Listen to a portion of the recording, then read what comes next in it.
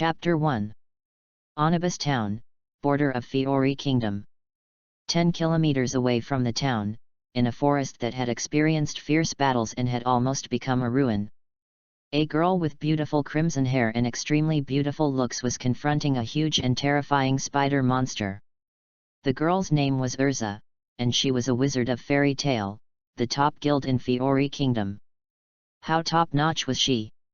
In this world, there were wizard guilds and wizards, which were beyond mortals. They mastered various powerful magics and powers, and had a profound impact on this world. In order to divide the levels of wizards and limit the tasks they could accept, the Magic Council divided wizards into 5 levels: D level, C level, B level, A level and S level. The crimson-haired girl named Urza was an S-level wizard. She was a leader among the wizards in the entire Fiori Kingdom and was extremely powerful. But even such a powerful existence was not in a very good state at the moment. With her legs trembling slightly, Urza leaned on the sword in front of her with both hands, and by inserting the sword into the ground, she was able to stabilize her body and not fall. The originally bright and beautiful armor looked a little dull because of the dust from the battle. There was a scar about 10 centimeters long on her slender and white calf. The blood in the bright red with a hint of enchanting purple was constantly gushing out of the wound, which looked a little hideous. Panting slightly, Urza looked at the big spider in front of her whose leg she had chopped off with vigilance, and her heart was extremely solemn. I underestimated the enemy. I didn't expect this monster to be even more powerful than the intelligence said. Has it improved during this period of time? Moreover, this kind of toxin is an ability that has not been mentioned in the intelligence. Feeling the powerful toxin in her body that blocked the flow of magic power and was constantly destroying the magic circuit, Urza frowned slightly. In the past many years of fighting, Urza has fought against enemies with strong toxins, but this is the first time she has encountered such a strong toxin. It is so strong that she must concentrate all her magic power to resist the invasion of the toxin and prevent the magic circuit and nervous system from being wantonly destroyed. As expected of a monster that has defeated 3 S-class wizards, it should have been promoted to the SS level, right? Because of the influence of the toxin, the originally snow-white skin now glowed with a faint purple light, making the heroic Urza a little charming at this moment. Also because of the damage of the toxin to the magic circuit and the nervous system, Urza's whole body was in a state of temporary paralysis at this moment, unable to move. And Urza's inaction clearly fell into the terrifying compound eyes of the terrifying spider monster opposite her.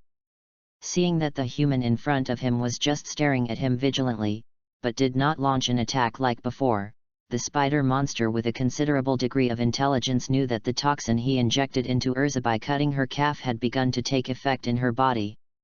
A very humane mocking smile appeared on the ugly and hideous face.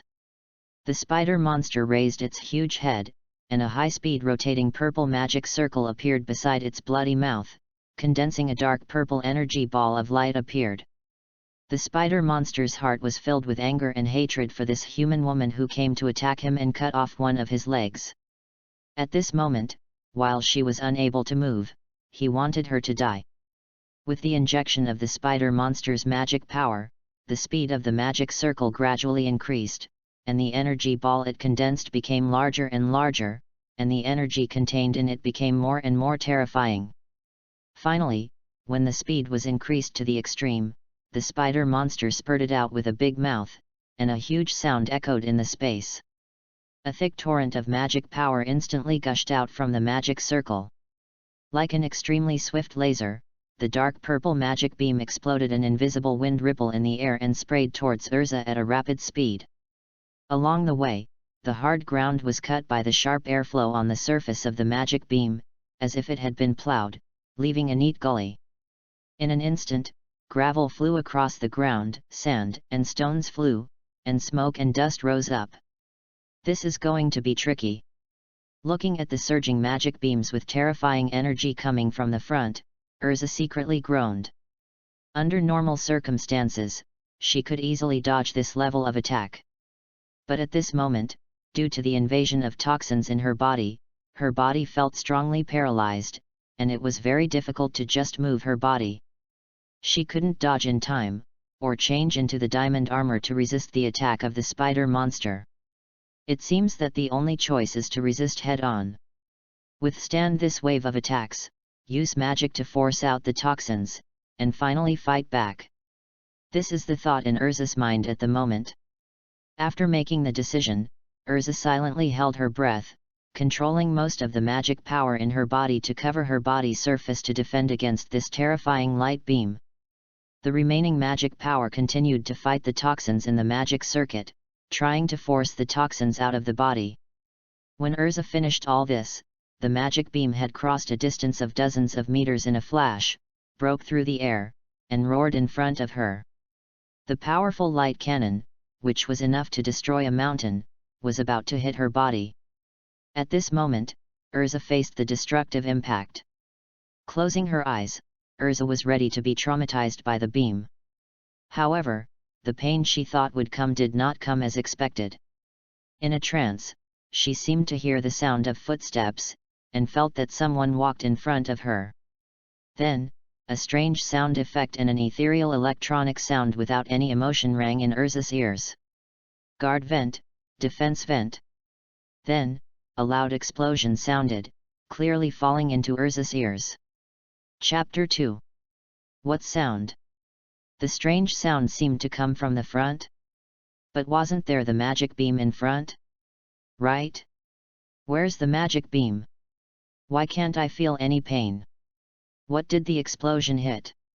As if she had 100,000 whys, Urza opened her eyes in surprise and looked forward, wanting to know what happened. When she saw the scene in front of her clearly, her eyes widened instantly. It was a tall figure about 190 centimeters tall, handsome, and upright. She was wearing a red leather suit that looked very strange to Urza. The whole body was wrapped in the leather suit, and even the head was completely covered by a strange helmet. At this moment, this leather suit weirdo was facing away from Urza, holding up a dragon claw-shaped shield in each hand, merging them together to block the path of the magic beam attack. Urza could vaguely see that the combined shields emitted a translucent, honeycomb-shaped protective shield, completely blocking the magic beam. The magic beam roared. They were shouting and roaring, but in the end they were just blocked outside the protective shield and could not move forward. Who is this person? Urza was curious about the identity of this leather-clad monster who suddenly appeared and saved her from the light cannon, and about his ability to easily block the magic beam. After an unknown amount of time, the dark purple magic beam turned into tiny particles and finally disappeared completely in the air. From beginning to end, even though the momentum looked extremely spectacular and amazing, the magic beam was never able to break through the protective shield built by the two small shields, and was firmly rejected outside the door. In the end, it just roared helplessly and then disappeared. This scene fell into the eyes of the one person and one beast present, and the reactions were different. In Urza's view, the spider monster just blasted out. The attack was definitely powerful enough to approach the strength of an SS-class monster. Even in her prime, she had to use all her strength to escape unscathed after changing into the diamond armor. However, it was unexpectedly blocked by the leather-suited weirdo who suddenly appeared in front of her. Looking at his calm and composed appearance, blocking this attack was as easy as drinking a glass of water. Powerful, visibly powerful. The sudden appearance of an unknown strong man, with a strange and unique outfit, should be very famous. But she had never heard of this person's name in the kingdom of Fiori before. Could he be a wizard from outside the kingdom of Fiori? At this moment, Urza was shocked and had a strong curiosity in her heart. This outfit should also be a kind of armor, right? Could it be a magic to change clothes? While guessing the magic used by the person in front of her, Urza politely expressed her gratitude to the mysterious person who saved her. Thank you for saving me. I am Urza, the wizard of fairy tale. May I ask, what is your name? Her voice was light and pleasant, and there was a hint of gratitude in her words to the person who defended her from the attack. Hearing Urza's thanks, the mysterious man in the red leather suit turned around, and a pair of huge red compound eyes covered by a striped mask looked at her. The momentum that had just been gathered when resisting the attack also pressed towards Urza. At this moment, she was suddenly stared at by this pair of huge and bright red pupils. Urza felt as if she was stared at by an ancient beast, and a fierce breath rushed to her face. Suddenly, Urza's breath was choked, and she felt a huge sense of oppression. Her heart tightened, and Urza's muscles tensed, and her body showed a defensive posture like a conditioned reflex. Fortunately, the momentum of the man in front of her disappeared in an instant, and the red light in his pupils seemed to soften. He just looked at Urza quietly, and didn't say anything. Words. Realizing that the other party had no hostility towards her, Urza breathed a sigh of relief, relaxed her body, and began to look at the mysterious man who suddenly appeared and saved her. He was covered in a red leather suit of extraordinary texture. The streamlined muscles supported the leather suit visibly with the naked eye, but he did not look bloated at all, but instead had a powerful beauty. The upper body was covered with an exquisitely shaped silver armor, and the high bulging chest muscles gave people a feeling of explosive power. The silver-white striped mask covered the entire face, making Urza unable to see his appearance.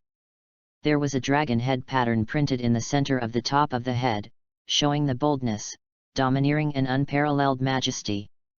Two bulges extended from both sides of the head pointing to the sky, which should have made the man in front of him look sharp, but because of the slightly protruding red compound eyes, he looked a little silly. There is a kind of strange handsomeness. Extraordinary and heroic, with a heroic spirit. This is the most intuitive feeling that the mysterious man gave Urza. Thinking of this, Urza raised her head, revealing a delicate white neck, and stared blankly at the pair of transparent and shining red eyes of the mysterious man in front of her who was a head taller than her. The two looked at each other for a few seconds, and the mysterious man finally spoke. The mask did not change the voice quality of the man in front of her, and the clear and pleasant male voice passed through the mask and fell into Urza's ears. "If you know me, we can talk about it later. The important thing now is for me to kill that little spider first." "Ah. Yes." Although his voice was light, his words seemed to be full of irresistible majesty and a strong self-confidence that looked down on the world. This amazing momentum instantly made Urza unconsciously straighten her body, like a well-behaved child, and responded. At this moment, Urza didn't even notice that the toxins in her body had been eliminated by magic and she could resume her actions. Instead, she stared at Roy's transparent red eyes, stupidly. If someone familiar with Urza saw her like this at this time, they would never believe that this person would be the resolute, strong, brave, and generous fairy queen. Looking at the well-behaved appearance of the familiar girl with beautiful crimson hair in front of him, Roy nodded with satisfaction, and then turned to look at the spider monster that was already at the end of its strength. Next, it was his time. Chapter 3. Opposite Roy and Urza, Spider-Man was breathing heavily, staring at the monster who suddenly appeared and blocked his full-strength attack, feeling angry and anxious. In order to kill the hateful human woman with one blow, the previous blow had drained 90% of its magic power. Originally, Spider-Man was full of confidence, and had absolute confidence that he could kill her. But now, not only did he fail to kill her, but there was also an extra powerful enemy. Even in its heyday, it would be impossible for it to fight two alone. Not to mention that it has a broken leg now and its magic power is almost completely empty. What should I do? Although it has 8 legs, even if one is cut off, it still has 7. But for the current situation, Spider-Man feels that it is simply helpless. Danger! The ugly eyes turned uneasily, and Spider-Man, who has the IQ of an 8-year-old human child, had the idea of retreating. Spider-Man watched the movements of Roy and Urza across from it, and observed the surrounding environment, hoping to find the best escape route. But will Roy do as it wishes? A gleam of light flashed in its huge red compound eyes, and Roy silently thought in his heart. Well then, let you be my first source of justice value after I travel to this world. Roy is a time traveler. Half an hour ago, Roy traveled to this unknown world and awakened a golden finger like the protagonist of an online novel, called the System. Kamen Rider System. As the name suggests, this is a primary system related to Kamen Rider. Roy has activated the primary version of this system and can extract any Kamen Rider from this system. And the basic data of the knight he extracts will be 10 times the original. Later, Roy extracted the transformation card box of Kamen Rider Ryuki from the novice gift package he got from the system, and opened the progress of Ryuki's justice value. Next, as long as Roy defeats evil by transforming into Ryuki, or performs a just act that suits his heart, he can increase the progress of Ryuki's justice value. When Ryuki's justice value progress reaches 70%, he will be able to obtain the qualification to extract the next knight. When Roy obtains the transformation devices of 5 knights and the progress of justice value reaches 100%, the system will be promoted to the intermediate version. At that time, the basic data of any knight drawn by Roy will be 50 times that of the original work. In his previous life, Roy was just an ordinary office worker with a dull and uneventful life.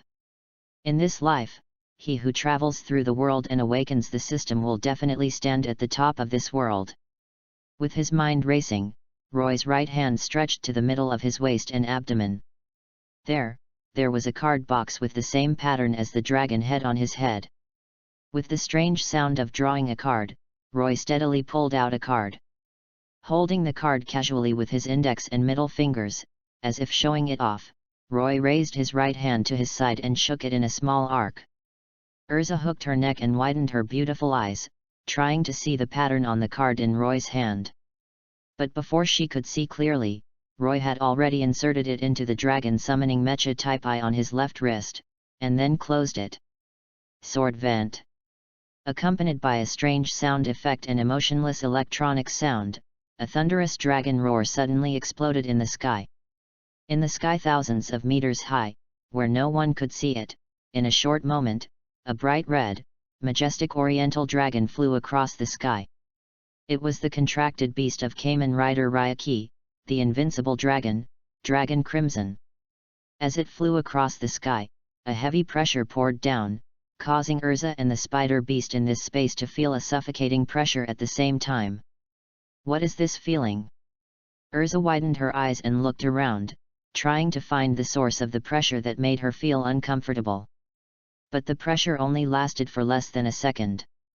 After Wushuan Glong threw down a red saber, it disappeared with it. At this time, Urza was surprised to find that Roy in front of her had a long sword in his hand. It must be a dress-up magic.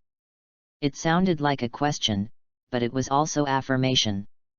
Urza confirmed her guess about the magic Roy used. Although she did not detect any fluctuations in magic power, this kind of action of taking out a weapon out of thin air can only be done by space magic. Before Urza could ask, Roy moved. He gently rubbed the shining blade on his left hand, and there was a teeth-grinding sound of steel crossing. Then, Roy crossed his legs slightly, bent his knees, and jumped lightly. With just a light jump, Roy jumped to a height of more than 300 meters in an instant. Looking down at the spider monster below, which was curled up in a ball because of the passing of the Wushuan dragon and the powerful momentum of the Wushuan dragon, and trembled, lowered its head tightly, and dared not move at all, Roy's deep eyes were full of the light was extremely bright. Holding the Wushuan dragon saber tightly in both hands and raising it above his head, Roy's body began to lean forward and fell rapidly towards the spider monster. During the fall, due to the high speed, wisps of white airflow even rose from the surface of Roy's body due to the rapid friction with the air. As Roy's body fell rapidly, the blade of the Wushuan dragon saber was aimed at the head of the spider monster. In the flashing of cold light, it seemed as if the air was split open, and the whistling sound of the wind kept ringing, and there was even an air explosion. It was enough to see how powerful this attack was. Finally, when Roy was about to fall on the top of the spider monster, it finally reacted from the shock just now. The ugly compound eyes looked at Roy who was falling rapidly in the sky anxiously and angrily. The spider monster's heart shocked beyond words. Relying on instinct, the spider monster saw the incredible power of this slash, and felt the threat of death in its heart. Therefore, the spider monster twisted its body frantically, trying to avoid this seemingly incomparably terrifying blow. Unfortunately, it was too late. In just this short moment, Roy's unparalleled dragon saber had swept hundreds of meters and landed on its head. While slashing down, an invisible energy on the surface of the blade was vibrating at high speed, and violently rubbing against a large amount of air formed a fierce flame, greatly enhancing the power and speed of this knife. In the end, the unparalleled dragon saber in Roy's hand fell on the spider monster's head in front of his terrified eyes. "Die, bugs," Roy said so in a very calm voice. Chapter 4. Before the Wushuan dragon saber in Roy's hand landed on the spider monster's head, the extremely sharp blade energy had already cut its scalp.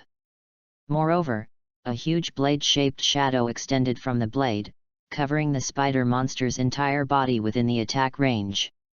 The next moment, as if cutting tofu, the blade-shaped shadow easily tore the spider monster's hard shell from top to bottom.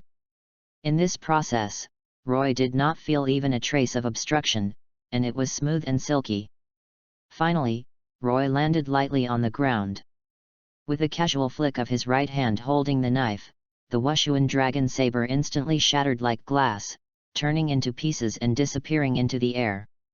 It was not until this time that the spider monster's face, which was still filled with fear, began to slowly crack. Blood oozed from the face, initially just a thin line like a hair.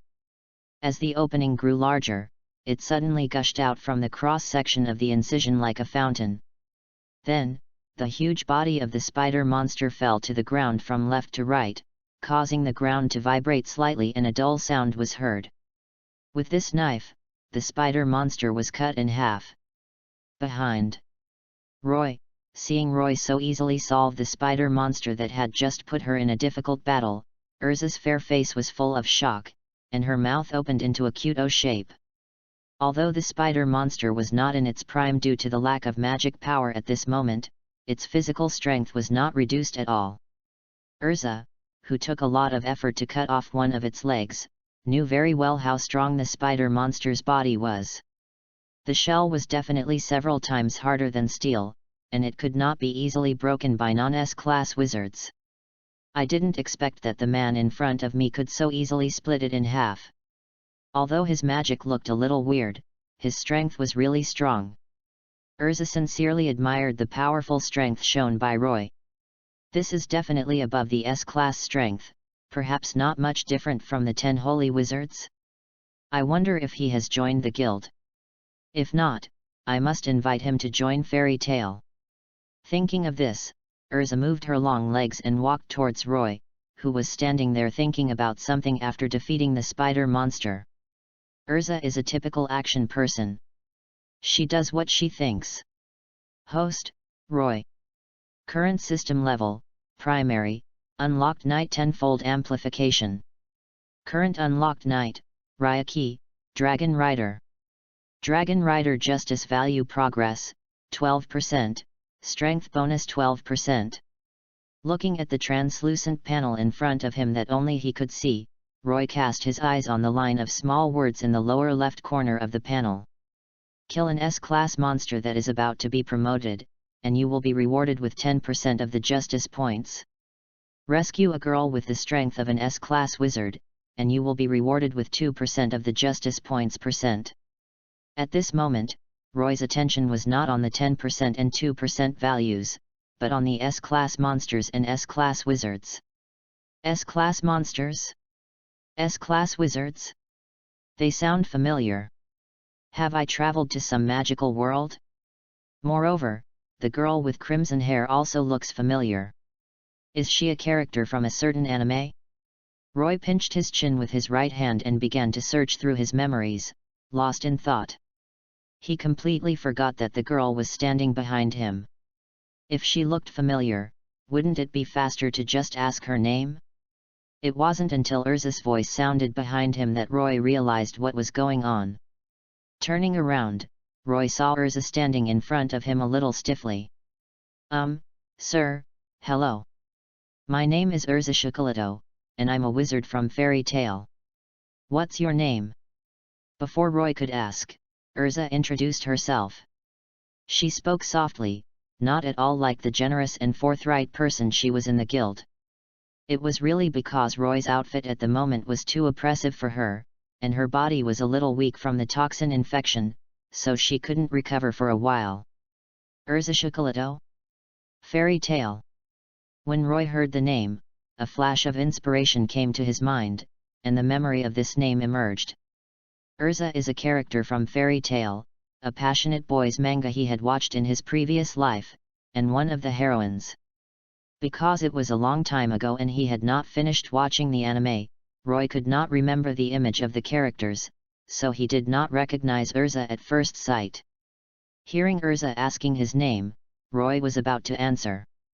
At this time, Roy realized that he was still transformed into a dragon rider, and quickly cancelled the transformation. It was okay when he was fighting before, but now the battle was over, and it was a bit impolite to keep this appearance and talk to others. Next in an instant, the armor dissipated like broken glass, and a tall and handsome young man appeared in front of Urza. The messy black hair did not look messy, but rather had a wild flavor. The handsome face was as sharp as if it was cut by a knife and an axe. The deep starry eyes dotted under the slender sword eyebrows, adding a bit of coolness to him. At this moment, the most handsome man she had ever seen appeared in front of Urza. Even though Urza was not the kind of girl who became crazy when she saw a handsome guy, she blushed slightly at this moment because of Roy's handsomeness. After all, no one can have a bad impression of a man who just saved them, who is extremely powerful and handsome, right? My name is Roy, nice to meet you, Urza. He said this in a clear and soft voice. Roy? What's your last name? My name is Roy, my last name is Luo and my given name is Yi. What a strange name. Urza muttered in a low voice, then raised her head and looked into Roy's deep black eyes, and asked curiously, so Roy, have you joined the Wizards Guild? There was expectation in her beautiful eyes, and Urza expected Roy to shake his head. In this way, she could talk to Roy and ask him to join Fairy Tale. As long as Roy joins Fairy Tale, the strength of Fairy Tale will be further improved, and Fiori's #1 position will be more unbreakable. Urza, known as the Fairy Queen and a member of the Fairy Tale Discipline Committee, is thinking about the guild she regards as her home. P.S. The author has not seen many Kamen Riders, so if there are any mistakes in the settings, please point them out, and don't criticize me too much. If you have any knights you want to see, you can also put them forward in the comments section, and I will add them according to the plot. Thank you. Also, the image of the protagonist is designed based on the image of the readers. Do you feel involved? Laughs.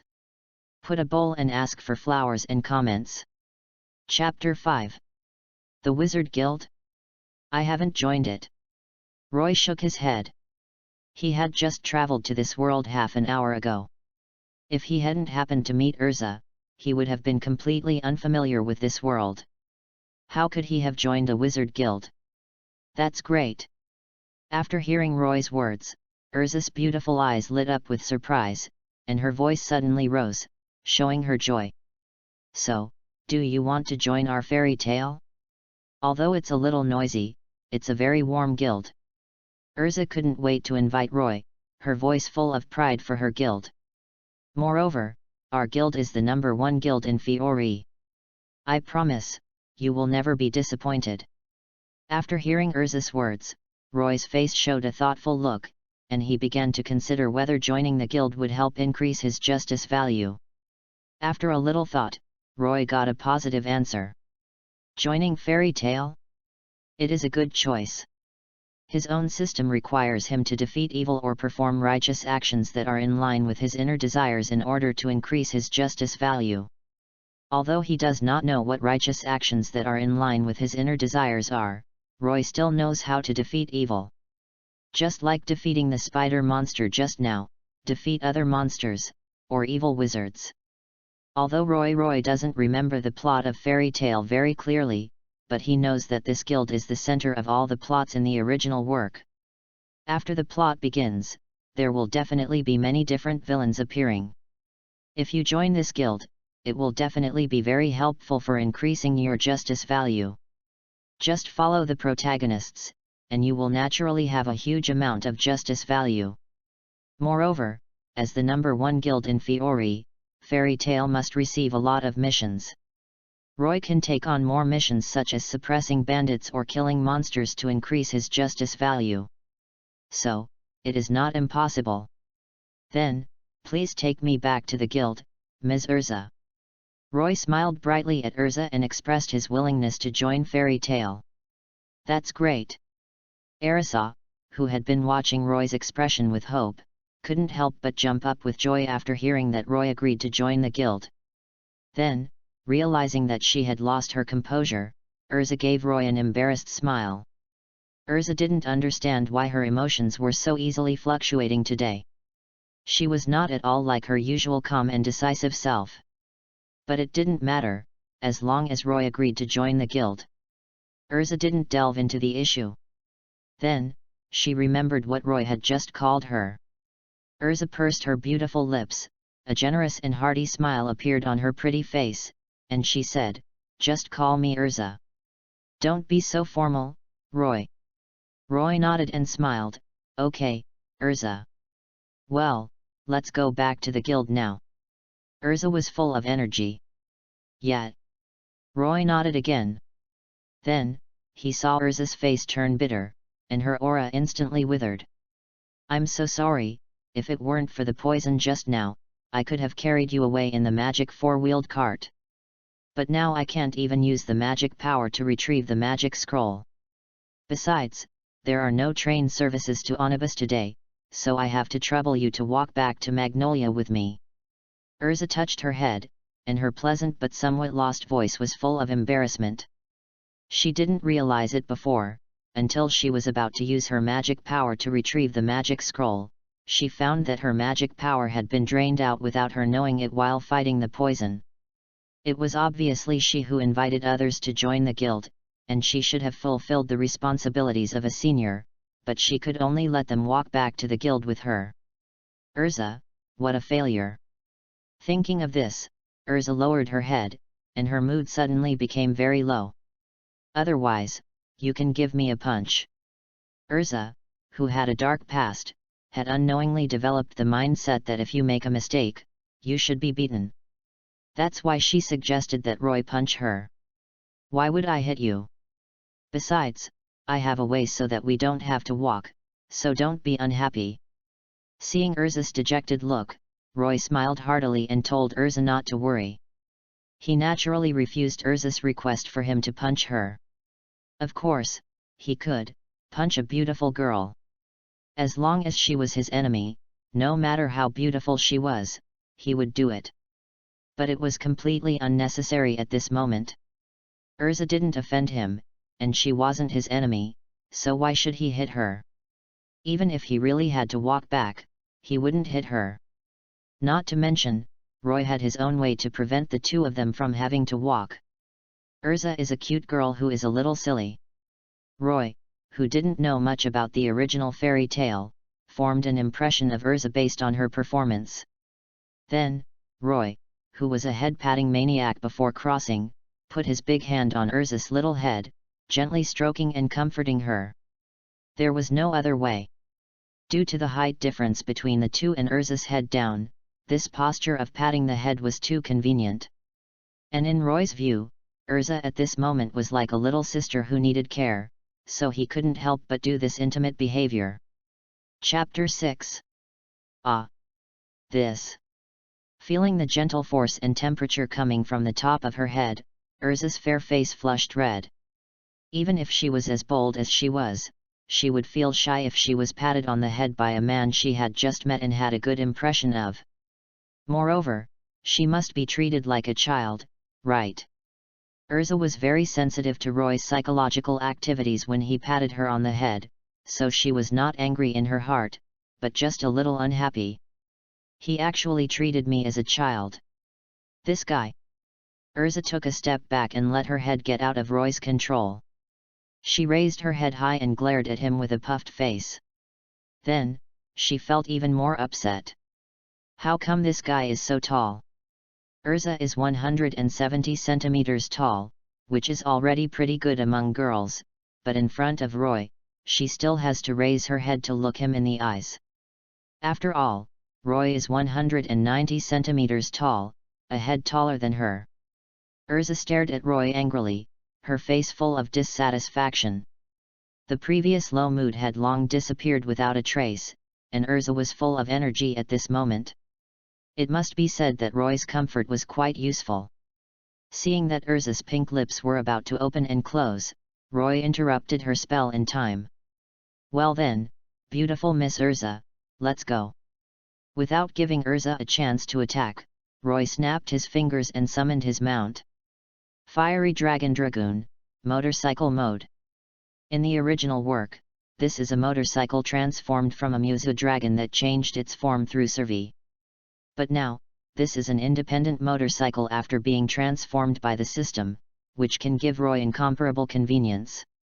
Suddenly appearing from the broken void, a 6-meter-long crimson dragon-shaped motorcycle that seemed to come from hell landed beside Roy and Urza. The flamboyant appearance, domineering body, streamlined body, and bright colors. Looking at this cool motorcycle that suddenly appeared beside the two of them, Urza completely forgot about her previous dissatisfaction and was extremely surprised. Can Roy's dressing magic even reach this level? Although dressing magic is a kind of space magic, even as strong as Urza, the armor that can be stored in the night dressing space is only the commonly used ones. There is no room for more things. And Roy's space can hold so many. A big one, a magic motorcycle?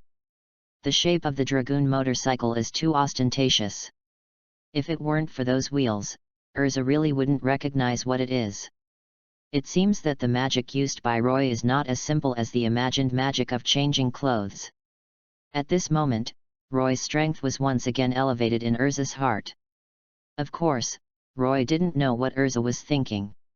He was looking at this motorcycle that belonged to him with admiration, and his heart was full of satisfaction. As early as when he read the original book, Roy felt that the mount of the Dragoon was simply cool. But after really getting this motorcycle, he realized that due to the constraints of special effects technology, the real Dragoon motorcycle is actually much cooler than what is shown on TV. One of the so-called romance of men must have a handsome motorcycle. At this moment, Roy couldn't be more satisfied. Lifting his legs and striding, Roy sat on the Dragoon motorcycle, and his heart was full of heroic spirit. He couldn't wait to set up this motorcycle and have a hearty race. Get in the car. I'll take you for a ride. Roy turned to look at Urza, patted his back seat with his left hand, and invited her. Because of his eagerness, Roy's words were unconsciously mixed with a hint of toughness, giving people a sense of dominance that could not be refused. Anyway, in Urza's eyes at this moment, that's how it looked. The handsome Roy sat on the cool motorcycle, his slender left leg pushing the ground, his posture upright. The look he gave her was full of determination, and his deep eyes also contained domineering. This was the picture in Urza's eyes. Oh! She responded obediently, and the tough fairy queen Urza once again turned into a well-behaved little girl. She walked to Roy's side obediently and sat diagonally on the motorcycle. After all, Urza was a beautiful girl. Even if she had a bold personality, she would not do such an indecent action as sitting on a motorcycle in a skirt. Hold my waist. Roy said this after she sat firmly. After Urza hugged his waist in a daze, he couldn't wait to start the motorcycle. He was going to enjoy the speed. The next moment, the Dragoon motorcycle shot out like an arrow from a string. Smoke and dust flew everywhere where the roar passed. After that, Urza fell into her own thoughts and didn't even care about the speeding of the motorcycle. Why did I listen to him so much? Urza couldn't figure it out. It wasn't until Urza realized that the surrounding environment was completely different from the way back to Magnolia that she shouted on the motorcycle. You're driving without even asking me the way. You're driving the wrong way. Idiot. Chapter 7. Finally, after a lot of twists and turns, Roy and Urza returned to Magnolia before dusk. Walking on the streets of Magnolia, Roy observed the surrounding environment, experienced the cities and cultural customs of the other world, and moved his body to relieve the pain in his body. Why does it hurt? This has to start with Roy driving Urza for hundreds of kilometers on mountain roads. Before today, if you asked Roy if he felt good about riding a motorcycle with a girl and the girl hugged his waist from behind, he would answer that he must feel good in his heart even if he didn't say it. But after carrying Urza today, he would answer, "What a pleasure! I'm almost broken apart." Two slender but strong arms like steel were wrapped around his waist, which made Roy always nervous after the initial excitement. He was afraid that Urza would accidentally use too much force and strangle him, who was still an ordinary person except for the transformation. In addition, two cold, huge steel hills pressed against his back, hitting him from time to time, which made him feel like he was in heaven. It hurts. This feeling, perhaps only a masochist can feel good, right? At least from Roy's point of view, it is definitely a torture to the body. He didn't feel the excitement when he was racing, but now that the car stopped, Roy felt that his back and abdomen no longer belonged to him. It was so painful. Next time I won't give Urza a ride, and even if I do, I'll make her change out of her armor and into casual clothes. Roy rubbed his abdomen as he thought of this. Following Urza, he arrived in front of a magnificent building. Under the setting sun, the flag on top of the building fluttered in the wind, clearly showing the pattern printed on it in front of Roy's eyes. Printed on it was the seal of the Fairy Tale Guild. They arrived at their destination. Fairy Tale. Urza walked in front, stretched out her hand to push the door and entered the guild, and greeted everyone in the hall with full energy. "Everyone, I'm back." With just one word, Roy immediately witnessed Urza's power in the guild. The originally bustling guild hall turned into a state of complete silence in an instant. Before Urza came back, most people were still making loud noises, competing to see who could make the loudest noise.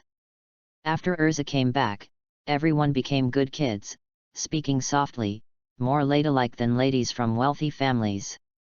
Urza actually has such a deterrent power? You are amazing.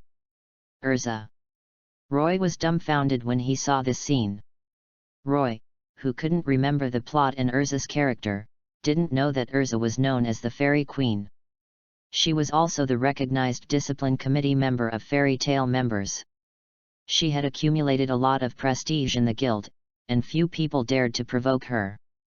Urza put her hands on her hips, looked at the harmonious way everyone in the guild got along, and nodded with satisfaction. It seems that the order in the guild was well maintained during the few days when she was out on the mission. As long as she saw that everyone in the guild got along well, she felt relieved. At this moment, a white-haired girl with her bangs combed to the top of her head and tied into a small bun, wearing a red dress, walked up to Roy and Urza. "Welcome back, Urza. Did the mission go well this time?" She smiled gently and greeted Urza first. Then she turned her curious eyes to Roy and asked softly, "Also, who is this gentleman?" "Myra, I'm back." Urza nodded to Myra, then looked at Roy and introduced him to Myra. "His name is Roy, he helped me a lot in today's mission, he is a very powerful wizard." "Well, also a fool." She was referring to Roy's head-patting move and his behavior of driving without asking for directions. Speaking of this made Urza angry, and she immediately glared at Roy with a puffy face. What could Roy do? He could only touch the back of his head and laugh it off. Myra was shocked to see the interaction between the two and the little girl's behavior when Urza called Roy a fool. As a rival who had competed with Urza since childhood, Myra knew Urza's character very well. Because of the trauma she suffered as a child, Urza has been strong and hard since childhood, making it difficult for people to approach her. Even after being in the guild for so many years and being healed by everyone, Urza is still not a girl who is easy to get close to. But today, She actually showed such closeness to someone she had just met not long ago? What magical power does this person have?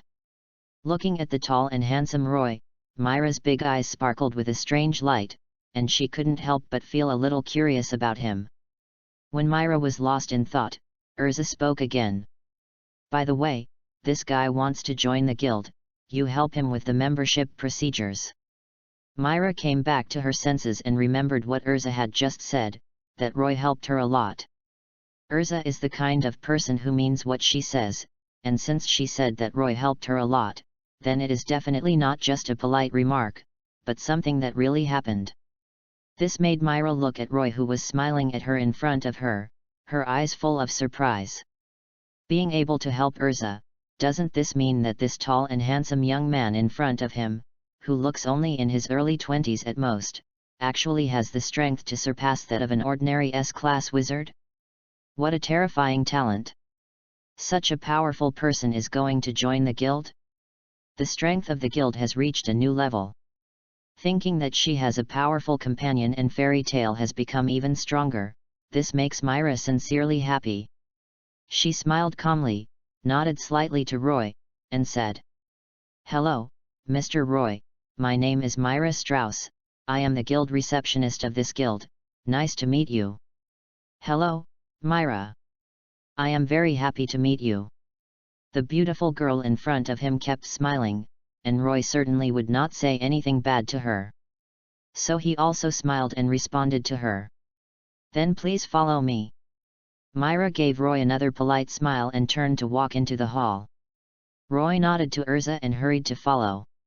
After Roy left, Urza looked around the guild like a lion patrolling its territory. Everyone she saw was as quiet as a cicada, lowering their heads for fear that Urza would cause trouble for them. There was no other way. During the few days when Urza left the guild, their temperaments were not as honest as Urza imagined, and everyone was very guilty. So they could only try to dodge so that Urza would not find any clues. Chapter 8. On July 1st, X784, Roy traveled to the fairy tale world and joined the fairy tale guild. Although he learned the date from Urza, Roy could no longer remember the general plot of the anime fairy tale, so he did not have a specific concept of the time point he was currently in.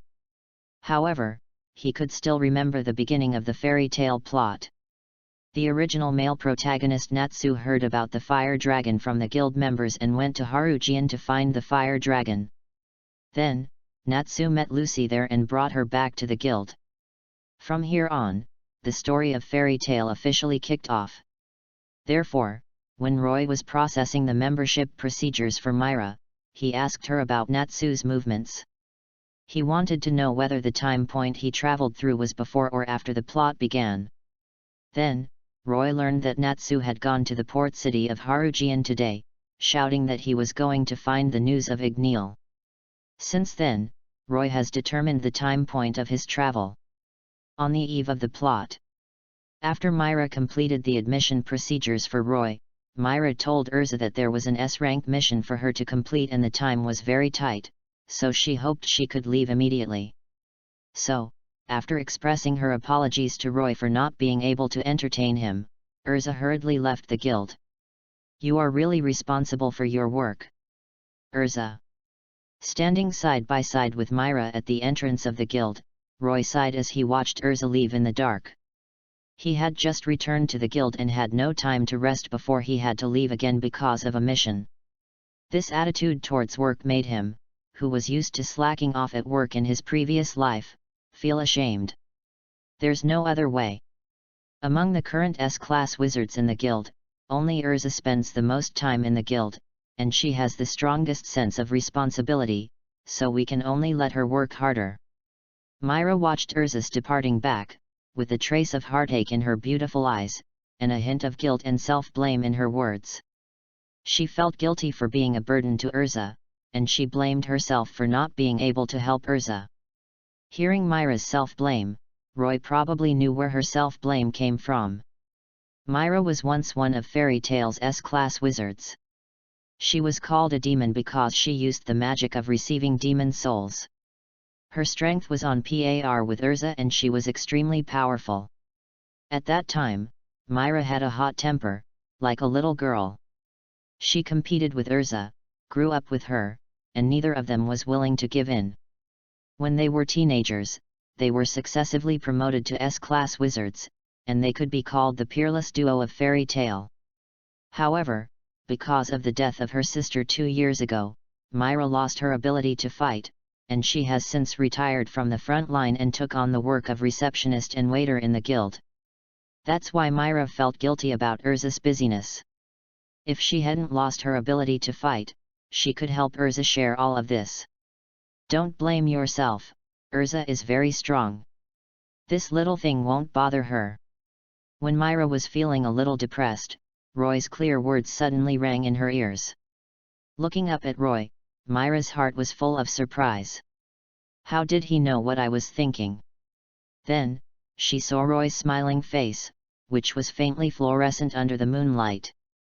Besides, I don't think she would want to see you blaming yourself, Myra. Cheer up, one day, you can still help her, right?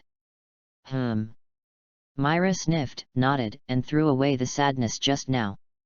Then, perhaps because she felt that she, an old member of the guild, was comforted by Roy, a newcomer who just joined the guild today, Myra felt a little embarrassed and showed Roy a shy smile. If this scene was seen by other people in the guild, they would be shocked and unbelievable. Myra, who has always smiled gently and sunny since her sister passed away 2 years ago, would also show such a shy expression? Of course, this scene was only seen by Roy at this moment. Roy's impression of Myra was all from TV. Therefore, he did not have much feeling, but he was absolutely sure that the girl in front of him had a very beautiful smile. Then, Myra sorted out her emotions and smiled at Roy. This time, it was as always, a bright smile like the sun, warming people's hearts. Well, let me arrange your accommodation for tonight. Thank you for your help. This is what I should do, hee. Afterwards, under Myra's arrangement, Roy moved into the men's dormitory of Fairy Tale. When he was in the guild before, Roy asked Myra to get the method of refining magic power and the scrolls for learning magic from the guild's library. Roy knew that although he had the Dragon Knight transformation card box and his strength after transformation was extremely powerful, his body was just an ordinary person and could not be compared with the magicians in this world at all. Because the magic system of Fairy Tale is very different from that of other worlds. When the magicians in this world practice magic, their physical fitness will be greatly enhanced as their strength increases. It is completely different from the weakness of magicians described in traditional Western fantasy novels. After becoming powerful to a certain extent, the magicians in this world can even tear dragons apart with their bare hands. It is not an exaggeration to call them magic warriors. Therefore, although Roy's main combat power comes from the knight system, he does not mind practicing magic power and learning 1 or 2 kinds of magic. After all, after the body is strengthened, he will be greatly strengthened after the transformation. Therefore, practicing magic is very important for him. For Roy, it is a very necessary thing. P.S. Flowers plus more. Chapter 9. Opening the magic book, Roy was worried that he would not be able to understand the contents of the book. But after reading it, he found that he could not only understand it, but also understood it very quickly. He was just an ordinary person before today and had never come into contact with magic, but he could learn it so quickly without a teacher.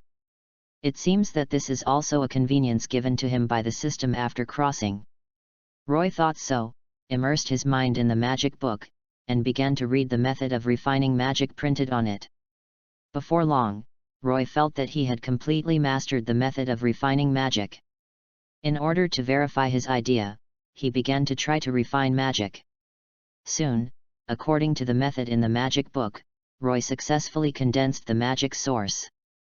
Feeling the magic source in his body that was generated out of thin air, although it was still very weak, but was constantly rotating and full of vitality, Roy's face showed a smile. Things were going more smoothly than he imagined. It seems that after crossing over, he not only has the opportunity to transform into a Kamen rider, but he has even become a genius in the way of magic. He put away his joy and was not too proud. Not being arrogant or impatient is the mentality that a real strong man should have. And Roy has initially shown the potential to become a strong man. He continued to operate the magic power refining method. When it was running to the third cycle, Roy could clearly feel that a warm current was born in his magic source. Then, the warm current flowed through his whole body along the magic circuit that Roy had just opened up, nourishing his body. It seems that this is the refined magic power. At this moment, he felt a sense of sublimation. Of course, feeling sublimated was just Roy's illusion. The reason for this illusion is that his physique has begun to change from an ordinary person to a magician. This means that Roy has already entered the way of magic. Roy can feel that his body, which was originally in the best condition after crossing over, has been further strengthened at this moment. And it is not just an ordinary strengthening, but a higher level, a leap between different dimensions. If Roy's physical strength before was 1.5 times that of a normal adult man in his previous life, then now he is 4 times stronger than a normal adult man. Just the initial condensation of magic power is more than twice as strong as before. Sure enough, the magic and magicians in this world should not be underestimated. Thinking of this, Roy's heart trembled and he came to this conclusion. During the day, Roy simply transformed into a dragon rider with a 10-fold data increase, and easily defeated an S-class magic beast that was extremely powerful for ordinary magicians. This made him underestimate the danger of this world. He thought that as long as he unlocked the intermediate system and had a night transformation device with a 50-fold data increase, he could walk sideways in this world. However, after personally experiencing the terrifying addition of magic power to the body, Roy realized that he must not take this world too lightly. You know, Roy has just started to refine magic power, and the increase is so terrifying. If he continues to practice, how strong will he be? If it were the 2 strongest bosses in this world, Aknologia and Zeref, how terrifying would their physical strength be? Therefore, you must not underestimate this world. Otherwise, it is very likely that you will capsize one day. In order not to capsize, in addition to not underestimating the enemy, your own strength must also be strong enough. At this moment, Roy corrected his mentality and strengthened his confidence in becoming stronger. Then, thinking of the system that came with his travel, he became more determined to practice magic. Although the values of Kamen Rider are fixed, the stronger the user, the stronger the strength that can be exerted after the transformation. With Roy's physique that will continue to grow after practicing magic, how strong will he be when he transforms into Kamen Rider? Let's wait and see. Afterwards, Roy refocused his mind on refining his magic power. A night without words. When the warm morning sun entered the room through the window and sprinkled on Roy's face, Roy slowly woke up. The moment he opened his eyes, there seemed to be a divine light in Roy's deep eyes, but it quickly disappeared. Although he practiced until more than 3 o'clock last night before falling asleep, Roy was not only not sleepy at all at this moment, but on the contrary, he was full of energy. These are all the benefits of practicing magic. While the magic power nourishes the body and makes the body stronger, the energy will naturally become vigorous. According to the plot, Natsu will bring Lucy back to the guild today. Roy is also going to witness the scene of Lucy joining the guild. So naturally he has to go to the guild early to wait. Get up, wash up, and set off. Go to the guild. P.S. Comments will be added. I really can't write this kind of practice, and there is always a suspicion of watering down the word count. I won't write about this kind of thing in the future. Just pretending to be cool is enough. Chapter 10. When Roy arrived at the guild, quite a few people had already arrived. They were scattered around the hall in 2s and 3s, bragging and chatting. Roy looked around and found quite a few familiar faces. Although he didn't remember the plot very clearly, he still remembered some characters with distinct personalities and rich plots. For example, the black-haired man who was naked and only wearing shorts and walking around the hall like a hooligan. the second male lead in the original work, Gray Fulpasta. He came from the northern continent and used ice-shaped magic. Not only was his attribute opposite to the male protagonist Natsu's fire dragon slaying magic, but their personalities were also extremely incompatible. The two fought since they were young, and they were the male version of Urza and Myra, and they were as hostile as fire and water. In terms of strength, before the plot began, Gray was just a slightly stronger A-level wizard. Not strong, but not weak. But after the plot began, Gray's strength became stronger rapidly, and by the end, he had already stood at the top of this world. This is because the original author gave Gray a cheat that his strength would always be the same as Natsu's. No matter how the male protagonist Natsu cheats or how strong he becomes, Gray can catch up quickly and never fall behind. Therefore, the sand sculpture netizens in Roy's previous life joked that Gray was a man who would always be 50-50 with Natsu. I may not be able to beat the villain, but I can definitely beat Natsu. This is Gray. Putting aside the influence of the original work, Gray's first impression on Roy at this time was that he looked handsome but his eyes were extremely fierce, a naked runner. Roy didn't know how Gray could run around without clothes and still look calm. Anyway, if it were him, he would never be able to do it. Even if the people around him didn't care, he still had a sense of shame. But Gray obviously didn't seem to have this kind of consciousness. Not only did he not feel ashamed at all, he also looked for people to talk to everywhere, and didn't care at all that he was only wearing a pair of shorts.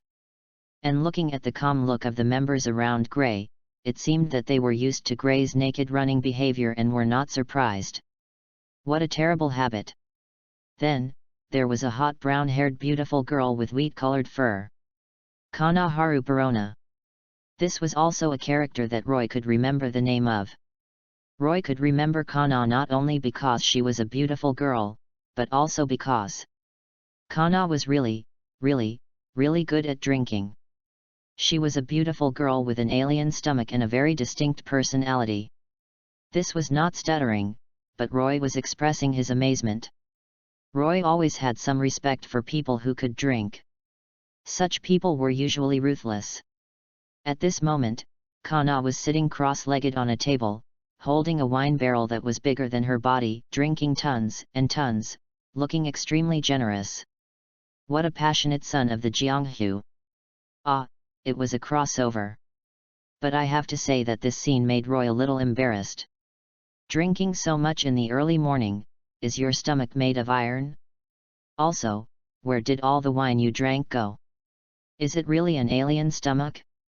Looking at the 7 or 8 empty barrels lying on the ground next to Kana, Roy's mouth twitched and he complained in his heart. Then, Roy continued to scan the guild, wanting to see if there was anyone else he could call out by name. Then, he sadly discovered that except for Myra at the bar, there was no one else he could call out by name.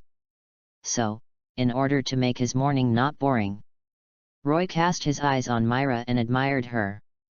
Looking at Myra busy at the bar, she always had a gentle and generous smile on her face. Roy couldn't help but admire in his heart. What a gentle and virtuous woman! Not only is she beautiful and gentle, but she is also very capable. In every sense. The most important thing is that she has a head of smooth white hair that is as smooth as the max of the Chinese special attack. This makes Roy completely irresistible. He is honest. Time passed gradually as the guild members communicated with each other. As more and more members came to the guild, the hall became more and more lively, and the atmosphere gradually heated up. Finally, at noon, the fairy tale hall was bustling. It was bustling in the physical sense.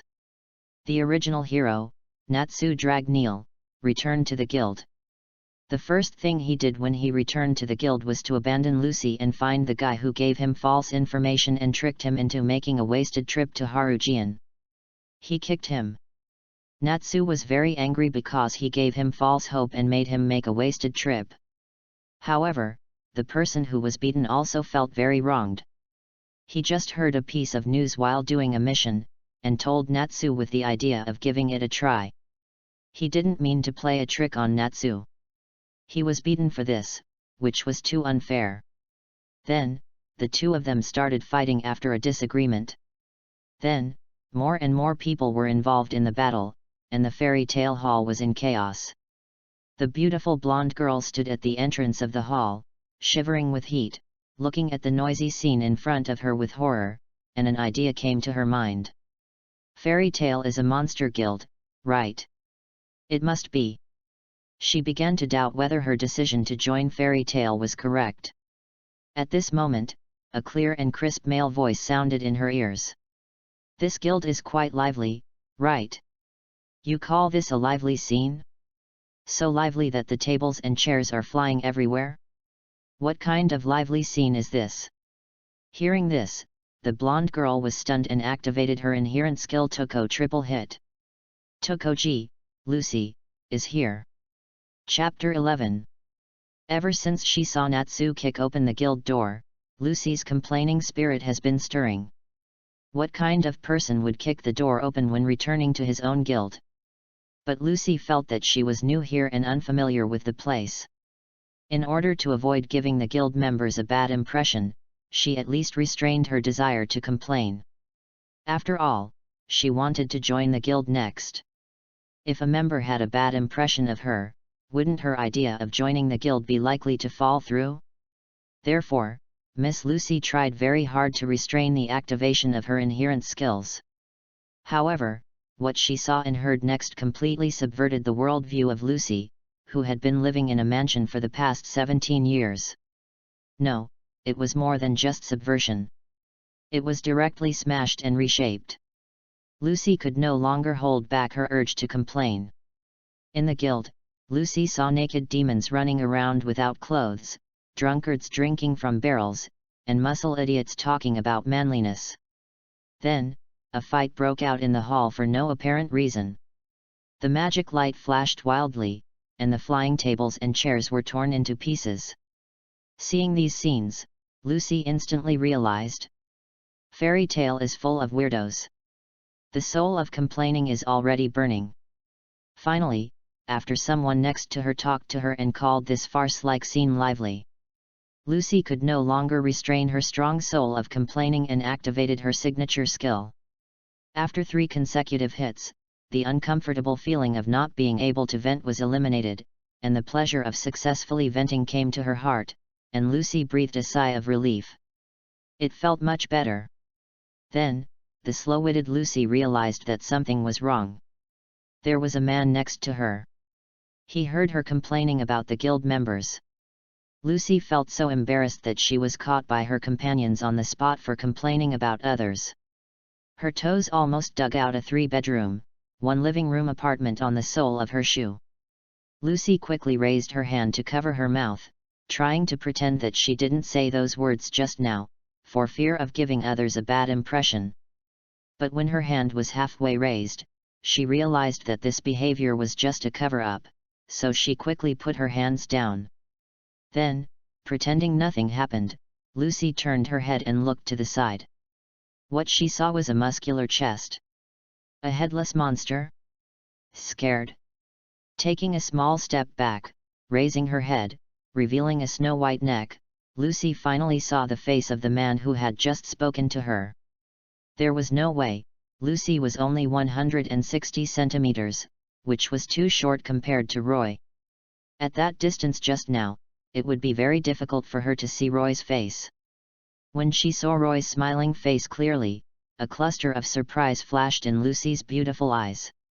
Just like men see beautiful women, women will also feel excited when they see handsome guys. Moreover, Roy is so handsome, the kind of charming appearance that can be taken from 3 years old to 80 years old. Lucy almost shook her mind. However, Lucy's heart was as clear as a mirror. This is not the time to look at handsome guys, but an important moment in the battle to maintain her image. So, Lucy pretended to be stupid, as if the person who just complained was not her, and looked at Roy with doubts in her eyes. May I ask who you are? The fledgling Lucy challenged him to show off his acting skills. Seeing Lucy's pretentious look, Roy almost burst out laughing, thinking that she was simply stupid and easy to bully. Therefore, Roy couldn't help but want to tease her. "My name is Roy, and I'm a wizard in this guild. Are you a newcomer to the guild?" Actor Roy accepted the challenge on the spot and said he was right. He knew Lucy, but he asked her questions knowing the answer. After hearing Roy's self-introduction and questions, Lucy suddenly remembered that she had forgotten to introduce herself. Lucy immediately covered her mouth and sighed in embarrassment, with a trace of shame on her pretty face. She asked someone's name without introducing herself first. She had received more than 10 years of aristocratic education, but she had never made such a low-level mistake. It was so rude. At this moment, Lucy completely forgot about wanting to cover up the embarrassment. She first bent down and bowed, then raised her head and looked at Roy with extremely sincere eyes. Her voice was extremely sweet. "I'm so sorry, Senior Roy, that you asked me my name. My name is Lucy. I've admired fairy tales since I was a kid. I'm here to join the guild today. I hope you can take care of me in the future." In order to prevent Roy from having a bad impression of her and affecting her joining the guild, Lucy blinked her beautiful eyes and flirted with Roy, trying to get away with it. Rookie Lucy, she gave him a free pass. "Senior? That's a great title." Roy didn't pay any attention to Lucy's flirting. He held his chin up and whispered in his mouth. He liked the title very much. It's a very pleasant thing to have a beautiful and youthful junior, isn't it? "Senior? Senior Roy? Any problem?" Lucy's beautiful eyes flickered as she looked at the handsome senior who suddenly lost his focus with curiosity, wanting to know what happened to him. "Of course, no problem, just call me Senior from now on. Welcome to join the guild, Lucy.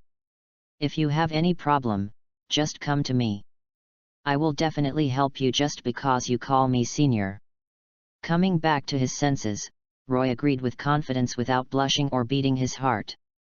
Although he just joined the guild yesterday and started practicing magic only yesterday, what's wrong with calling himself a wizard of this guild? Under such circumstances, what's wrong with Lucy calling him Senior? No problem at all. Chapter 12. Then please take good care of me in the future, Senior. Blinking her left eye and deliberately prolonging the tone, Lucy showed Roy a playful smile, showing her youthful vitality. Then, the two of them started chatting. Roy is talkative, and Lucy is also lively and cheerful. There was no awkwardness in the conversation between the two, and they had a great time. Without paying attention to Natsu and the others who were fighting, Lucy asked Roy for answers to her curiosity. Sometimes she asked the name of the person who was knocked flying, and sometimes she asked for the information of the person who was knocked unconscious. Like a curious baby, Lucy was very curious about everyone in this guild. Lucy, who has been a rich lady for the past 10 years, has been dealing with those so-called upper-class people who appear to be elegant, dignified, and polite on the surface, but are actually wearing false masks. When dealing with those people, Lucy only feels depression and discomfort all over the body. Have you ever seen people who act as spontaneously as the people in fairy tale? Although Lucy had complained before, she was actually very interested in these people in fairy tale and yearned for them. Although it was strange, it was very real, and it seemed that they were free, which made Lucy feel very relaxed. So, Lucy kept asking Roy, the old senior of fairy tale. Fortunately, after Roy came to the guild in the morning, he got to know everyone, and now his memory is still good after the time travel, so he remembered all their information in his mind. Otherwise, he might really be stumped by Lucy's questions. At that time, Lucy would definitely be suspicious of him, the so-called senior. Roy didn't want Lucy to know so quickly that he just joined the guild one day earlier than her, and he wanted to tease her more. However, the more you don't want something to happen, it will happen eventually. "Senior, what kind of person is the president of our guild?"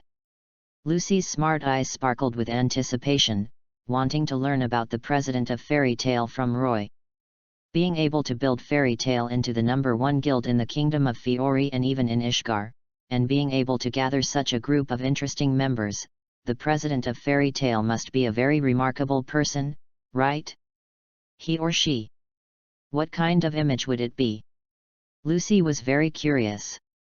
Hearing Lucy's question, Roy's mouth twitched, and a drop of non-existent sweat flowed on his forehead.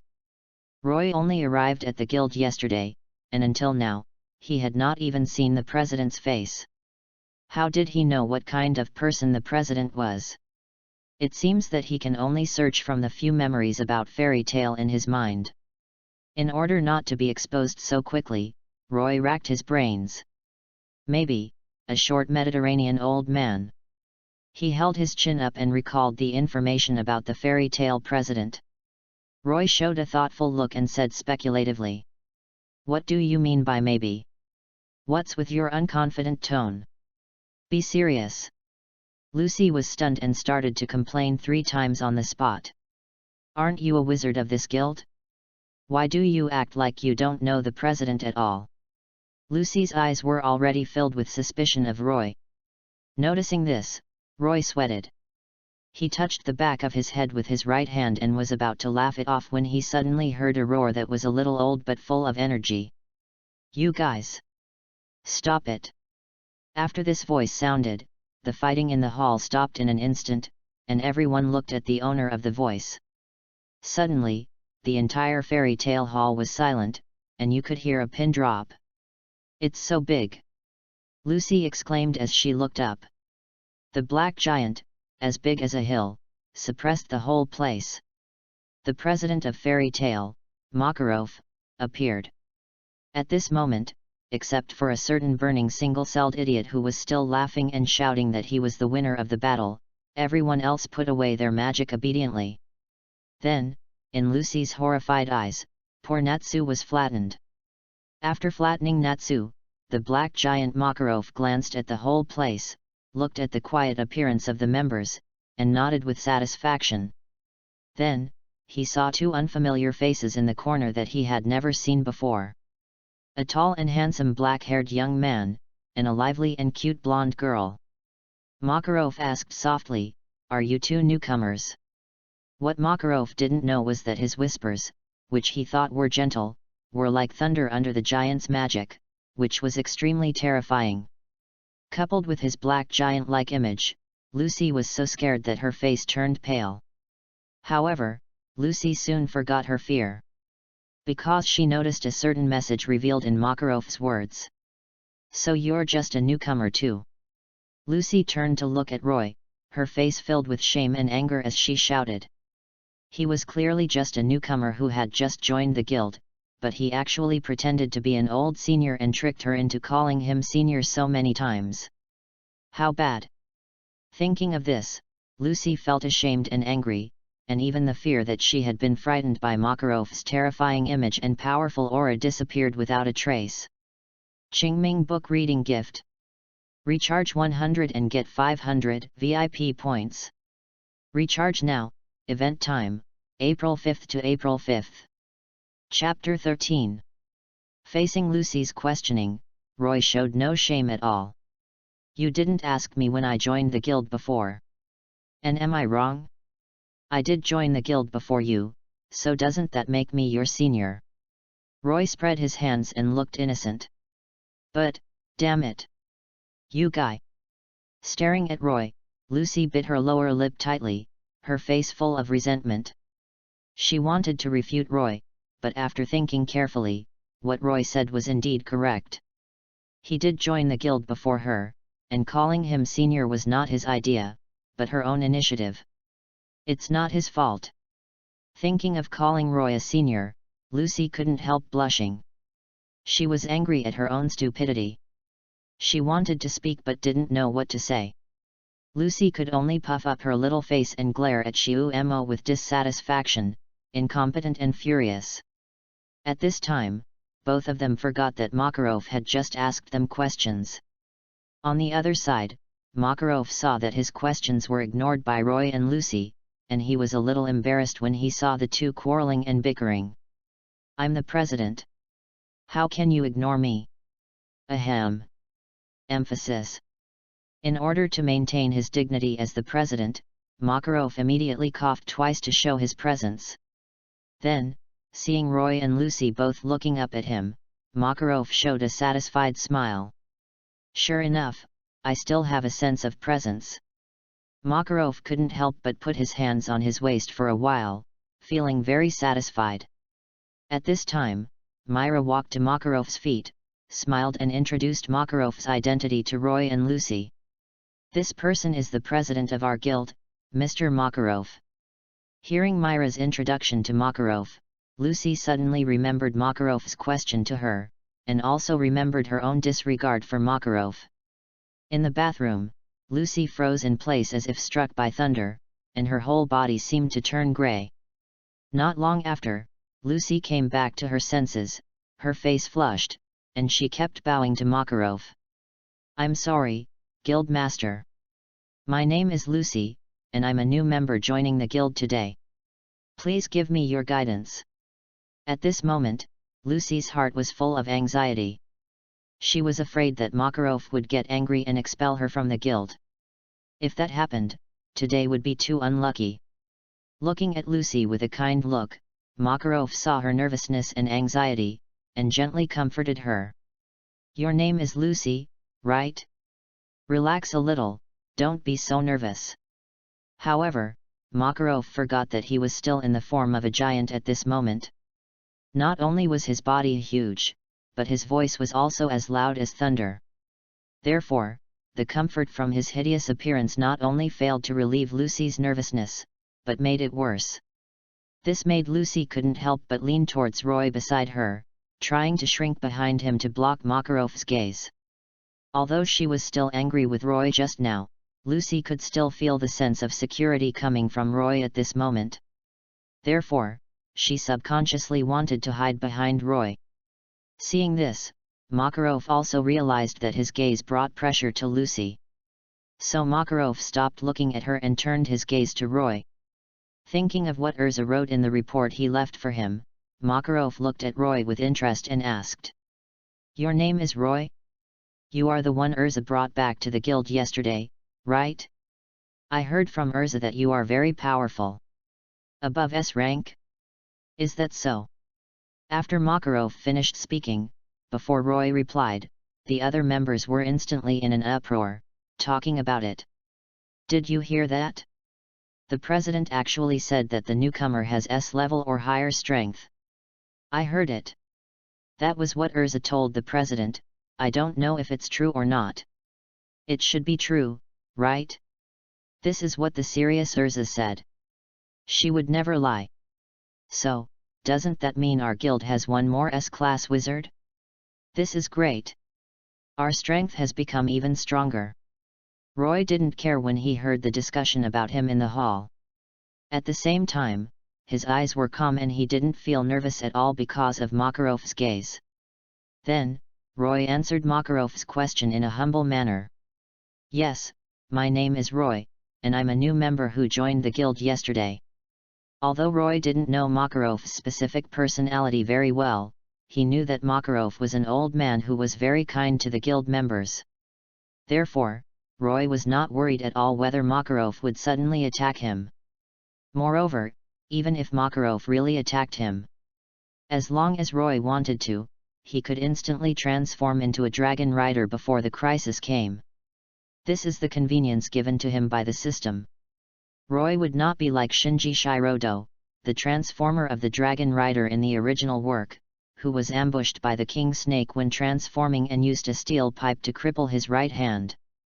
Therefore, Roy, who can transform at any time, has enough confidence to face Makarov's scrutiny. After holding his chin and staring at Roy for a while, Makarov suddenly cracked his mouth and laughed.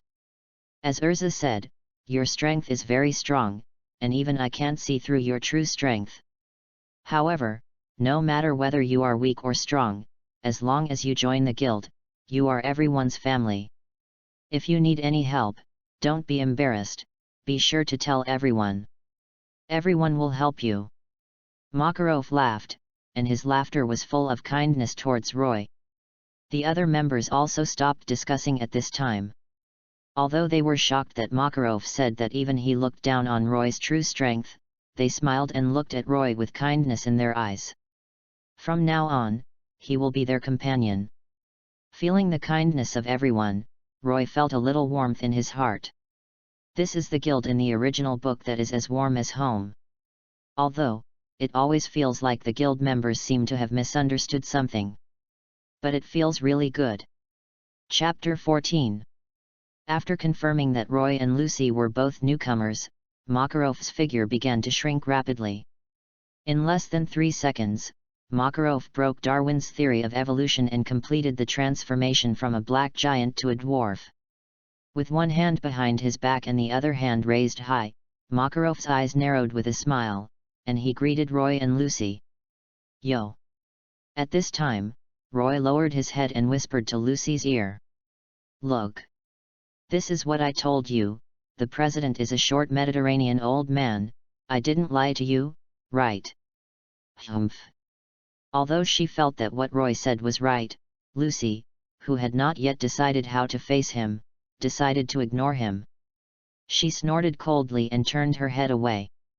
Then, Makarov lightly jumped up, turned 720 degrees in the air, and jumped onto the railing on the second floor of the hall in a chic manner.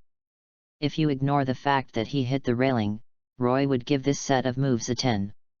Not afraid of Makarov's pride. Lucy looked at this funny scene and almost couldn't help complaining when she found that the whole hall had quieted down. Everyone was looking at Makarov on the railing, with a light in their eyes that Lucy couldn't understand.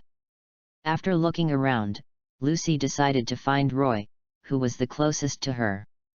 Lucy was the closest person and the one who talked the most, so she wanted to ask for a general idea. As for what she had been thinking just now, about ignoring Roy or something, she had already thrown it out of her mind. Lucy had just tugged at the corner of Roy's clothes at his waist, and before she could open her mouth, Makarov spoke. The next thing was the first famous scene that appeared in the original work. Makarov first acted very angry, waving the complaint form in his hand, and verbally scolded Natsu, Gray and other people who had wreaked havoc and made strange moves during the mission, and who had caused trouble for Makarov and caused him to be criticized by the council. When Lucy was complaining wildly in her heart, Makarov suddenly changed the subject and turned around to scold the Magic Council. The council is worse than a pile of shit. Makarov's magic power expanded, and flames ignited in his hands. He turned the complaint form in his hand into a fireball and threw it forward. Natsu immediately jumped in front of the fireball like a vicious dog, took it down with his mouth, and chewed it with satisfaction. Listen, the power beyond common sense is actually all born from common sense. Magic is not a miraculous power, but the energy flowing in our body, combined with the wavelength of energy flowing in nature, can manifest the power in front of us. Makarov put his hands on his hips, looking down at the fairy tale people in the hall, and his voice was excited. That requires the use of mental strength and concentration. No, it is the power of the heart that puts all of one's soul into it. This is magic. Looking up, Makarov raised his right hand high, pointed to the sky, and shouted. Therefore, if you care about the complaints of those guys in the council, you will not be able to improve your magic. Don't be afraid of those idiots in the council, move forward firmly on the path you believe in. This is the real fairy tale wizard. After Makarov finished his speech and took the lead in raising his hands, everyone in the hall cheered. Following Makarov, they raised their right index fingers and pointed them to the sky in an L shape. It was like a religious ceremony. Lucy complained silently in her heart, but a happy smile appeared on her face. However, I don't hate it.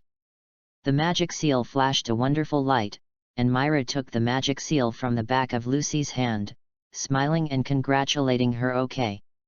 In this way, Lucy has also become a member of the guild. Oh hoo! Lucy couldn't help but shout out as she gazed at the pink seal pattern on the back of her hand with joy. The guild of her dreams. Today her dream came true. She couldn't wait to find someone to share her joy with, but she found that apart from Natsu and Happy, the only person she was familiar with in the entire guild was the hateful senior. Natsu had his chin on the table at this time, looking uninterested, and Lucy didn't want to go over and bore herself. So, there was only the senior who was reading a book. Lucy rushed over, stood beside Roy, and touched him with her shoulder. Then, pretending to be inadvertent, she placed her slender white right hand in front of Roy. After Roy turned his head to look at her, Lucy had a calm expression on her face, but her words were filled with complacency that could not be concealed. "Look, I also printed the fairy tale logo." "Oh? Congratulations, my lovely junior." Roy put down the book and said with a smile. When he said junior, he deliberately emphasized the tone. "What? You guy?" Pulling a chair over, Lucy sat down next to Roy and decided to have a good talk with him. After a while, Makarov's son Romeo rushed into the guild to find Makarov, breaking the peaceful atmosphere in the guild. Makarov had been out on a mission for several days. Romeo was worried about his father's safety and wanted Makarov to send someone to rescue Makarov. Despite facing a child's request, Makarov still ruthlessly refused, saying that there was no wizard in fairy tale who couldn't even handle his own affairs. Romeo was so angry that he punched Makarov and ran out of the guild crying. At this time, Natsu punched the table with a loud noise. Then he dragged his luggage to the door of the guild without saying a word, and Happy followed closely behind. Aren't you going with me?" Looking at Natsu's departing back, Lucy's face showed hesitation, and she asked Roy beside her. "It's okay, that guy is very strong." After hearing what Roy said, Lucy finally felt relieved. Then, she realized something was wrong. "You joined the guild only one day earlier than me, right? Why do you act so familiar with the guild?" Faced with Lucy's question, Roy closed the book and smiled mysteriously. "Do I have to tell you that I have read the original anime? Although I haven't finished it, I know much more about fairy tale than you do." Chapter 15. Time passed quickly. While Roy and Lucy were bickering, Natsu had already brought Makeo back to the guild. Makeo was a middle-aged man with a purple crew cut and untidy beard. At this moment, he was supported by Natsu and limped into the guild. His body was covered with bandages and his face was covered with scars, and it seemed that his injuries were serious. It seemed that he had experienced a hard battle in the missions in the past few days. However, he seemed to be in good spirits, so after the initial concern of the members of the guild, they began to ridicule him unscrupulously. "What? Makeo, it's just a mission to defeat a Vulcan with only B-rank strength. This kind of mission can make you look so miserable. I think you should just retire. I think this guy Makao must have been bewitched by the beautiful young lady during this period, that's why he is so vulnerable." "Ha ha ha ha, what you said makes sense." Seeing the miserable state of Makao being wrapped up like a dumpling, Makao's usual bad friends, led by Wakaba, immediately started to mock him. Among them, Wakaba, the airplane head, was the loudest. When Makao was in danger, Wakaba was worried to death. But after Makao was fine, he wished he would die. Perhaps, this is what bad friends are. Listening to their ridicule and slander, Makao's face instantly turned red, and he shouted angrily. "You know shit, I just ran into a group of Vulcans. I defeated a total of 19 Vulcans, and was ambushed by the 20th one, otherwise I would not have ended up in this miserable state." What Makao said was indeed the truth, so his rational and confident look made his friends who were mocking him hesitate. This guy, what he said couldn't be true, right? 19 Vulcans. To defeat such a large number of Vulcans, doesn't it mean that Makao's strength is close to S level? If it was true, wouldn't Makao have gotten the limelight today? Seeing that Makao was about to succeed in pretending to be awesome, Wakaba was unhappy. He resolutely used his ultimate move and used the self-destruction method. "Come on! Don't I know your strength? You're at the same level as me at best. That's it? You can knock down 19 Valkyns? I can't do it anyway. Although he felt that he could probably defeat 19 Valkyns if he tried his best, at this moment, in order to prevent Makeo from showing off, Wapaka had already done everything he could. He first brought Makeo's strength to the same level as his own, and then admitted that he couldn't do it, and instantly belittled Makeo. After saying this, Wapaka looked at Makeo very proudly, thinking, now you can't continue to show off, can you? However, Wapaka underestimated Makeo's tenacity. In order not to lose face in front of everyone in the guild, and most importantly, not to be ridiculed by a guy like Wapaka, Makeo blushed, veins on his forehead popped out, and argued. If you can't do it, that's your business, don't involve me. I'm much stronger than you. Then there were some difficult to understand words, such as you may think I'm bragging, but I want to say that people's strength is incomparable. I once killed a Valkyn in a second with a slide when I was extremely angry, and when Valkyn pounced on me, I stepped back and the magic in my hand easily ripped it open. These words were incomprehensible to everyone. Suddenly, Makeo's words made people laugh, and the whole fairy tale hall was filled with a happy atmosphere. Who would have thought that a small fairy tale would have two great talents, Wolong and Fengchu? It is really a place of outstanding people and beautiful scenery. The next day, Roy came to the guild to take on a mission to accumulate justice points and earn some money. He found Lucy hovering in front of the notice board, her eyebrows slightly furrowed, looking tangled. What's wrong? My lovely junior, have you encountered any difficulties? Roy walked up to her, patted her head, and said jokingly. Call me senior and I'll help you. Then, perhaps because he felt that the top of Lucy's head was quite comfortable and the height was just right, Roy placed his right hand on it and used Lucy as a crutch. With a smack, Lucy slapped Roy's hand off her head and looked at him angrily. Don't take advantage of your height to put your hand on someone's head recklessly. Also, were you thinking of something unreasonable just now? Although she didn't know that Roy used her as a crutch, Lucy realized through her sensitive intuition that Roy must be thinking of something impolite. Ah! Don't worry about these details. Tell me what happened to you, and let the seniors give you some advice. When questioned by Lucy, Roy didn't show any shame on his face, and changed the subject lightly. P.S. Thank you for the 1000 reward from Dark Ghost. Thank you very much. I will update later. Also, regarding the water issue, it is too difficult for me. Chapter 16. Who wants a shameless senior like you for reference? Lucy paused as she was about to say this in her heart, swallowed the words back into her stomach, and showed a thoughtful look on her face. This unruly senior might really be able to help her. Because she had never done a mission before, when she was choosing the mission just now, Lucy was a little undecided and didn't know which one to choose. At the same time, she also wanted to find someone to accompany her to do the mission and accumulate experience, instead of going blindly alone. Originally, she hadn't thought about who to ask for help, but now there is a ready-made tool man delivered to her door, right?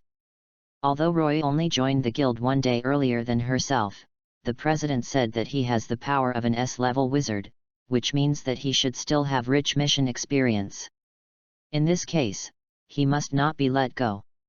Thinking of this, the angry expression on Lucy's face disappeared, and was replaced by a sweet smile. With her hands behind her back and her chest slightly raised, Lucy's voice was pleasant. Since you said so, senior, can you do me a favor? A beautiful woman is a kind of capital, and at this moment, Lucy made good use of this capital. Her long golden hair fell behind her shoulders like a waterfall, soft and silky. A small side ponytail hung from the right side of her head, making Lucy look playful. Blinking her big eyes, Lucy looked at Roy with stars in her beautiful eyes, trying to electrocute Roy. At this moment, Lucy used a cute attack on Roy. The effect was outstanding. Roy could probably guess that Lucy must want to ask him to take her with him to do the task. For Roy, he had to do the task anyway, so what task was not good? Moreover, Roy himself had never done a task. He thought it would be good to work with Lucy on a task to familiarize himself with the task process. Besides, the beautiful girl was begging him for help, and this pleasing picture was really irresistible. However, I have to make one more request. So, Roy smiled and put forward his request: just call me Senior. As long as you call me Senior, I will help you. Senior. Lucy called out the word without hesitation, her voice was so sweet that it was sickening. Ah! This Senior had too much sugar in it. Compared to yesterday's, it was a bit too greasy. Roy shuddered and felt a chill. Okay. Tell me. What can I do for you? Roy stretched out his hand to stop Lucy from yelling again, and his expression became serious. Little guy, can't I cure you? Seeing Roy's unbearable look, Lucy's eyes flashed with smugness, but her face remained expressionless, still maintaining that sweet smile. Then, she turned around and took down a task commission from the notice board. Then, help me complete this task. Senior. Roy glanced at it and saw that it was the task of the sunrise chapter in the original book. Although he couldn't remember the general idea, he had a vague impression that it was a task that was not difficult and had no pressure. No problem. Roy nodded and agreed. That's great.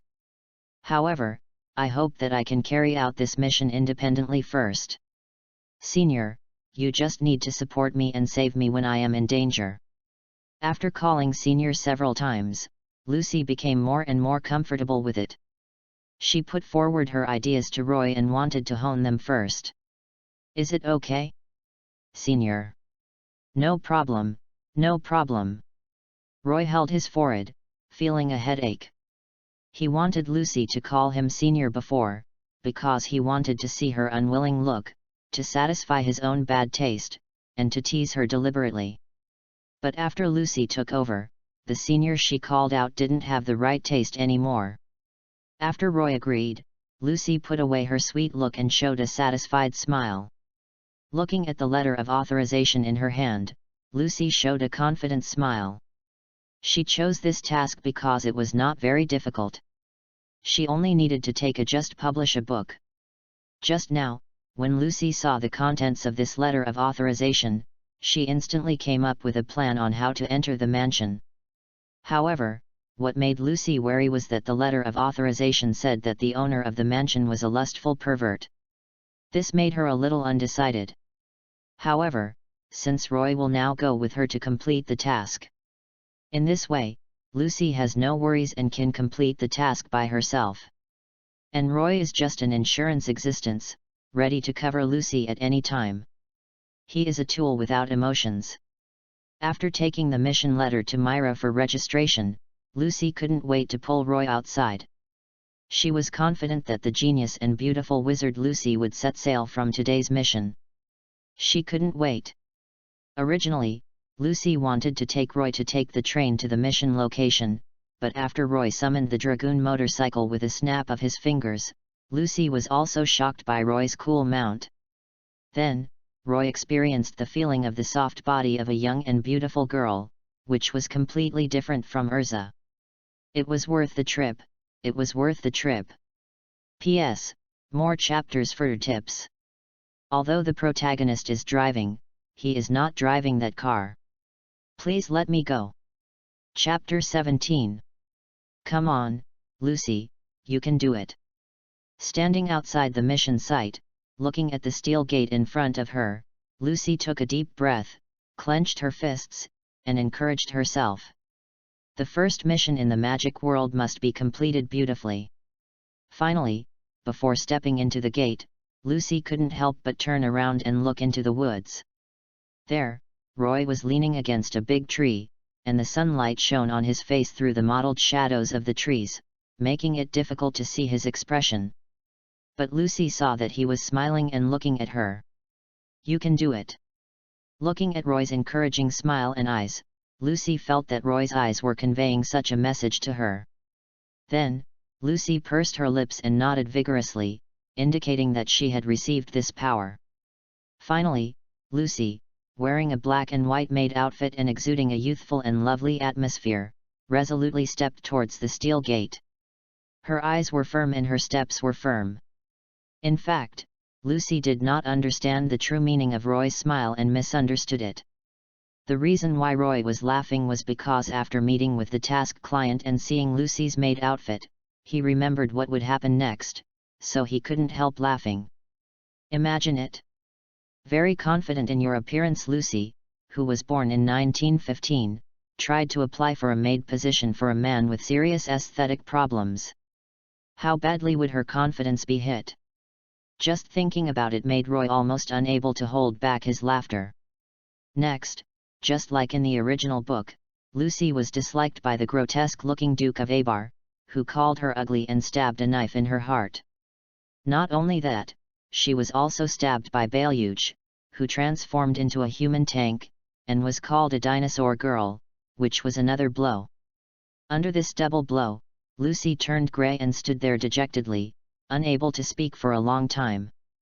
Moving his long legs, Roy walked to Lucy's side, put his hand on her lowered little head, and said softly, "What's wrong, my lovely junior, can't you bear such a small setback?" Although this mission was a little strange, this was the cruelty of the magic world. Not all missions can go smoothly. There will definitely be various difficulties and obstacles on the way to completing the mission. What a wizard needs to do is to overcome these difficulties and obstacles and complete the mission beautifully. If you can't even bear such a small setback, then don't be a wizard, go home and farm. Of course, Roy knew that Lucy was not such a weak person. He said this just to deliberately stimulate her and want her to cheer up. However, Roy still misjudged Lucy's psychological endurance. At this moment, she was not feeling sad and lost, but angry. Being evaluated as ugly by a blind person with a perverted aesthetic sense for her proud beauty. For a girl who cares about her image, this is such an annoying thing. I must make that damn guy pay the price. Lucy raised her head, her face full of resentment, and said with gritted teeth, "Since Operation Plan A has failed, then start Operation Plan B. Then, let me see it. Your Operation Plan B." Roy put his right hand around Lucy's shoulders and smiled with relief. "Watch me." Lucy nodded, and regained her confident look. Suddenly, Lucy's face froze, and her beautiful eyes seemed to be filled with murderous intent. Her pretty face turned slightly cold, and she asked with gritted teeth, "I say? Where are your hands?" Behind Lucy, a little above the hem of the maid's skirt, Roy's hand was on a perky part. This was the reason why Lucy questioned him. "Oops. Sorry, my hand slipped." Roy laughed very embarrassedly, touching his head with his left hand and laughing. However, even though he said sorry, his right hand did not intend to move to another place, and still stayed in the place that many people dream of but can never touch. "I let your hand slip, I let your hand slip." Lucy was very angry and pushed Roy away from her. Then, a pair of white and tender hands like lotus roots reached out to Roy's waist and pinched a piece of soft flesh on his left and right waist. With force, she twisted. Because it had been agreed in the guild before that Roy was only responsible for supporting Lucy, so the command of the operation was in Lucy's hands. Then, she took Roy and sneaked into Abar's mansion. For a former rich lady, doing such a sneaky thing as sneaking into someone else's mansion to steal things made Lucy feel a bit rebellious. However, when she thought that this was all for the mission, to take back the relics of the father of the mission client. Thinking of Abar's ugly face, Lucy's guilt completely disappeared. Therefore, with a little excitement on her pretty face, Lucy lowered her voice and said this. "Then, the search for sunrise begins now." Then, as Roy and Lucy were walking in the mansion, they met a strange-looking maid team led by Barg at a corner. Adhering to the principle of striking first, Lucy first took out the key and called out Taurus of Taurus, then drew the star river from her waist and rushed forward. Unfortunately, Lucy was only a B-class wizard after all. In the case of 1 against 5, she was instantly at a disadvantage. However, judging from the situation, it would take a short time. Lucy was not defeated yet. In view of this, Roy leaned against the wall calmly and watched Lucy fight. It was agreed before that Roy would take action only after Lucy was in danger, so he was very comfortable watching the fight. However, facing the siege of 5 people, Lucy was a little flustered and powerless. Therefore, she could only look at Roy by the wall for help and shouted, "Senior, why are you just watching? Come and help me." Roy, Omo. P.S. More flowers will be added. Chapter 18. Senior, why are you just watching? Come and help me. Lucy kept calling for help while dodging the attacks of the maid troops. She rarely fought, and was suddenly surrounded and beaten by 5 people. She felt like she was about to become autistic. So, she could only ask Roy for help. By the wall, seeing Lucy calling for help so quickly, Roy felt really angry and funny. Who was it that vowed to hone myself and asked me to only take action when she was in danger? The fight has just started, at most it's just the beginning of the warm-up stage, and you can't hold on? At least give me a few more minutes. Trindamir is better than you, I can handle it. Roy was madly complaining about Lucy in his heart. But even though he was complaining, Roy's actions were still very honest. The lovely junior was calling for help, and as her reliable senior, he certainly couldn't let her down. With a summon of his right hand, the Dragon Rider's card box instantly appeared in his palm. Then, Roy threw it over his head, and his right hand naturally fell to his side. The next moment, when the card box fell in front of him, Roy stretched out his left hand, grabbed it, and pushed it into the card slot of the V-belt buckle that had already appeared on his waist with his backhand, with a very chic movement. Henshin. Overlapping shadows flashed, and the sound of broken glass exploded. Kamen Rider Ryuki appeared. When Roy completed this set of transformation movements, less than a second had passed. Lucy was far from being autistic. She even had time to spare a moment to see what was happening on Roy's side. Then, after seeing what was happening on Roy's side, and seeing Roy transform into Ryuki, Lucy stayed where she was and couldn't help but complain. "What's going on? Senior, how did you become like this? You look so stupid." In fact, it's not Lucy's fault for thinking so. It's because the pair of protruding red compound eyes of the Dragon Rider are too eye-catching. Anyone who sees the Dragon Rider will notice the first thing, which is definitely the pair of silly eyes. Therefore, most people will not think that the Dragon Rider is very handsome at first sight, but only think that it is very cute. Hearing Lucy's words, Roy, who was walking towards her, couldn't help but twitched his mouth, and had an idea in his mind that he should let her get beaten up first, and then he would take action. This girl, can she speak? As soon as she opened her mouth, you can tell that she is definitely a person who lacks social skills. Besides, you can talk, but why are you standing there? The meteor hammer of the tank-made Barug, which is bigger than your head, is about to fall on your head. The beautiful little head is on top. What a worrying girl! Roy shook his head, moved his feet, and disappeared from the spot. Of course, he would not watch Lucy get shot in the head, so he naturally had to rescue her. Roy's figure suddenly disappeared from her field of vision. Lucy was stunned. When she was about to ask, she suddenly felt a gust of wind blowing by her ear. She turned her head quickly and saw the source of the gust of wind. Lucy's face turned pale and her eyes were filled with fear. It's over. Such a big meteor hammer is unavoidable. Senior, you suddenly disappeared, where did you go to die? Lucy shouted this sentence with almost all her strength. At this critical moment, I really need the rescue of the senior. Bang! As Lucy escaped a disaster, Roy appeared beside her, stretched out his right hand, and lightly blocked the huge meteor hammer covered with spikes. Staring blankly at Roy's slender, upright, and heroic figure, Lucy felt as if some special emotion had arisen in her heart.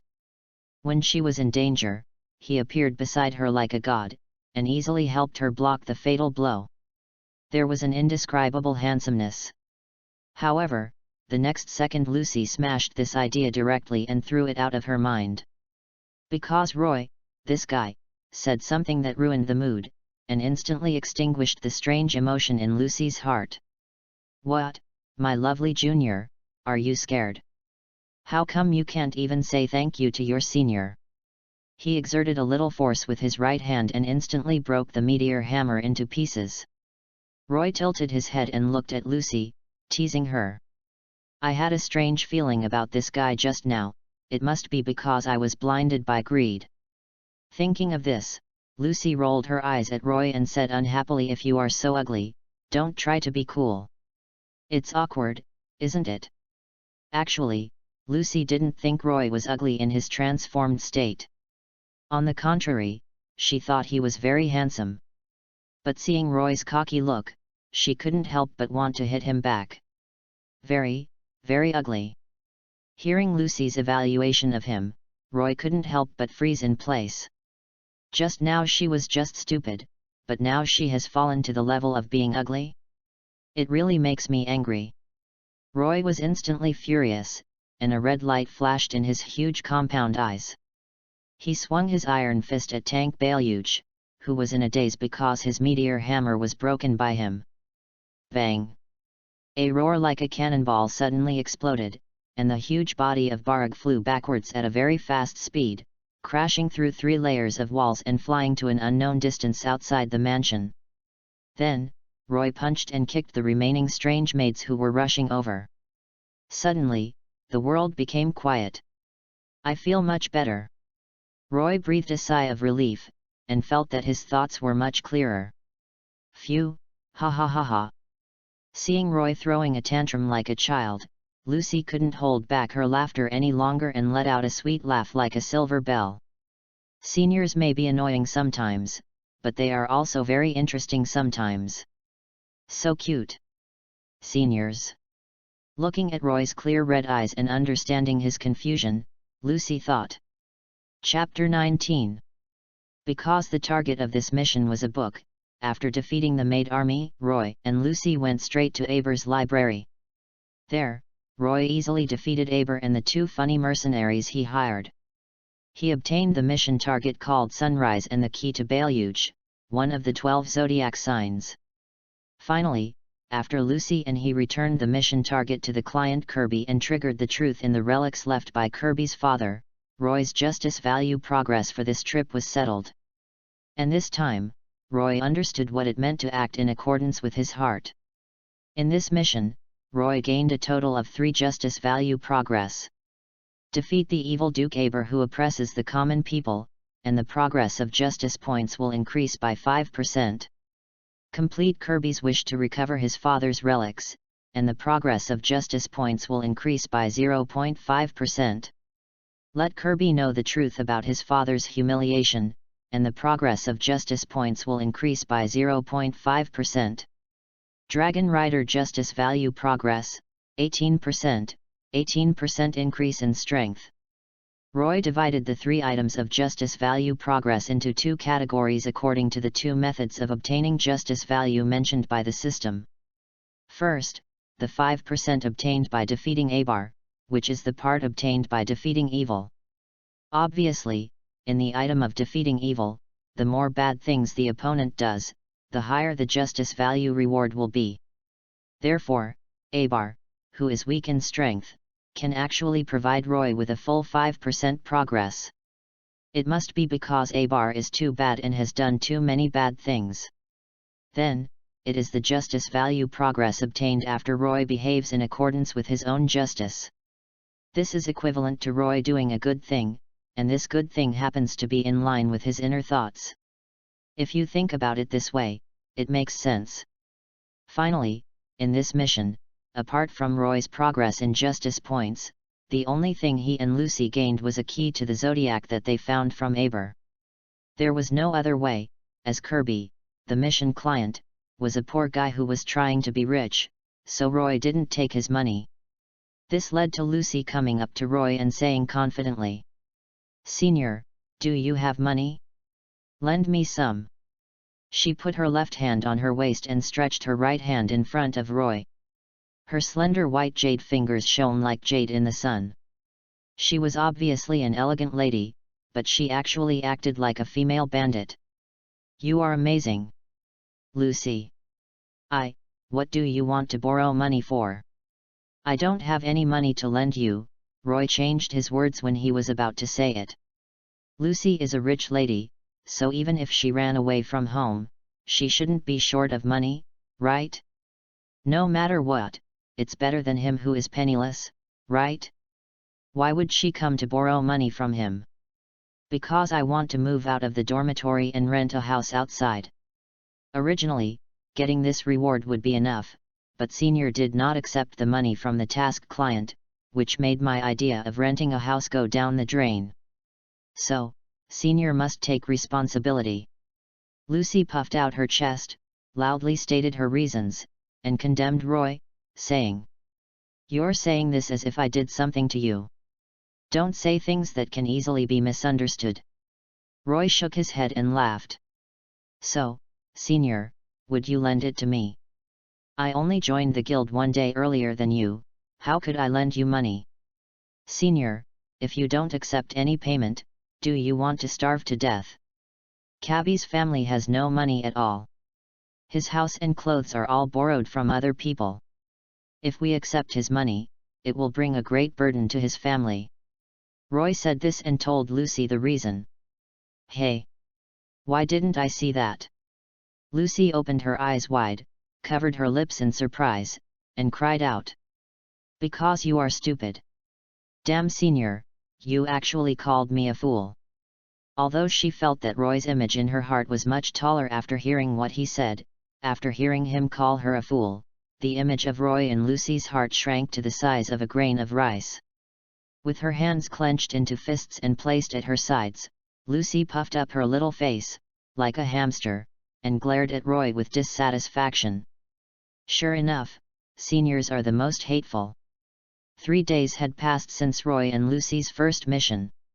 During these 3 days, Roy and Lucy completed an A-level mission catching bandits and a B-level mission destroying magical beasts, and received a reward of more than 300,000 gold coins and 6% of the justice points. On this day, just when Roy had his eye on a mission and was about to take it, Urza returned to the guild. While Natsu and Gray were fighting each other as per their daily routine and Kana was holding a barrel and pouring wine, the door of the guild was pushed open by a minor character who was too lazy to give a name. He looked flustered, sweating profusely, and shouted out of breath, "Oh no! Urza is back!" Hearing this name, the hall that was noisy and like a vegetable market the moment before suddenly became extremely silent and dead silent. Natsu and Gray immediately stopped fighting each other and hugged each other. Gray's expression was extremely stiff. Although he was an ice wizard, cold sweat kept flowing from his forehead, looking like a waterfall. Natsu's performance was even more exaggerated, he turned into Harpy too and couldn't even speak. Kana buried her head in the wine barrel, trying to cover up her mistake. Seeing the members' exaggerated performance, Lucy couldn't help swallowing, her face turned pale, and she tugged at the corner of Roy's clothes beside her. "Urza, who is it? Why are they acting so scared? P.S. You actually said I was the Dragon King, so I won't be polite." He frowned and called the wind and rain. By the way, is the plot that establishes the character really water? Chapter 20. Affected by the heavy and tense atmosphere in the hall, Lucy hid beside Roy and trembled, asking him, "Urza seems to be the one who brought you back to the guild? What kind of person is she? Why does she scare everyone so much? She is currently the strongest female wizard in fairy tale." Before Roy could speak, Myra suddenly appeared beside Roy and Lucy and answered the question for Roy in a gentle voice. "The strongest, female wizard." While muttering these words, Lucy began to imagine the image of Urza in her mind. The word strongest was enough to explain everything. At this time, the image of Urza instantly became terrifying in Lucy's mind. 8 feet tall, with a strong back and strong waist. Green face, fangs, and a ferocious bloody mouth. She could crush the heads of Natsu and Gray with one hand, that kind of super strong woman. If it wasn't this kind of person, Lucy couldn't imagine what kind of person could scare Natsu into a harpy, and could scare the people in the guild like this. After this image was established in her mind, Lucy's eyes instantly became extremely terrified, and her little face turned pale as if it had faded. Pulling the corner of Roy's clothes beside her, Lucy's voice trembled, asking him for help. "Senior, you must protect me later." There is no doubt that Lucy was overthinking. A question mark appeared above Roy's head, and he looked confused.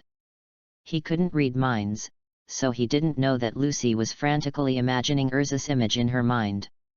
Just as he was about to ask Lucy what was going on, heavy footsteps came from the door. At the same time, a terrifying sense of oppression like a giant beast swept through the fairy tale hall, making them fall into a panic as if the world was about to end. This is from Lucy's perspective. The actual situation is not that serious. Boom, boom, boom. Like the sound of drums, the huge footsteps fell on Lucy's heart again and again. At this moment, she confirmed her guess about Urza. How could an ordinary person make such a huge footsteps when walking? Finally, when Lucy was about to further demonize Urza's image, Urza stepped into the hall and saved her image in time. Bang! The huge monster horn smashed on the floor, and the wooden floor suddenly groaned under the heavy weight. Only then did Lucy see Urza's true appearance. A blue pleated skirt close to her knees, a bright silver steel armor with a heart cross printed on her chest, long crimson hair that was as soft as a waterfall and casually draped over her shoulders, a beautiful face with a resolute expression and righteousness. Like a flower on a mountain top, she seemed approachable, but arrogant and inviolable. What a beautiful girl! The Urza she saw at this moment was in stark contrast to the Urza she had imagined in her mind, causing Lucy to involuntarily admire Urza's beauty. "I'm back, everyone." Urza first greeted everyone with a bright smile, then looked up at Roy and asked, "Are you used to the life in the guild?" Roy nodded, smiled brightly and said, "It's fine, don't worry." "That's good. I was worried that you wouldn't be used to life in the guild." As if relieved, Urza patted her hard armor, then glanced around the hall and asked, "What about those two guys, Natsu and Gray?" "Hey, Urza, we got along really well today too." Gray was the one who answered Urza's question, because he was the only one who could still speak. If he hadn't looked so stiff when he spoke, it would have been more convincing. Natsu was even worse. He was sweating profusely and had completely turned into harpy too. He had completely lost his ability to speak and could only nod his head in response. Love. The two of them were hugging each other intimately at this moment, hugging each other's necks, showing that the relationship between them was very good. Urza nodded, and a look of relief appeared on her face, as if a mother bird finally saw the chicks under her protection grow up, and said, "That would be great. Although good friends may quarrel and bicker from time to time, I still like to see you guys getting along harmoniously." "Yes, yes, yes. Love." Gray and Natsu nodded like chicks pecking at rice, fearing that Urza would cause trouble for them. Suddenly, Urza's face became extremely serious, and she looked at Roy again and invited him. "Roy, I have a mission and I would like to ask you to help me." Then, she looked at Natsu and Gray who were hugging each other, ignoring the surprised looks of the members, and continued. "And Natsu and Gray, you guys should also come with us, we will set off tomorrow morning."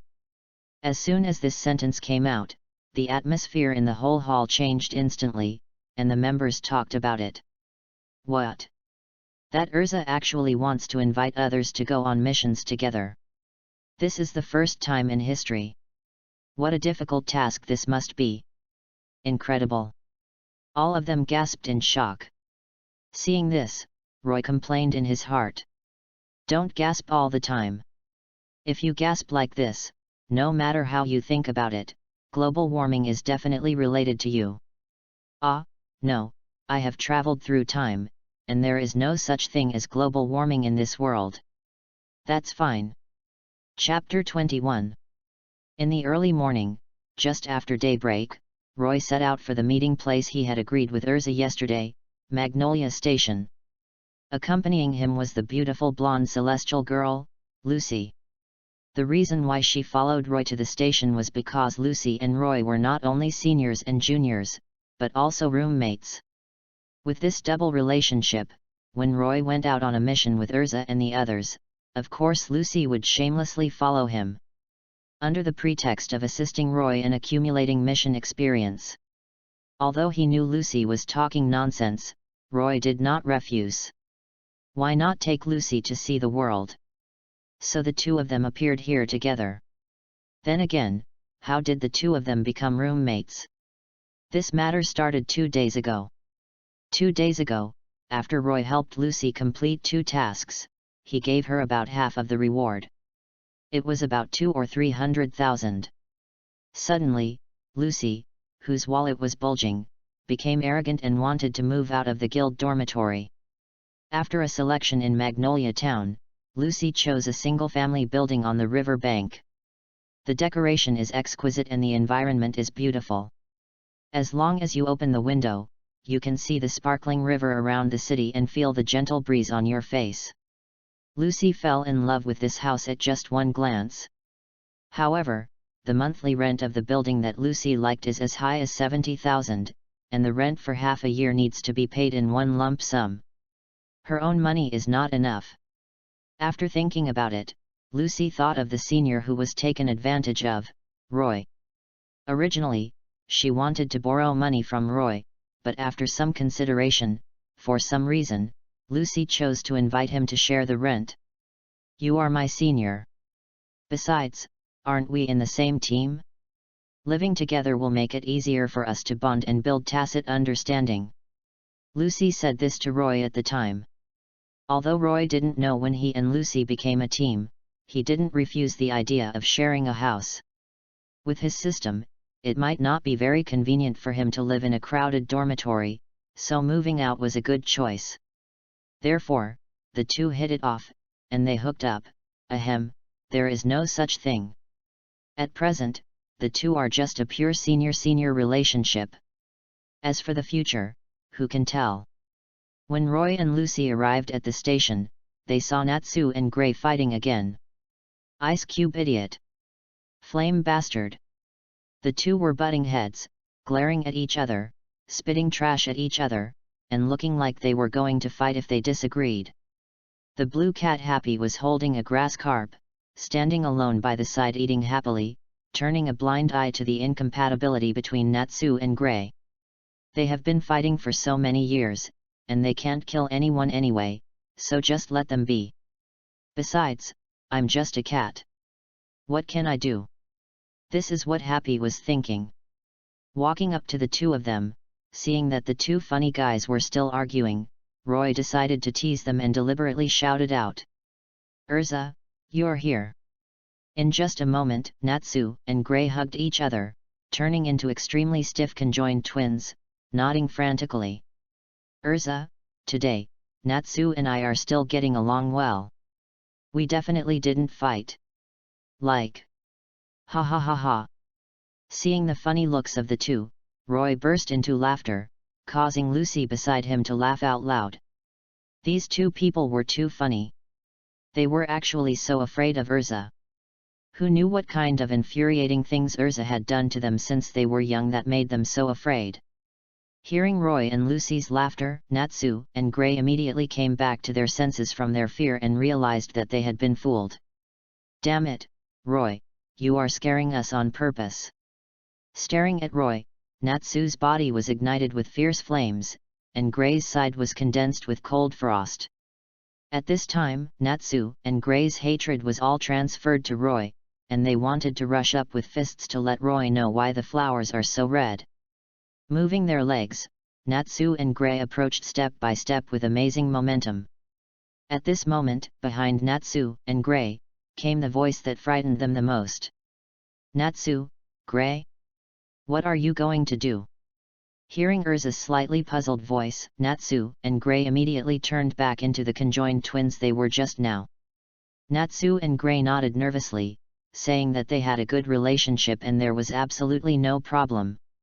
This made Roy and Lucy laugh again. After laughing, Lucy noticed the pile of luggage Urza was holding in her hand and was shocked. So many luggage? Is this moving? It must be moving. In contrast, Roy was not too surprised. The magic used by Urza is called night, which is a kind of dressing magic. Just like Decade chooses to transform into different knights according to different situations, Urza's dressing magic is also similar. By changing different armors to deal with environments and enemies with different attributes. Therefore, Urza must always have a lot of armor with her, otherwise she cannot fully exert the power of her magic. P.S. Lucy's character who complains about the 3-hit combo has appeared many times, but I don't know if my writing skills can make you remember it. Next, I will show off immediately, believe me. Chapter 22. When Natsu and Gray were about to teach Roy a lesson, Urza appeared behind them with a luggage cart that looked like a small mountain, and they immediately hugged each other. Seeing the friendly appearance between Natsu and Gray with satisfaction, Urza, who was a little naive, didn't realize how awkward their situation was, and actually thought they had a good relationship. Then, Urza, who was acting naturally, didn't feel the slightest bit of attention, and looked at Lucy with a puzzled look, and said, "Are you a new member? I think I saw you in the guild yesterday." "Yes, Ms. Urza, I am Lucy who just joined the guild. Please give me your guidance. I am Urza, please take care of me." Urza smiled brightly and continued, "Now that everyone is here, let's get in the car first." After handing the luggage to the conductor, Urza led Roy and the others onto the train without looking at the conductor's embarrassed expression. After taking their seats, Roy, Lucy, and Urza sat on one side. Natsu, Gray, and Happy sat on the other side. As the whistle sounded, woo! The sound of the car rang, and Natsu, who was full of energy, suddenly became like a wilted cabbage, half dead. Lucy, who had experienced the journey from Harujian to Magnolia, knew that Natsu was suffering from motion sickness again. When she was about to ask whether to call the train attendant to help Natsu, Urza took the initiative to stand up and said something. "Let me make it easier for you." Then, Lucy was horrified to see that Urza punched Natsu in the abdomen, instantly solving his motion sickness problem. Well, Natsu fainted. Seeing Natsu's miserable state, Gray next to him showed a gloating smile, and when Urza looked over, he immediately became very serious. Gray didn't want Urza to see that he was gloating over Natsu's experience. If that happened, he would definitely not end well. Unable to see any flaws on Gray's face, Urza nodded with satisfaction, sat down again, and began to tell everyone the goal of this mission. Dark Guild, Iron Forest. Mr. Eliguri, Kageyama has sent a message that he has unblocked Lullaby and boarded the train, and will soon join us. In a dark cave, a minor character is reporting the situation to a silver-haired man with tattoos on his face. Very good. Upon hearing the news, the silver-haired man, Eliguri, grinned and laughed.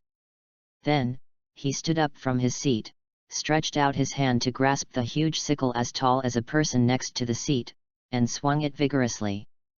"Let's go! Let's go! Let's make those high and mighty guild leaders feel the pain." After saying this, Eliguri took the lead and walked towards the cave entrance, followed by the other members of the Iron Forest. This is what happened. We have to stop the guild called Iron Forest and prevent them from disrupting the routine meeting of the presidents. While explaining the mission information, the train had unknowingly arrived at Onibus Station. This was the place where Urza heard the conspiracy of the Iron Forest Guild when she was doing the previous mission, and it was also the place where Roy and Urza met for the first time. With the purpose of starting the search from here, which might be faster, Urza brought Roy and the others to this place. Taking the luggage cart from the conductor, Urza walked while discussing with Lucy and Gray how to find the whereabouts of the members of Iron Forest. It was not until Roy asked about Natsu's whereabouts that everyone realized something was wrong. The fainted Natsu was still on the train. I forgot to wake him up when I got off the train. When I turned around, I saw that the train had already roared out of the station. You look at me, I look at you. Suddenly, everyone stared at each other, and the atmosphere became awkward. It's all my fault. I was so engrossed in the discussion that I forgot about Natsu in the car even though I knew he had no resistance to transportation. Urza patted her head in annoyance and said with her head down. Anyway, all this is my fault. Please give me a beating. Urza blamed herself very much. Roy scratched his head as he looked at Urza like this. What was the reason that made Urza develop such a character? That what? What tower? The shadow of Urza's childhood? Forget it, I can't remember it for a while, and I'm too lazy to think about it. At present, what should be done is to comfort Urza and cheer her up. Roy walked forward and gave Urza a head pat like the first time they met. The warmth of his palm was transmitted to Urza through her crimson hair. This warm feeling made her calm down a little, and her heart was full of strength. Raising her head and tilting her head in confusion, Urza looked at Roy, her big watery eyes seemed to be asking. Why are you touching my head again? The queen, who was sometimes natural and sometimes strong, made such a move. Roy felt so cute that his blood tank almost emptied. However, he did not forget his purpose and comforted her. Don't worry. Natsu will be fine, don't blame yourself. Although, after traveling through time, Natsu may not have too many roles. But that guy, after all, is the male lead in the original work. He will definitely be fine. Anyway, let's catch up first. P.S. To be honest, this kind of plot can be omitted, but in order to make it less awkward later, it must be written. Otherwise, there will be no subtle process of the strategy, and it will seem very awkward when it is put away. Although I feel that now the writing is very stiff, haha. Chapter 23. Looking at Roy and Urza interacting intimately, Lucy suddenly felt a little stuffy in her chest. What's wrong with me? Lucy, who had never experienced this feeling before, was very confused. Then, after Urza recovered, she pulled the train alarm forcefully, and stopped the train that Natsu was on, in the collapsed and powerless eyes of the platform attendant. Seeing this scene, Lucy's uncomfortable feeling just now disappeared instantly, and she became dumbfounded. Too willful, right? Miss Urza. But, there is a bit of strange handsomeness. Let's go. Catch up with Natsu. Iluza turned around, her expression serious and imposing. Looking at such a heroic Urza, Lucy couldn't help but have a gleam of admiration in her eyes. One day, she also wanted to become such a confident and powerful wizard. Because Roy's dragoon motorcycle couldn't hold so many people, Roy finally took Lucy on the motorcycle, while Urza summoned a magic four-wheeled vehicle, carrying Gray and Happy, and they chased in the direction of the train. With Urza's full use of magic power, they caught up with the train in a short while. At this moment, Natsu had already fought with Kageyama of the Iron Forest, just like in the original book. After seeing Roy and Urza chasing after them, Natsu complained angrily. Seriously, I was harassed by a strange person on the train just now. I think his name is Iron Forest. Iron Forest? Urza's eyelids jumped, and she roared, knocking Natsu to the ground with one punch, her tone containing a hint of disappointment. Idiot! The Iron Forest is our target for this mission. Why did you let him escape? I've never heard of this. Natsu squatted on the ground holding his stomach, answering with a painful expression, his heart full of grievances. He was knocked unconscious because of motion sickness when getting on the car and didn't hear anything. Can this be blamed on him? He felt uncomfortable and wanted to cry. At this time, Urza remembered what had just happened and knew that Natsu didn't hear a word of their conversation. When she was about to blame herself, Roy stepped forward to stop her. He didn't want to see Urza fall into that state of self-deprecation again. The most urgent task is to catch up with the guy who just escaped. Urza, you just said that the prop called Lullaby is very dangerous, right? In this case, we can't let them take this prop to the meeting place of the presidents. Hearing Roy's words, Urza instantly turned into the resolute and strong fairy queen, full of momentum. Yes. That item seems to have been modified by the legendary black wizard Ziraf, and it is a powerful collective curse magic. When saying this, Urza seemed to have become a different person, with murderous intent on her face. Among those present, no one could understand the meaning of the name Ziraf better than Urza. The Tower of Paradise was an evil place that was born out of the worship of Ziraf by some black wizards. It was also the origin of the indelible shadow that Urza had in her childhood. Thinking of that dark past, Urza gritted her teeth and said angrily, "Get in the car and catch up." At this time, Urza was surrounded by murderous intent, making it irresistible. Natsu and Gray looked at each other tremblingly, and took happy with them, and then rushed into the carriage of the magic four-wheeler like a 100-meter race. Because of his fear of Urza, Natsu even forgot his motion sickness. Then, like an arrow from a bow, the magic four-wheeler rushed out very violently. Looking at the back of the magic four-wheeler leaving and the billowing smoke and dust it rolled up, Roy stood next to the dragoon motorcycle and sighed. Unlike Lucy and the others, Roy noticed the drastic change in Urza's mood. It seems that the dark past has a really great impact on Urza. Even as long as she thinks of it, her emotions will be out of control. However, people should look forward, and can't always live in the quagmire of the past. At this moment, Roy made up his mind. He must destroy the darkness and haze in Urza's heart. This is his justice. "Senior, aren't you going to catch up?" Sitting sideways on the back seat of the motorcycle, Lucy tilted her head and looked at Roy, who seemed to be thinking about something, and asked in confusion.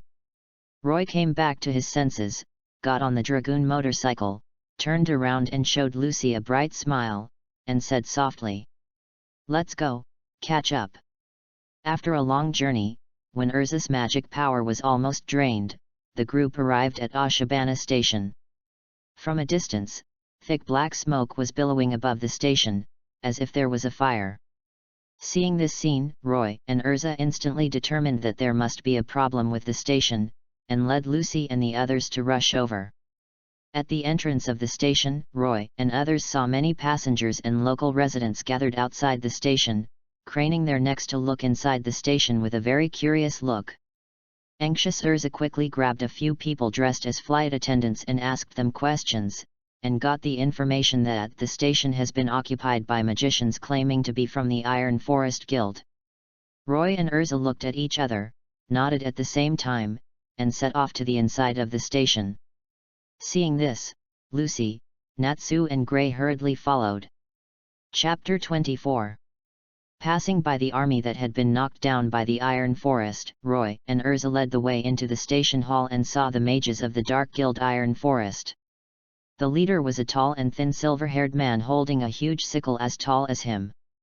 His name was Eligary, the president of the Iron Forest and also the strongest wizard of the Iron Forest. Seeing Roy and his friends enter the hall, Eligary pointed the sickle in his hand at them with a very arrogant expression and said arrogantly, "Mages from a regular guild? Are you here to die?" Although Urza, who was wearing silver-white armor and had long crimson hair, looked a little familiar, she had already received the lullaby. Eligary's mentality was very inflated, and he didn't think about her identity. Otherwise, if he recognized Urza as a powerful wizard known as the Fairy Queen, Eligary would definitely take lullaby and start running without saying a word. But now, with his mentality extremely inflated, he couldn't help but want to show off. But Eligary didn't understand that the more he talked, the faster he died.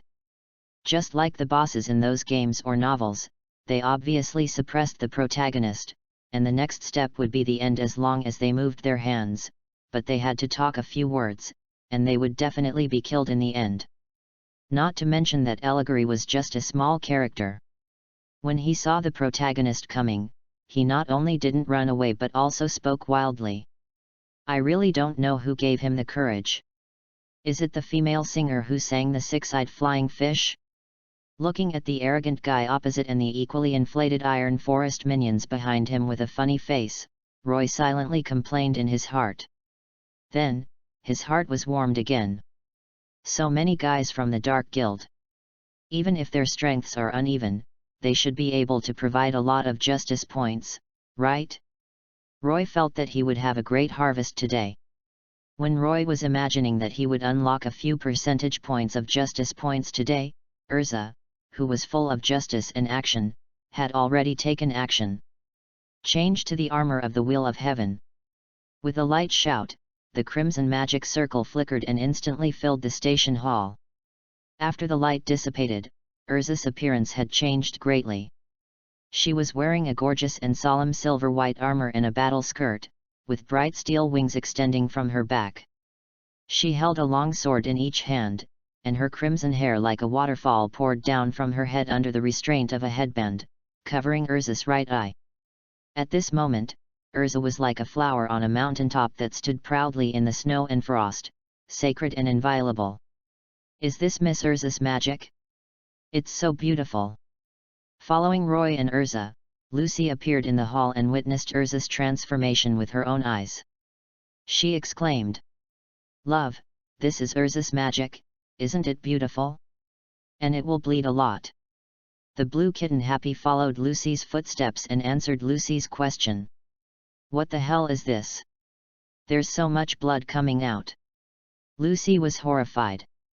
"Love, that's because Urza will make the enemy bleed a lot," Happy explained. In fact, there is no need to explain, Lucy already knows what is going on.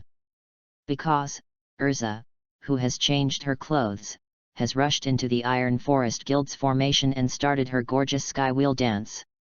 Dozens of silver-white swords danced behind Urza, forming a spectacular scene like a sea of swords. In this beautiful scene, there is a fascinating murderous intent. Like a tiger entering a flock of sheep, facing Urza's attack, these minions of the Iron Forest can only be slaughtered.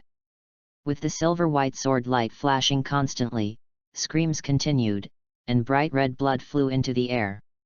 At this moment, the beautiful but murderous blood rose bloomed silently. One after another, his companions fell, and there was a commotion in the Iron Forest camp. Suddenly, someone remembered Urza's identity and shouted out loudly. That person is the S-class wizard of fairy tale. Urza, who is known as the Fairy Queen. After he said this, the members of the Iron Forest, who were already daring to be killed by Urza, became even more desperate. An S-class wizard. Their president, Allegory, is also at this level. They have a deep understanding of how powerful people of this level are. Yes. Where is the president? Why doesn't he come out to fight Urza? The members of the Iron Forest who were still standing suddenly realized that something was wrong and began to look for Allegory's trace. Then, they saw Allegory's back, holding a huge sickle and flying to the top of the hall. This is an act of giving up on them. Suddenly, these ordinary members felt great despair. Curses, pleas for mercy, unlike the crying and shouting in the Iron Forest, here at Roy's place, Happy is introducing Urza's magic to Lucy. This is Urza's magic, called Night, which is a kind of costume magic. By changing different armors, you can improve your combat effectiveness. As a qualified commentator, Habib introduced the secrets of Urza's magic to Lucy in detail. Ms. Urza, is the magic you used dress-up magic? After hearing Happy's introduction, Lucy turned to look at Roy who was watching the show and said. So, the senior also used costume magic. Lucy, who had done several missions with Roy, had seen Roy transform into a dragon rider many times. Although every time she saw Roy transform into a dragon rider, Lucy wanted to ask Roy what his magic was. But every time she completed a mission, Lucy would be immersed in the joy of getting rewarded and forget to ask. Today, after seeing Urza changing into gorgeous armor, Lucy finally remembered the question she had always wanted to ask Roy. Although Roy's entire person changed a lot after putting on the armor, and his identity was completely unrecognizable, unlike Urza, who at least could still be seen as who she was. But the two fought in the same way, both wearing armor to fight. Therefore, this made Lucy, who had just heard of costume magic for the first time, regard Roy's magic as costume magic. Also. X3. Hearing Lucy say this, Natsu, Gray and Happy looked at Roy in surprise. They really didn't know what Roy's magic was. Qingming Reading Gift. Top up 100 and get 500 VIP points.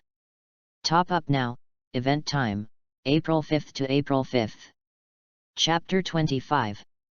In the Fairy Tale Guild, besides Urza, Bisksa and Arzak also use costume magic.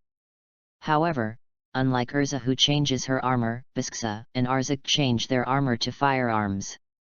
Now, there is another Roy who uses costume magic. I wonder what kind of costume magic he uses? Natsu, Gray, and Happy are all very curious. Roy, is your magic also a costume magic? What type of costume is it? Noticing the puzzled and curious looks of Natsu and the other three, Roy smiled noncommittally and nodded. Costume magic? It could be. Since they are so curious, let them see it. Besides, for the sake of justice, we can't just sit here and watch the show. Roy had a faint smile on his face, and with a wave of his right hand, the Dragon Knight card box appeared in his hand from the system space. Seeing this magical scene of taking things out of thin air, Natsu and the others immediately thought of it as the spatial attribute of costume magic, so they didn't feel strange, but looked at Roy expectantly. The next second, Kamen Rider Dragon Knight arrived here. Shaking his hands, Roy was about to join the battle when he was stopped by Natsu. Wow! Is this your armor, Roy? So handsome!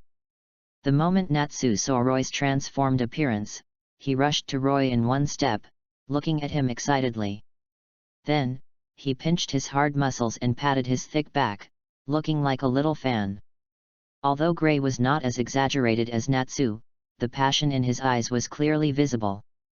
No one could have imagined that Roy's change of clothes would look like this. This armor was a style they had never seen before. Although it was a bit strange compared to other armors, it felt so handsome. Just one glance made Natsu and Gray fall in love with it.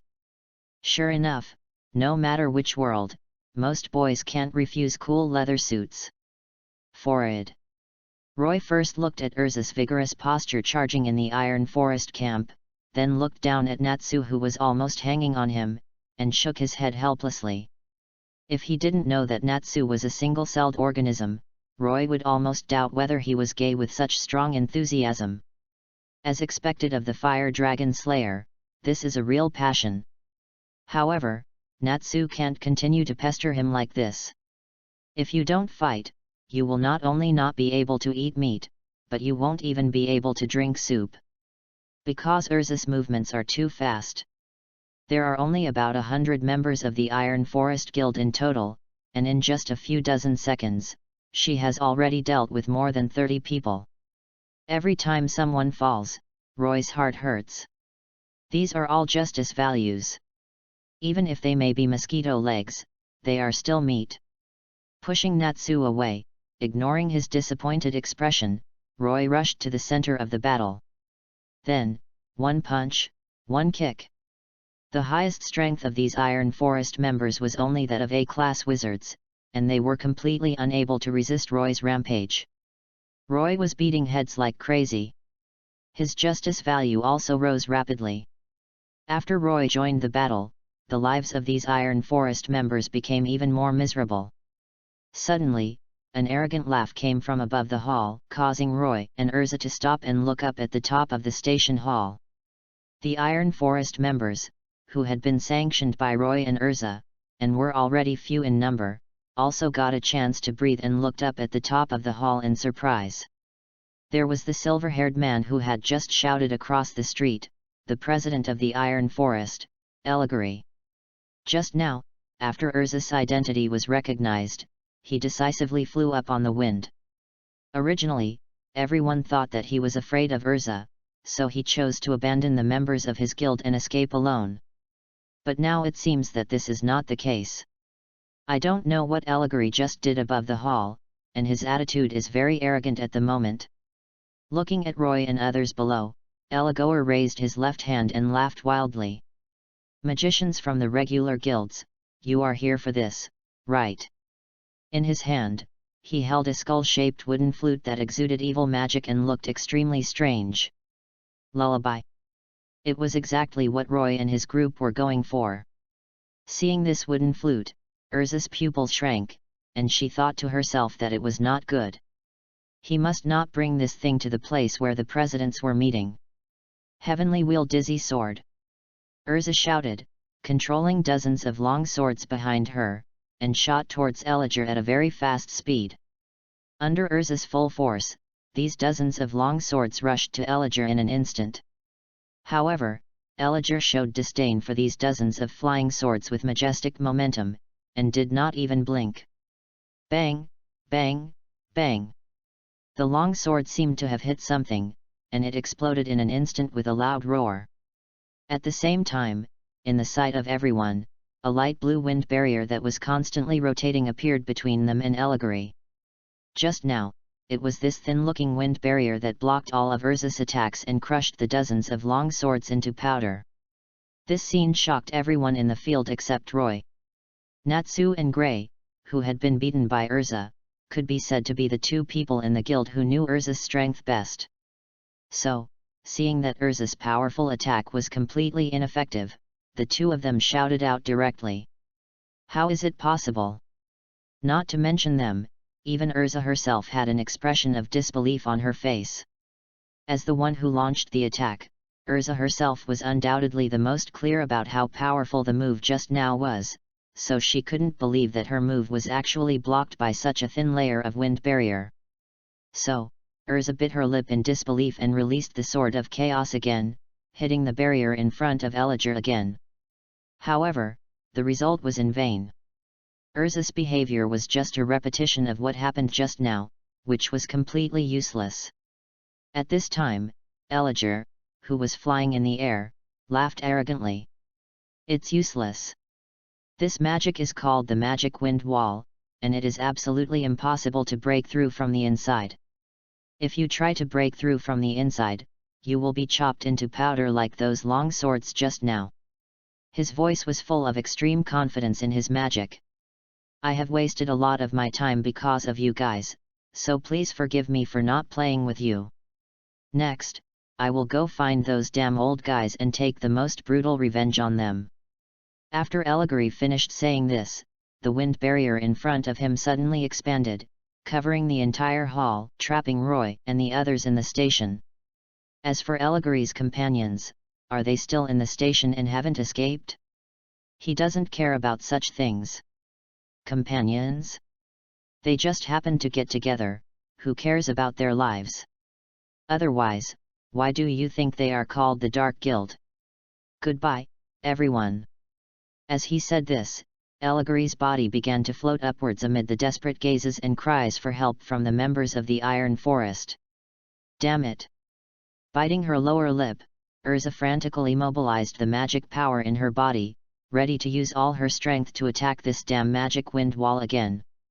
Suddenly, accompanied by the sound of swiping a card, another electronic sound effect rang in the hall. Strike vent! Strike vent! Chapter 26. Hearing this familiar but somewhat different voice, Urza's surging magic power suddenly choked, and her rising momentum calmed down. Urza knew that Roy had taken action. When they first met, Roy killed a top S-class monster with one sword. This time, Urza believed that the small magic wind wall constructed by Allegory would definitely be no problem. So, she put away her momentum. Looking up at Roy, she saw that he was raising his right hand, as if he was ready to catch something. The saber last time seemed to fall from the sky. While thinking about this, Urza suddenly heard a sound similar to glass breaking. Not only her, but everyone in the entire station hall heard it. The sound was so loud that it was deafening. Then, everyone looked in the direction of the sound. After seeing the scene where the sound came from, they were stunned for a moment. At the top of the hall, the magic wind wall constructed by Allegory seemed to have been smashed by something, leaving a huge gap. Through the gap, you can clearly see the clear blue sky outside. Moreover, the edge of the gap is just like broken glass, and the cracks continue to spread to the entire magic wind wall. It seemed like a long time had passed, and it seemed like less than a second. Allegory's magic wind wall fell apart under the action of an unknown external force. Suddenly, there was a dead silence in the station, and you could hear a pin drop. It was said that it must not be broken. How come it suddenly broke? Allegory, were you bragging just now? Among the members of the Iron Forest, some were shocked that Allegory's magic wind wall was broken, and some felt gloating. They knew that since someone in the enemy could destroy the magic wind wall so easily, then this person could also easily get rid of Allegory. Therefore, all kinds of dark thoughts suddenly emerged in the minds of every member of the Iron Forest. Who told you to want to escape alone just now? You locked us up with the enemy and wanted us to attract firepower for you? You pretended before running away? You've been slapped in the face now, right? Stay and play together. You deserve it. In the air, Allegory, who had not yet left, saw that the magic wind wall he had used almost all his strength was shattered like glass. His eyes almost popped out of his sockets, and his jaw almost couldn't close. The slender horse face was full of shock and embarrassment. In his heart, he couldn't believe that someone could destroy his trick so easily. How could the boast I just blew out burst like a bubble? Moreover, when did my magic wind wall become so vulnerable? I didn't even see the trajectory of the opponent's attack. Is this a ghost? This is not right. Allegory was confused. Apart from the reaction of the group in the Iron Forest, on the fairy tale side, except for Urza, who had heard the sound effects of Roy's attack and knew that the rupture of the magic wind wall was caused by Roy. After a brief silence, Lucy, Natsu, and others also realized who had just launched the attack. Therefore, Lucy, Urza, even Natsu, Gray, and Happy all looked at Roy with admiration and praised him. Senior, Roy, you are so awesome.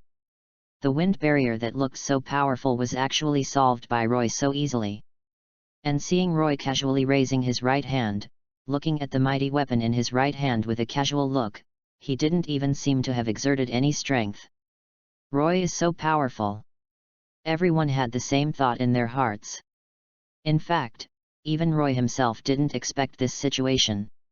It is no exaggeration to say that he really didn't even exert a single bit of strength.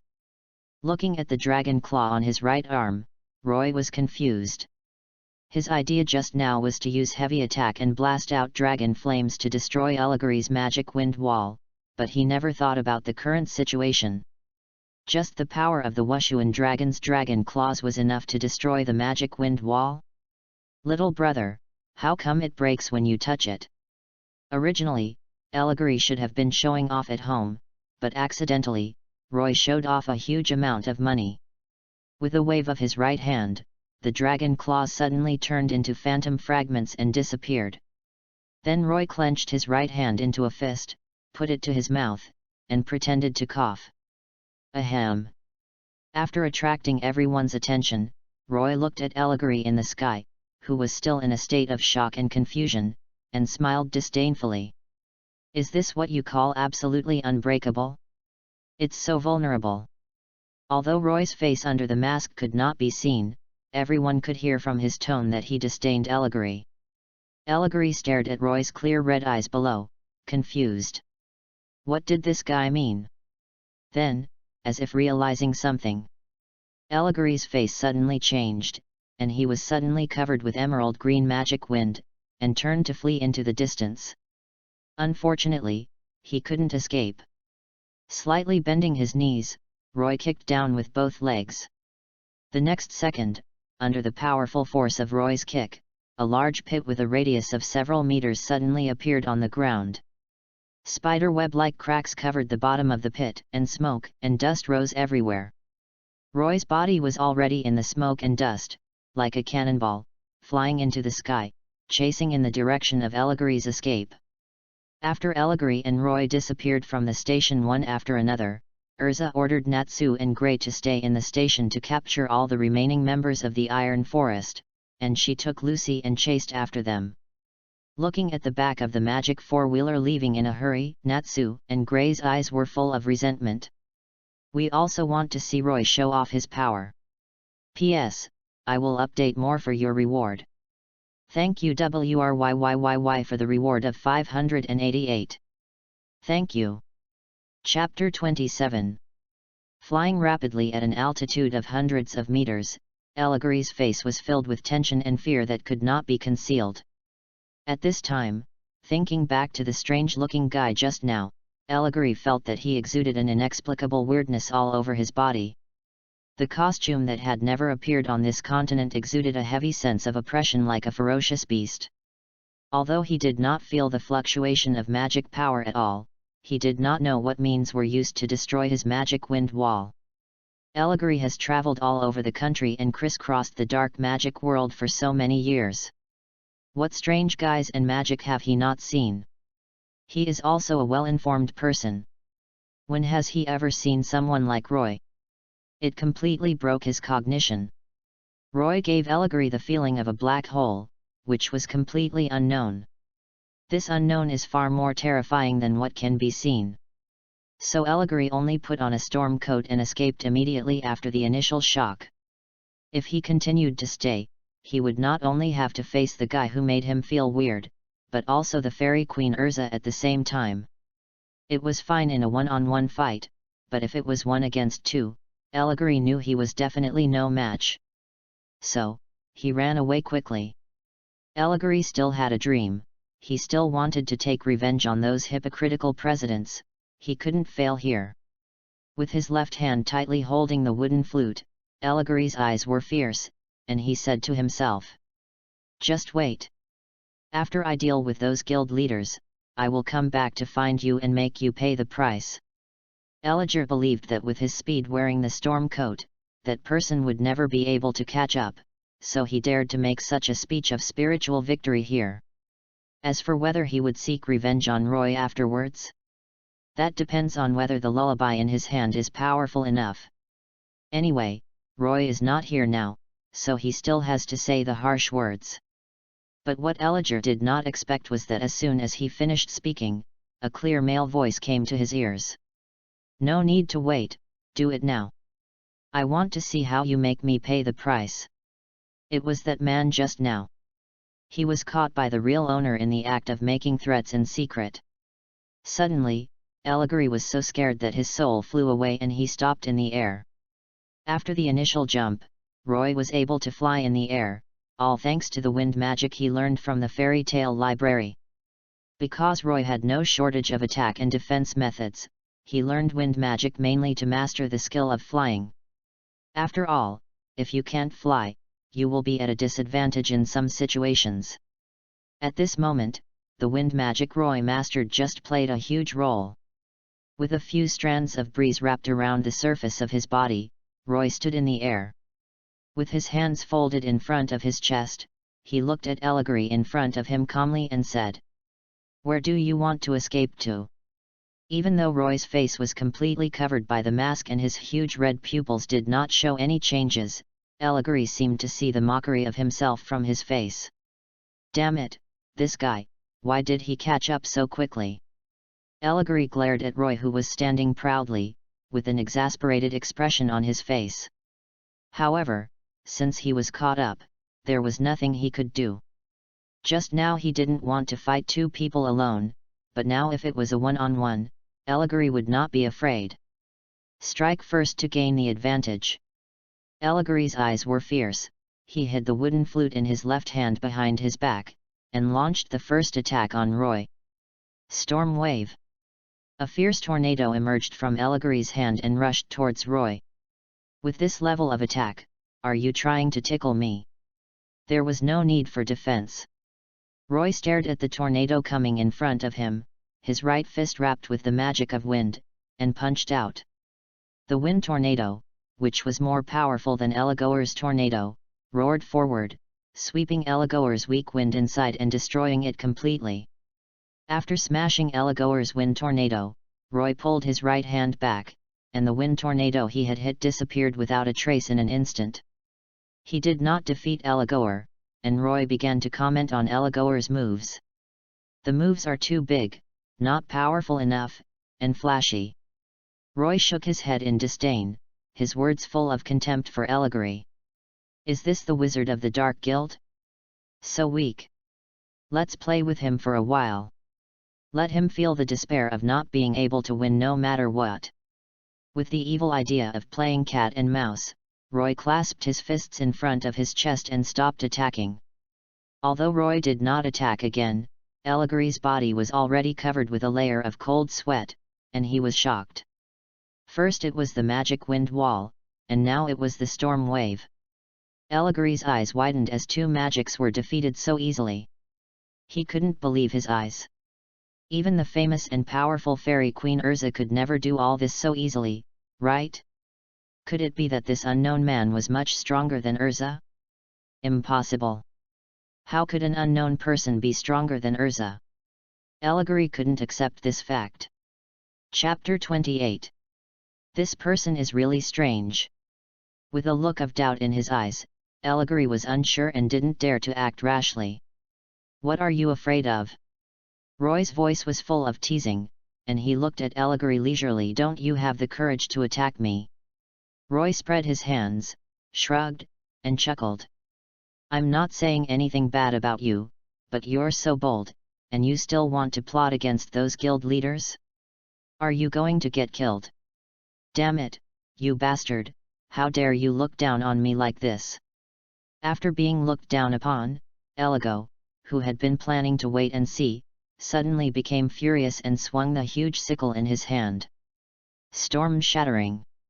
How could he allow Roy to trample on his powerful strength, which he was proud of, and his deep desire for revenge?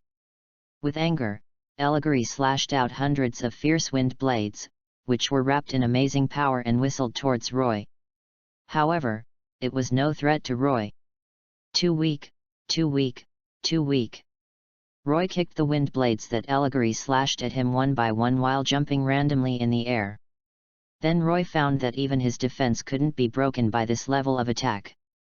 So, after a few kicks, Roy was too lazy to defend himself and let the wind blades cut into his body.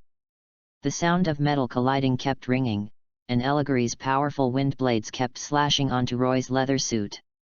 At the moment of collision, the wind blade would be directly turned into powder, and not even a white mark could be left on Roy's leather suit. Facing Elagor's attack that couldn't even tickle him, Roy kept mocking him. Weak strength, unstable mentality, too much suspicion. Everyone has weaknesses, this is normal. But you seem to have too many weaknesses, don't you? With a red face, Elagor felt that he was about to be mad to death. This guy, why is his mouth so poisonous? He wanted to say a few words, but Elagor realized that he could never scold Roy, so he could only give up. Instead, he accumulated magic power and prepared to launch a super powerful attack. Emerald Swift! Elagor shouted in exasperation, using his most powerful magic. Suddenly, several green wind lines emerged from his fingers, as sharp as a blade and as flexible as a whip. Elagor manipulated these wind lines and whipped Roy with a siege, determined to tear Roy into pieces. Especially that broken mouth. It's a pity that Elagor didn't know one thing, that is, except for the protagonist, the louder the others shouted, the weaker their strength. He shouted so loudly, so naturally his strength was extremely weak. In Elagor's ecstatic eyes, his wind lines wrapped around Roy. When he was about to increase his strength, Elagor was stunned. There was no threat at all. Roy just struggled lightly, and Elagor's wind lines collapsed and broke into pieces. Shaking his head, Roy looked at Elagor, whose chin was about to hit his chest, and said, What other tricks do you have? Use them together. I'm in a good mood today, so I'll play with you more. Who wants to play with a monster like you? After coming back to his senses, Eligary cursed inwardly, and a trace of despair emerged in his heart. He couldn't beat him, and he couldn't scold him. What else could he do? Eligary chose to run away. No matter whether he could run away or not, he had to run away anyway. Eligary turned around and disappeared from Roy's sight at a very fast speed. Tisk, it's really boring, this ability to withstand pressure is too weak. Roy curled his lips, and his figure disappeared, chasing after Eligary. You are so weak and timid. If you keep running away, how can you grow in strength? Flying behind Eligary, Roy's voice fell into Eligary's ears. Damn it, I beg you, shut up. Hearing this voice again, Eligary's head was as big as a bucket, and he felt his temples throbbing and his head was about to explode. Eligary used all his magic power to try to get rid of Roy.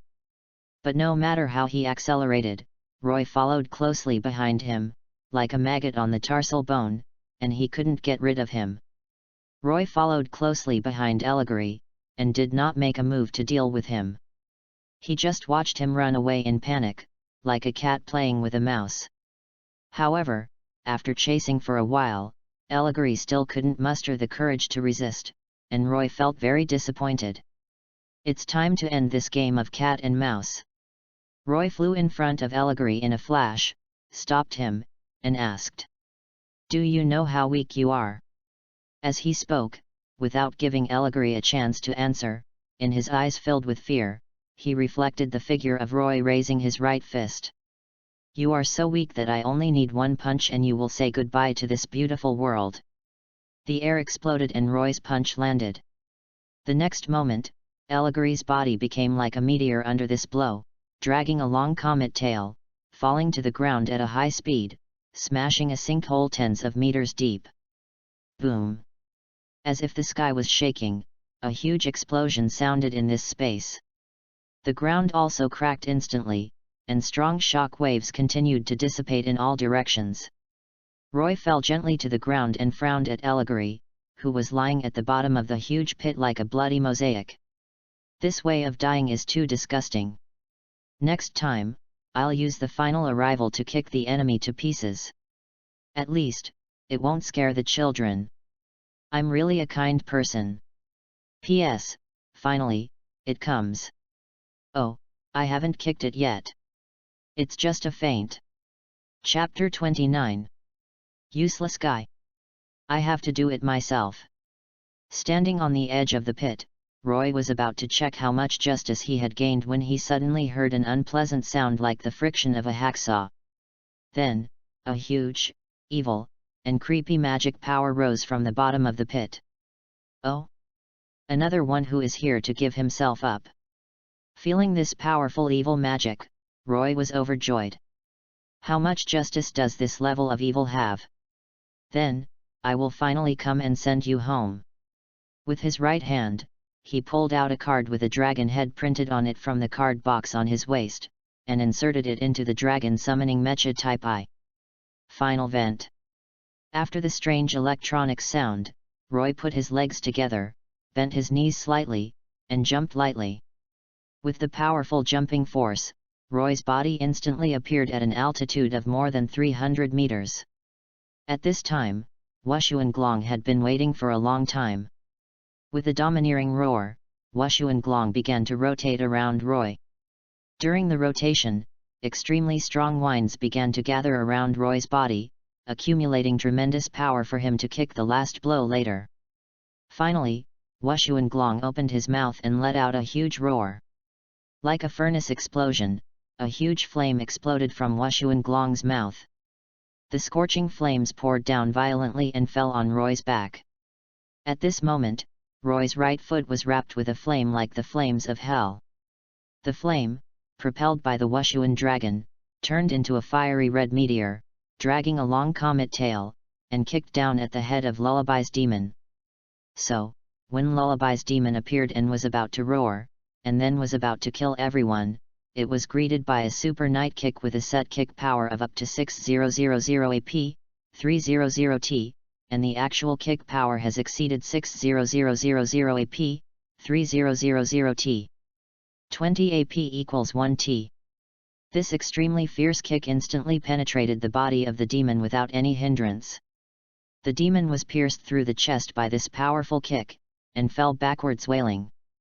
However, before the demon fell to the ground, the huge explosive energy contained in the night kick had already flowed along the demon's magic circuit, flowed to its limbs and ignited all its magic nodes along the way. Finally, Roy landed lightly and shook his hands. At this moment, a huge explosion also exploded behind him. A small mushroom cloud rose on the spot, and the demon's body was completely reduced to ashes in this earth-shaking explosion.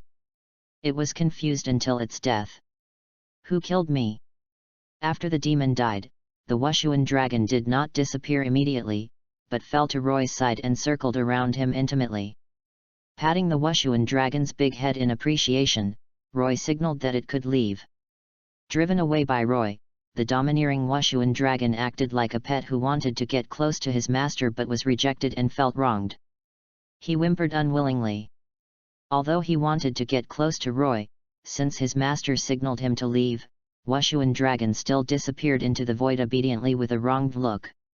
Sensing the grievance of Wushuan dragon when he left, a drop of sweat dripped from Roy's forehead. It's not that I don't want to get close to you, but your size is really too big. Wushuan dragon, which was originally 6.15 meters long, became 61.5 meters long after the data of Dragon Rider was enhanced tenfold. Moreover, as the progress of justice value increased, its size is still gradually growing. With such a huge body, how can you let Roy play with it? Shaking his head, thinking about playing with Wushuan dragon next time he calls it out, Roy put his mind on his system panel. Host, Roy. Current system level, primary, unlock the tenfold increase of the night. Currently unlocked night, Ryaki, Dragon Rider. Dragon Rider justice value progress, 45%, strength bonus 45%. Kill a Dark Guild mage and get 0.3% of your justice points. Kill a Dark Guild mage and get 0.2% of your justice points %. Kill the Dark Guild wizard Allegory and you will be rewarded with 6% of the justice points. Kill the demon lullaby of Zeref's art and you will be rewarded with 10% of the justice points %. Looking at the message log of his justice points today, Roy couldn't help but feel a little happy. After defeating the president of the Iron Forest, Allegory, his men, and the demons of Lullaby, Roy's justice points have reached 45%. There is only a 25% progress point difference from drawing the next night. I really don't know what the next night will draw. Decade, or ZIO. If I can draw these two nights, wouldn't it be equivalent to having the power of all nights? In that case, wouldn't I be able to roam the world at will? Roy clenched his fists, his heart full of expectations. After Roy had this thought, the system, which had been insignificant for some time, suddenly spoke. Dear host, although everything I do is to serve you, I hope you can know one thing. Even if you really win Decade or ZIO, the night power you can use is only the night you have unlocked. If you want to use the power of all nights, please work harder to speed up the progress of unlocking justice points and unlock other related nights as soon as possible. Ah? Is that really the case? After hearing what the system said, Roy was a little disappointed, but not too depressed. It seems that it is impossible to achieve success overnight. After all, you still have to be down to earth. Then, Roy asked the system about other things. The system finally came out once, so he couldn't just let it go. Well, is there anything else? Please tell me. Hello? Are you there? System, are you still here? However, no matter how Roy called out, the system was like dead, and it never made a sound again. After suddenly appearing and pouring cold water on Roy's fantasy, the system disappeared again. This made Roy, who was originally in a good mood, angry with Najgra first and then Elijah, depressed. The justice value in his hand suddenly became unappealing. Chapter 30. Before, because Roy and Elijah flew too fast, Urza lost track of them for a while and could only move forward in a general direction. Fortunately, Urza heard the sound of Roy punching Elijah to the bottom of the pit, and thus determined Roy's position. Then, when rushing towards Roy, Urza and Lucy were surprised to see an ugly demon about 60 to 70 meters tall appear between heaven and earth. While still guessing the identity of this demon, accompanied by the flames rising into the sky and the deafening explosion, its figure had disappeared from Urza and Lucy's sight. After seeing this scene, Urza and Lucy looked at each other and saw the shock in each other's eyes. What's going on with that huge demon and the huge explosion? Was it destroyed by Roy? Although they didn't speak, the two women saw that the others' thoughts were exactly the same as theirs. If Roy had destroyed it, it would be fine. But if not? Urza was worried and increased the magic four-wheeler's power extraction. A steady stream of magic flowed from Urza's body into the power reactor of the magic four-wheeler, and the four-wheeler's speed became faster. When Roy was counting his justice points, Urza finally came with Lucy. Because of the previous sprint speed, when Urza saw Roy standing next to the deep pit, she was relieved, and the magic four-wheeler could no longer stop. With a very fierce momentum, the magic four-wheeler rushed straight into the deep pit. If it flew down at this speed and hit the pit wall, although Urza would not be injured, Lucy might not be. With Lucy's strength, her physical strength could not withstand such a strong impact. Therefore, Urza had a cold face and tried her best to control the speed of the car, trying to slow down the speed of the four-wheeler when rushing down the pit. At least, it could reduce the impact force and hurt Lucy less. Lucy had already closed her eyes and couldn't help but scream. "Senior, save me!" She was just a rookie with B-level strength. She had never experienced any danger in the past. Her psychological quality was indeed a little poor. Therefore, when she encountered danger, Lucy thought of her seniors at the first time. It was enough to show that in Lucy's heart, Roy could give her enough sense of security. Seeing that the magic four-wheeler was about to rush down the pothole, ending up with the car destroyed and Lucy injured, Roy took action. With his toes lightly tapping the ground, Roy appeared in front of the magic four-wheeler in an instant. With a light push of his hands, the steel monster that was just like a beast instantly turned into a well-behaved kitten. Roy stopped the magic four-wheeler steadily. Feeling the vibration under her body subside, Lucy opened her eyes tremblingly. What caught her eye was the heroic red figure with his hands propped up in front of the magic four-wheeler outside the car window. After Roy dealt with Allegory and Lullaby, the rest was very simple. Urza was responsible for putting the members of the Iron Forest in prisons set up by the Magic Council in various regions, while Roy and Lucy returned to Magnolia's home. Although I didn't tell Senior the other day, Senior performed very well at night. But I still want to tell Senior today. Don't come up and peek," Lucy said without turning her head as she walked into the house with her hands behind her back. Before, Lucy had never told Roy not to peek, but today she suddenly said this. "Who would go up to peek at you? With my character, I would never do such a thing, don't worry." Hearing Lucy say this, Roy couldn't help but reply unhappily. "Peek? Am I that kind of person? I always peek openly. How dare you doubt your senior's character? I think you are itchy in the butt." "Oh, really? Who was the first one to put his hand there when they were on a mission together?" Lucy turned and looked at Roy, pointing her slender white index finger at her pink lips, and said with a smile. Her eyes were full of teasing, and Roy blushed, but he still argued. "Who is that person you are talking about?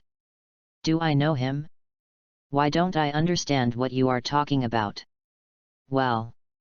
Lucy put her hands behind her back, came close to Roy, raised her head and looked at him with scrutiny. At first, Roy relied on his thick skin and looked at her confidently. However, perhaps because he felt that Lucy's beautiful eyes were too pure, Roy felt a little guilty. Finally, he couldn't help but look away, and his old face flushed slightly. Seeing this, Lucy smiled happily as if she had won a victory, and said with a smile, "Since the senior said so, then it must not be the senior, right? Even if it is the senior, it must not be intentional, right? Ahem, then, can the slip of the hand be considered intentional?" Roy scratched his head to hide his embarrassment. "Then, let you pass. I forgive you, bad senior." Lucy smiled and punched Roy in the chest, then turned and walked towards the stairs. As she walked, Lucy muttered something in her mouth.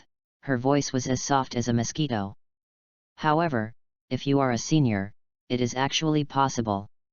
Thinking of the figure who held up the magic four-wheeler during the day and saved herself from injury, Lucy felt her heart soften. Although the senior was sometimes bad, he always showed up in time to save her. Very reliable. "Senior? What are you talking about?"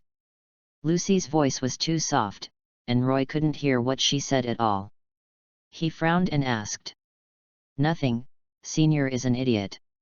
He. Lucy turned around and looked at Roy, who was stunned by her words, and ran up the stairs with a smile. Her flowing golden hair reflected a gorgeous light under the light, extremely beautiful. "This girl, I really don't understand what she's thinking about all day long." After Lucy's back disappeared at the stairs, Roy shook his head unhappily and laughed. Then, Roy also went into his room and prepared to rest. There was no conversation that night. Chapter 31. In the early morning, a piece of news that shocked the whole of Magnolia came out from the Fairy Tale Guild. "I heard that the Fairy Queen is going to duel with the dragon. Go to the theater quickly, or you won't be able to get a good seat if you are late." "Really? This is too exciting. Let's go together." The news spread like wildfire throughout the city. Soon, the entrance to the Fairy Tale Guild was crowded with people. Urza and Natsu stood in an open space, facing each other. Outside the open space were many people who kept making a fuss. "Come on, Queen, I'm your fan, kill that ungrateful guy." "Natsu, don't let me look down on you." Wait, are those two really going to do this?" Roy pushed through the crowd, and Lucy followed him into the arena, asking the people around him for confirmation in disbelief. "Of course I'm serious. How can I be a real man if I don't take it seriously?" The person who answered Lucy was the silver-haired muscle idiot, Elfman, who worshipped manliness first. "Lusa is a girl. Myra taught her brother not to be too rude. It's a female monster." As soon as Elfman said this, Urza's identity as a human was instantly denied. "You are really brave, boy." Noticing the sudden change in Urza's aura in the field, Roy looked at Elfman, who was half a head taller than him, and silently complained. However, Urza still restrained her emotions and did not rush out to teach Elfman a lesson first. Otherwise, the audience outside the field would be beaten before the duel even started, which would definitely make outsiders' reputation for fairy tale worse. "Natsu and Urza, this duel is really interesting. One is almost the strongest man, and the other is recognized as the strongest female wizard. This is definitely a fight between dragons and tigers."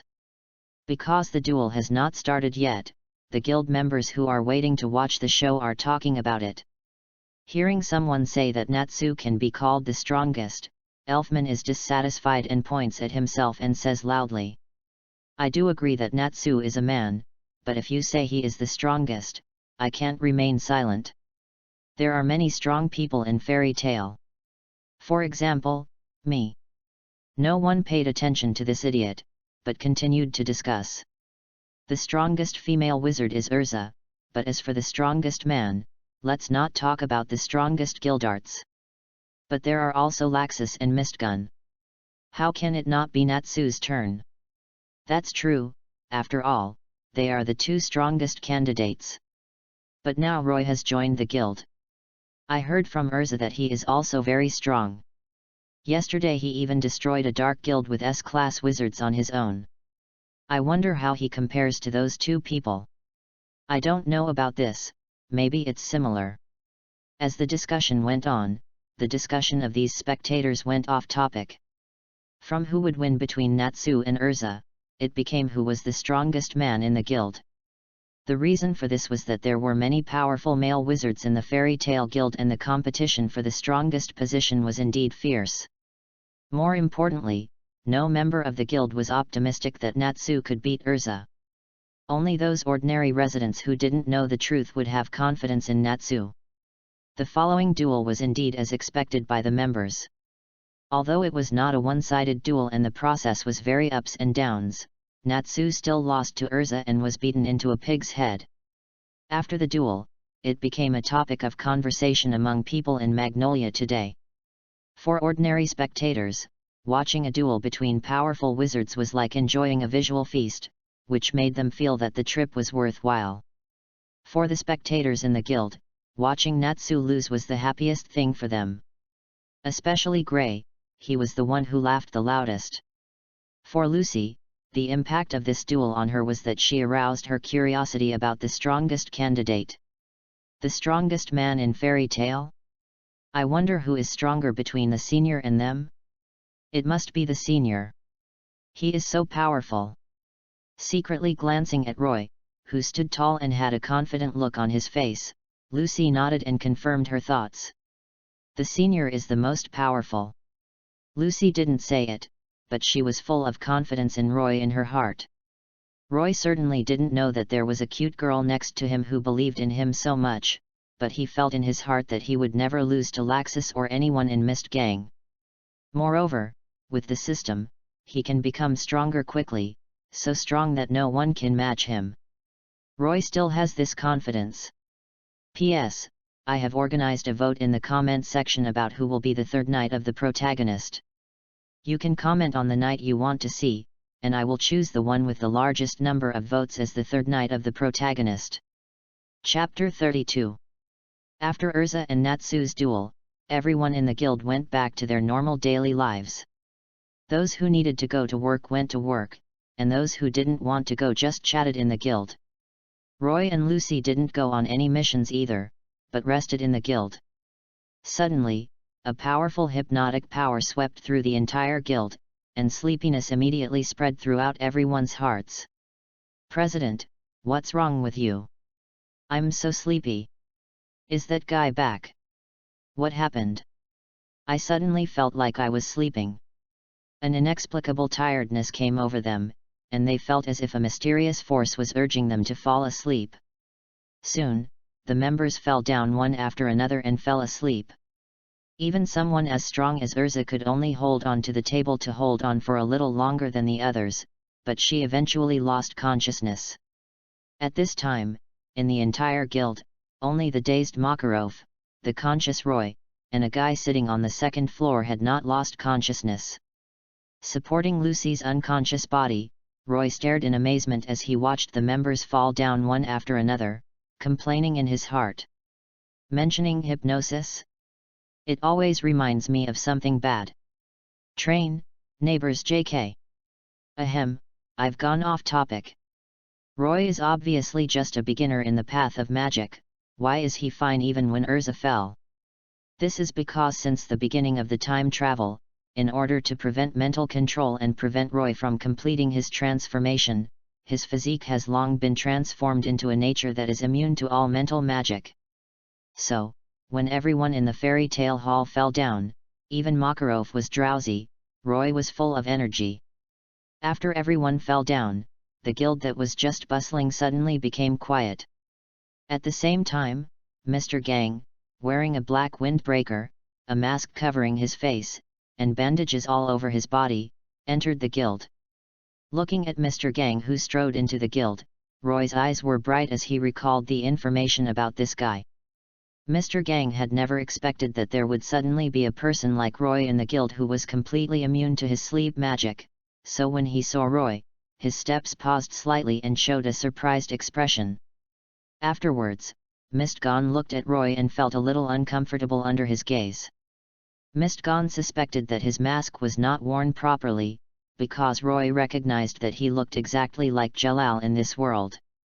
He quickly reached out and touched it, and found that the mask was worn properly on his face.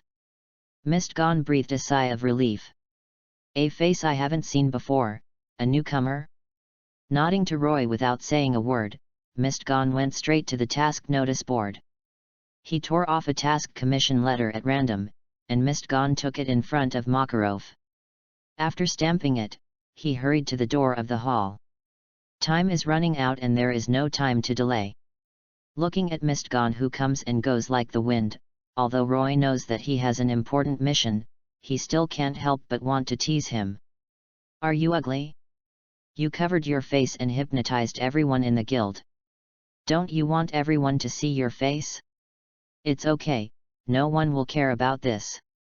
Look at those two guys, Makeo and Wakaba. They look so good, but they are confident in confessing to beautiful girls.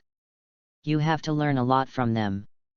When he was about to reach the door, he heard Roy's deliberate teasing and staggered, and almost fell. Looking back at Roy with resentment, Mistgone turned and left. He is not ugly, but to avoid unnecessary trouble. This newcomer is really something. If he was not afraid of trouble, he would definitely show his handsome face and make him look dead. No, this kid is much more handsome than me, and I guess I can't be more handsome than him even if I show it. Forget it, it's a blow to my self-esteem. Thinking of this, Mistgone's figure slowly disappeared from the light and shadow of the gate. Then, everyone in Fairy Tale woke up. My head hurts. I just hit the corner of the table when I fainted. That guy from Mr. Gang hypnotized everyone without even saying hello. Still as powerful magic as ever. There were some minor problems due to the sudden falling asleep, and the members complained. Mr. Gang. One of the strongest candidates mentioned just now? Lucy was stunned when she heard the name after waking up. He was just mentioned in the morning, and now she met him? Although she didn't see what he looked like. Perhaps seeing Lucy's confusion, the gentle waitress Myra introduced her. Mr. Gang is one of the strongest candidates in the guild.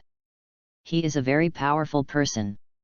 But for some reason, every time he comes to announce something, he will make everyone fall asleep like this, so no one except the president has seen his face. That's not right. I've seen what Mr. Gang looks like before. He's just a little shy and doesn't want you to see him.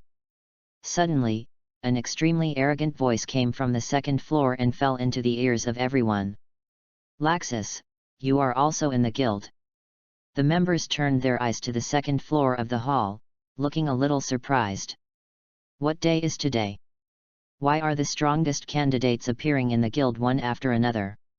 Laxus ignored the greetings of other members, but looked at Roy with interest, his eyes full of interest in him. Moreover, this newcomer just now also saw Mr. Gang's face. He also asked Mr. Gang if he was ugly. Mr. Gang's reaction almost made me laugh out loud. How interesting. Suddenly there is such a strong man in the guild. Finally, it is not so boring. Laxus' eyes were dancing with flames, as if saying such words. P.S. As of this chapter, there are 2 E-bosses, 2 E-brothers, and 2 Lautans. It seems that everyone prefers these charming villains. The voting period ends tomorrow night. We will see then. Falu's 18th anniversary brand upgrade gives back to readers. Top up 100 and get 500 VIP points. Top up now, activity time, August 10th to August 20th. Chapter 33. Hearing Laxus' words, the entire fairy tale hall was like a bomb dropped, and it was instantly detonated. According to Laxus, Roy can also resist Miss Gang's magic.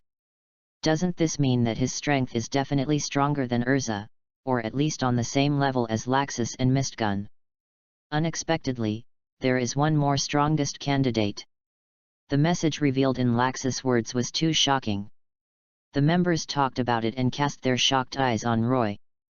Laxus grew up in the guild. Everyone in the guild either watched him grow up or grew up with him. They naturally knew his strong strength. Although Mistgone had only joined the guild for a few years, he was an S-class wizard specially authorized by the president, and his strong strength that made everyone fall asleep every time he returned to the guild was also convincing.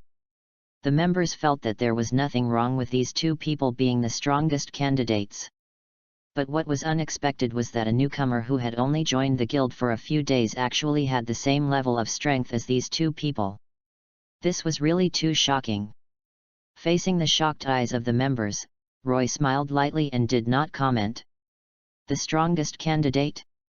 No, he should be the strongest. Roy, who has a 10-fold increase in the Dragon Knight card box, has a 45% bonus to the current justice value progress. The static data after the transformation is already very terrifying. A punch force of 145 tons and a kick force of 290 tons. If those powerful cards are added, Roy's ability to exert strength far exceeds what this data can reflect. Roy does not know how strong Laxus is, but he thinks it is impossible for him to exceed Roy's current strength. Even if Laxus's dragon-slaying magic may be a little troublesome, Roy is absolutely confident that he can win if he really fights. And Mr. Gang? That guy can never be Roy's opponent. Roy, who has a completely immune system to mental magic, is simply the natural enemy of mental magicians like Mr. Gang. His magic can't have any effect on Roy at all. Moreover, as an Adrician, Mr. Gang has almost no magic in his body. In other words, Mr. Gang's body is even weaker than Roy, who has just started practicing magic. He is almost the same as an ordinary person. Roy can even knock Mr. Gang down without transforming. In this comparison, Roy has a higher level of strength than Laxus and Mr. Gang. So Roy did not agree with the title of the strongest candidate. However, Roy was too lazy to explain to everyone. Because it was too troublesome, he couldn't just beat Laxus up right away, right? There was no benefit, so Roy was too lazy to do it. So, Roy could only smile faintly to face the eyes of everyone. In the eyes of everyone, Roy's smile seemed full of confidence and very unfathomable. They felt that this was Roy's affirmation that he had the strength to rival Laxus and Mr. Gang. So, the members were shocked again. Seeing the members gasping in shock, Roy couldn't help but complain about them. Are you guys shocked? You're just shocked every day. Why don't you do something serious? After hearing Roy's complaints, the members came back to their senses, showing curious eyes, ready to ask Roy some questions they really wanted to know. At this moment, a guy who smelled the scent of a strong man woke up. Just now, after everyone woke up, only Natsu was still lying on the ground, snoring. Even the members' heated discussions could not wake him up. Seeing how soundly he slept, his sleep quality must be very good. However, just as the members were about to surround Roy, Natsu woke up at the right time. Not having heard Roy's powerful words, he set his sights on Laxus. Laxus, come and fight me. Natsu jumped up from the ground, pointed at Laxus with one hand, and his face was full of fighting spirit and vitality. Oh! Leaning over the railing, with his right hand supporting his chin, Laxus looked at Natsu teasingly. Then come up. I'll fight you when you get to the second floor. That's just what I want. Natsu shouted, with the arrogant smile on his face, and rushed directly to the second floor. At this time, Makarov, who seemed to have been dozing off from the beginning, didn't even raise his head, and his giant fist instantly knocked Natsu to the ground. I don't allow you to go up to the second floor, you are not qualified. After seeing Natsu being beaten by Makarov, Laxus laughed arrogantly. Did you learn a lesson? If you want to challenge me, it's still 100 years too early. Laxus, you've said enough. Stop talking. Tisk, so boring. Hearing Makarov scolding, Laxus sneered and turned away from looking at Makarov. Then, he turned his gaze to Roy and said very arrogantly, newcomer, your name is Roy, right? Remember, my name is Laxus. I hope you won't make me feel boring like these weaklings. As soon as the words fell, before Roy could answer, the sound of thunder echoed in the hall, and Laxus turned into a flash of lightning and disappeared. Still so hard to approach. Laxus. Damn it. If I could beat him, I would have beaten him into a pig's head. What a rampant guy. This kind of harsh words can only be said behind Laxus' back. If Laxus hears it, you will definitely be the one who turns into a pig's head. Isn't this what I'm talking about after he left? Hee. What? What an arrogant person. He actually spoke rudely to his senior like this, so arrogant. Listening to the members' discussions and thinking of Laxus's performance just now, Lucy puffed her cheeks and thought angrily. She had a very bad impression of Laxus. P.S. I was thinking whether I should create a work-related content to release the night's data so that everyone can see the strength intuitively. Chapter 34. That guy is such a cocky person. Too arrogant. Lucy lowered her head and grumbled, her face full of dissatisfaction. He has the capital to be arrogant. If you don't like him, you can beat him up. Looking at Lucy, who was still mumbling in his arms after waking up, Roy couldn't help but smile and touch her head, teasing her. What? I'm only saying this to save your face. It really hurts me. How can I possibly beat a monster like that? Hearing Roy's words, Lucy looked up and looked at Roy with dissatisfaction. Sorry, it's my fault. But how long are you going to stay in my arms? I don't mind, but everyone is looking at me. At this time, Lucy realized that her posture was very wrong. Leaning in Roy's arms, with her hands wrapped around his waist. They looked like a couple cuddling together. No wonder everyone looked at her with such meaningful eyes. Lucy felt like she was electrocuted and quickly left Roy's arms. Her pretty face was also stained with a blush, which was very beautiful. Having an affair. Habby covered his mouth, rolled up his tongue and complained about Lucy, his eyes curved and he smiled like a joke. Ah! It's bad enough that I was misunderstood by everyone in the guild, but I was even complained about by a cat. I'm not a human anymore. Lucy screamed in her heart, and she lay on the table, covering her face with one hand, not wanting to see anyone. Seeing Lucy like this, everyone in the guild laughed, and the hall was filled with a happy atmosphere. Hearing everyone's laughter, Lucy felt even more ashamed and angry. Stinky senior, bad senior, you made me look bad. Lucy kept muttering in her heart.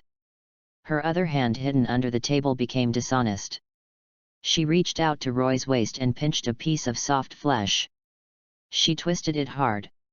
At night, when Roy was about to fall asleep, he heard a strange noise in the living room. A mouse? Or a thief? He stood up from the bed and strode to the bedroom door. He suddenly opened his bedroom door. Then he saw the single-celled idiot and the blue cat who broke into the house. Natsu and Happy. Looking at Roy, who was looking at him speechlessly at the bedroom door, Natsu grinned, showing his big white teeth, and laughed carelessly. Hey, it's Rossi. I'm here to do a mission with you and Louis. I didn't feel like I was trespassing and disturbing someone's sleep. How can you come to find someone to do a mission so late at night? Also, my name is Roy, and Lucy's name is Lucy. Roy touched his forehead, indicating that he was a little bit unable to deal with a single-celled organism like Natsu. If it wasn't a character in a hot-blooded comic, he would have been arrested in real life. Well. Don't worry about these details. Natsu didn't apologize for calling Roy and Lucy's names wrong, and he still smiled heartlessly.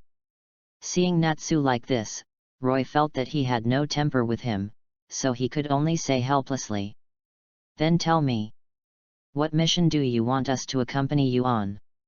Seeing that Roy seemed to have agreed, Natsu immediately showed an excited expression, took out the mission commission he had just stolen from the second floor of the guild, and prepared to introduce him to it. Bad senior, who are you talking to? Suddenly, Lucy's voice came from the stairwell, interrupting Natsu. Then, wearing long-sleeved pajamas and covering herself tightly, Lucy appeared at the stairwell with sleepy eyes, looking up at the living room. When she saw a certain idiot with cherry blossom-colored hair, her expression suddenly became stunned. Natsu. Devil's Island? The reward is 7 million gold coins and a key to the zodiac. Holding the power of attorney stolen by Natsu, Lucy's expression became extremely excited, and the sleepiness just now completely disappeared. Her eyes suddenly turned into the appearance of money. Lucy jumped up and down beside Roy, shouting excitedly. Senior, let's do this mission. Under the temptation of generous rewards, Lucy forgot the fact that this mission was stolen by Natsu and became a little money grubber.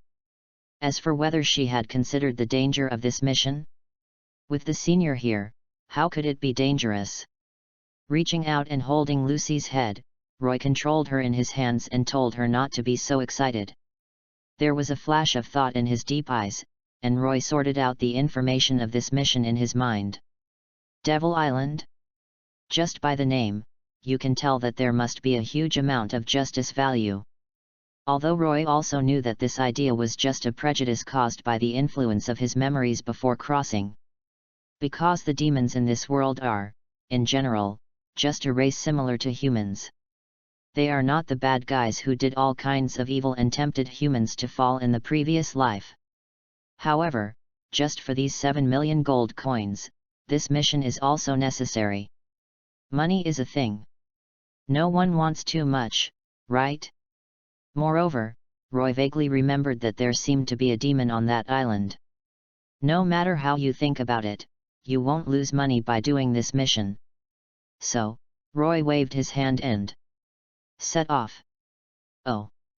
X3. P.S. How did a 7 sneak in?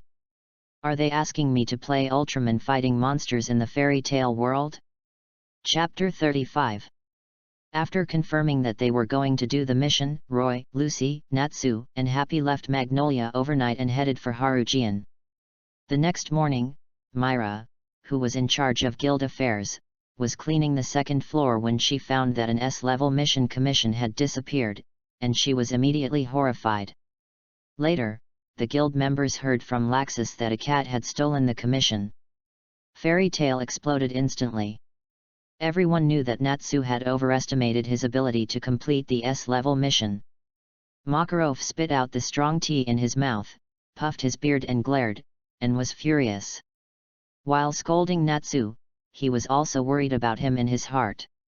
That was an S-level mission. Only S-level wizards are qualified to accept it, and even if an S-level wizard does it, if he makes a mistake in judgment at a certain moment, it will lead to the loss of his life. It is an extremely difficult mission. Because you must be prepared to die in battle, generally speaking, no wizard will try to challenge a higher level. Unexpectedly, there is really an ignorant fool who would steal the S-level power of attorney, which is equivalent to a death notice. So Makarov asked Laxus to bring Natsu back, but Laxus refused. There are no wizards in this guild who need help to clean up their messes. These were what Makarov said when he rejected Romeo's request to have someone rescue his father. Laxus handed them to Makarov intactly. Not only that, Laxus also asked Makarov to kick Natsu out of the guild on the grounds that Natsu had violated the rules of the guild. Makarov was so angry at his rebellious grandson that his face turned blue and he couldn't say a word. When Makarov was worried, Gray volunteered. With the idea of letting Gray give it a try, Makarov asked him to chase Natsu first. Then he quickly contacted Urza, who was out on a mission yesterday, hoping that she would bring Natsu and Happy back. When everyone in the guild was anxious, someone suddenly shouted. Roy and Lucy didn't come to the guild either. Did the two of them also go with Natsu to do the S-rank mission? In this case, I feel more at ease. With Roy by my side, there will be no problem with his strength. In order to verify this, Makarov quickly sent people to Roy and Lucy's home and found that they were not at home. Suddenly, everyone in the guild breathed a sigh of relief. With Roy around, Natsu would definitely be fine. He is such a worrying guy, I must teach him a lesson when I get back.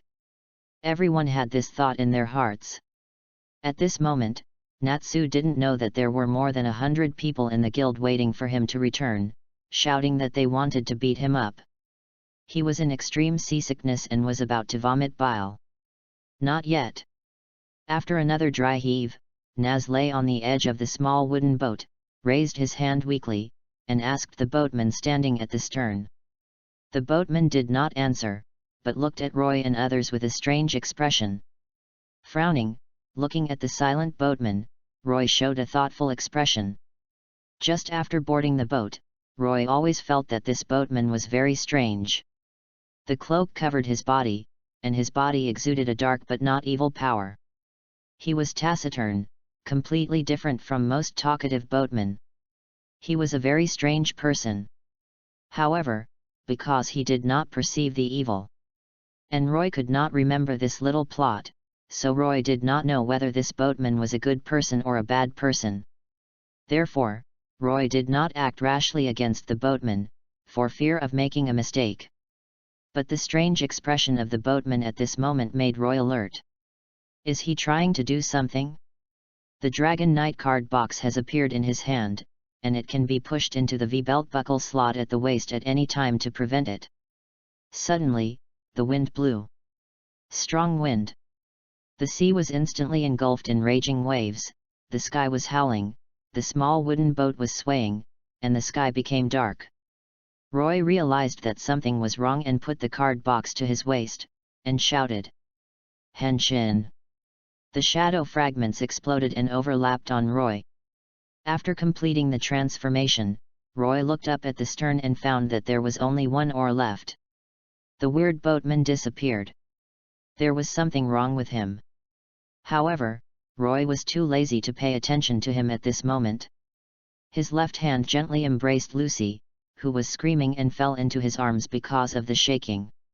His right hand roughly lifted up the half-dead Natsu and told Happy to hold Natsu tightly. Not caring about his differential treatment, Roy took the two people and the cat and jumped into the water. At this time, the howling wind in the sky was too strong and not suitable for flying. Although there were also raging waves in the water, this was Roy's safe zone. The law that Kamen Rider is insoluble in water. Although it was just a joke, it was applicable at this moment. Like a flexible fish, Roy took Lucy and Natsu to a small island that he had just seen when he was on the boat. Their target location was Garna Island, known as Devil's Island. Chapter 36. Cough cough cough. Lucy woke up from her coma, coughing non-stop. Her memory was still stuck at the time when the sky and the earth changed color, and Roy took her, Natsu and Happy into the water. Then, she seemed to be drowning and fainted. Suddenly, Lucy heard the familiar clear male voice, and he smiled and teased. "Wake up! If you don't wake up, I'm going to give you artificial respiration." Lucy patted her head, which was a little uncomfortable, and sat up. What she saw was Roy's handsome face with a bright smile and a hint of ridicule. Artificial respiration? Her face flushed slightly, and then turned pale again. Lucy blinked and smiled playfully. "Fortunately, I woke up, otherwise I would have been taken advantage of by my senior while I was unconscious. That would have been too much of a loss." I don't know if the loss she was talking about was the fact that Roy was breathing on her mouth, or that she didn't feel it in her dream. The two of them looked at each other, and the atmosphere suddenly became warm. At this time, Natsu, the guy who didn't understand romance, jumped out. "Now that Lucy is awake, let's set off quickly. I can't wait. S-rank mission." Waving a wooden stick that he picked up from somewhere, Natsu yelled. Glancing at Natsu unhappily, Lucy stood up angrily. Suddenly, a warm big hand was placed on her head, stroking her golden hair. She raised her head with some effort and saw Roy's brilliant smile. Suddenly, all the anger in her heart disappeared. According to the location given in the mission letter, Roy and his two companions went to a small village to meet with the mission client. At this moment, Gray also boarded the wooden boat to Garna Island. The boatman was the same boatman who had taken Roy and his companions to Garna Island and disappeared halfway. After Roy and his team learned about the specific requirements of the mission, everyone felt amused. According to the village chief, they were all normal humans. But starting from one day 3 years ago, the moon suddenly turned purple, and they became half human and half demons when exposed to the purple moonlight. So, the village chief, on behalf of the villagers, asked Roy and his team to destroy the moon. Hearing this outrageous mission requirement, Roy and Lucy complained at the same time. What did the moon do wrong? However, Roy certainly would not agree to the village chief's request.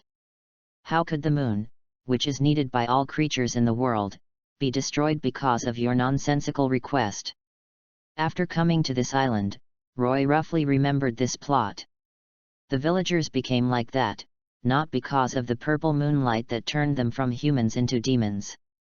It was because they were demons themselves, and they had memory confusion under the purple moonlight, thinking they were human. The purple moonlight was produced because someone performed a mysterious ritual on this island, which condensed a thin film on the island. Roy felt this after landing on the island.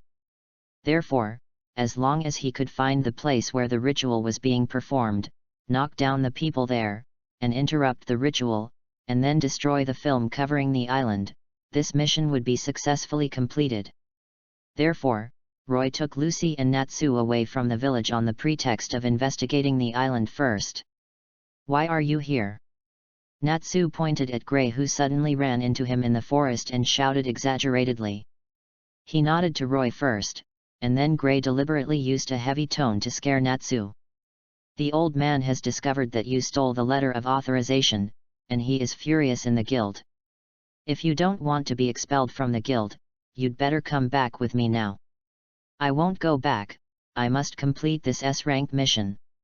Although he was a little scared, Natsu still looked stubborn and said he would not go back no matter what.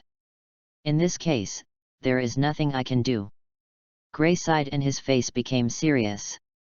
He put his fists together and took a fighting stance. Seeing Gray like this, Natsu's body also tensed up and his face became serious. Suddenly, Gray took off his clothes. "I can only help you complete this mission." Gray's sudden antics made Roy and the other three fall down. Especially Natsu, who was so tense that he moved the moment Gray reached out to take off his clothes, ready to rush over and knock Gray down. As a result, Gray's attitude took a 180-degree turn, which made Natsu unable to control his body for a while and fell flat on his face. "Damn it, Gray! Are you kidding me on purpose?" Listening to Natsu's scolding and looking at his prone state, everyone laughed happily. In an abandoned temple on the island, a short, skinny man wearing a ghost mask was looking at the image reflected in the crystal ball in his hand and laughed. "You've come to this island too? Things are getting more and more interesting. Gray. I'm really looking forward to seeing you two brothers meet. That must be fun. P.S. I am still sorting out the following plot, this is just a transitional chapter. It seems that not many people are reading books in the afternoon." Chapter 37. After meeting Gray, Roy and his team searched on Garna Island, trying to find the place where the mysterious ceremony was held. Soon, they found an abandoned temple in the center of the island. Because it was a ceremony to collect the power of the moon, there was no one outside the temple in broad daylight. Walking in the passage, everyone felt a bone-chilling chill coming from the deepest part of the temple. Feeling this chill, Roy was fine, as he was able to resist it with his improved strength. But Lucy couldn't help shivering and leaned towards Roy, seeking warmth. As a fire wizard, Natsu hated the chill, but he didn't feel any discomfort in his body. This is because he has boiling blood like magma in his body, which makes him feel no cold at all. As for Gray, as an ice wizard, he would not feel cold at all. However, Gray frowned at this moment, feeling this familiar chill, and a bad feeling appeared in his heart for no reason. But he didn't say anything, just followed Roy and the others and walked towards the deepest part of the temple. At the deepest part of the temple, there was an enormous piece of blue ice. The bone-chilling cold that Roy and the others felt really emanated from this piece of ice. In the ice, there was a huge blurry shadow, like an evil ghost. At this moment, several people were standing in front of this piece of ice that seemed to have not melted for thousands of years. A man in a coat with a half-covered helmet on his head. Next to him stood a short, hunchbacked old man wearing a ghost mask. Behind the two of them was a woman with pink twin ponytails, a dwarf in a martial arts uniform, and a dog-headed man with a dog's head. Looking at the magic circle above the ice that was constantly operating and continuously producing moondrops, the masked old man respectfully said to the helmeted man next to him, "Lord Lingdi, it will take less than half an hour to completely melt the absolute ice. Your long-cherished wish will be fulfilled today." The helmeted man called Lord Lingdi ignored the masked old man, but stared at the ice in front of him with a hint of fanaticism. Seeing the other party's attitude, the masked old man curled his lips in disdain and thought to himself, "I called you Lord Zero Emperor twice, do you really take yourself seriously? If I didn't want to see the disciples of that guy you destroy the things she sacrificed her life to leave behind, I could easily kill 100 guys like you." Yes, this masked old man is actually Arusha in disguise. 3 years ago, she dressed up like this and bewitched Leo, the so-called Zero Emperor, to transport the huge ice that sealed Deliora from the northern continent here. Then she gathered people and held a ceremony every night to collect a product called moondrops to melt the layer of ice covering Deliora's body. Arusha's purpose is very simple, she just wants to blaspheme the efforts that you had made to sacrifice her life to protect her disciples. Isn't it a pleasant thing for Uru's disciples to destroy the things she sacrificed her life to leave behind? This is Arusha's revenge on her mother Uru. If things go according to normal progress, Deliora will take 3 days to break the seal. According to Arusha's original plan, she would watch Leo trample on Uru's efforts in 3 days, and then get rid of Leo herself. But what she didn't expect was that Gray, another disciple of Uru, actually came to the island today. This made Arusha temporarily change her plan and choose to use her magic to speed up the unsealing of Deliora. Arusha wanted Leo and Gray to meet when Deliora was unsealed. In this way, the two disciples that Uru fought so hard to protect, Leo and Gray, and Deliora who made her fight so hard will compete on the same stage later. What other scene could be more blasphemous to Uru's efforts than this? Thinking of this scene, Arusha couldn't help but want to laugh out loud. Deliora is one of the demons in the Book of Ziref. 10 years ago, when Deliora was wreaking havoc on the northern road, she was sealed by a powerful ice wizard who used a forbidden spell called Absolute Ice Purity at the cost of his life. The name of the ice wizard was Uru, a beautiful and strong female wizard. In order to protect the smiles and lives of her disciples, hoping that her disciples could grow up with smiles, she gave her own life and sealed the darkness in her disciples' hearts. But today, Uru's efforts are about to be blasphemed. Moreover, the person who blasphemed is one of her disciples, and the daughter she had been thinking about before her death. P.S. I was called by my boss to drive for a higher-ranking boss at around 7 o'clock. I didn't come back until around 10 o'clock. I took a shower and started writing. Because I was a little impatient and afraid of being criticized for my poor writing, I deleted and revised nearly 1,000 words in this chapter. As a result, it still feels very poor, and I don't even have the same reading feeling as before the deletion and revision. I'm so sorry. The next chapter will be quick.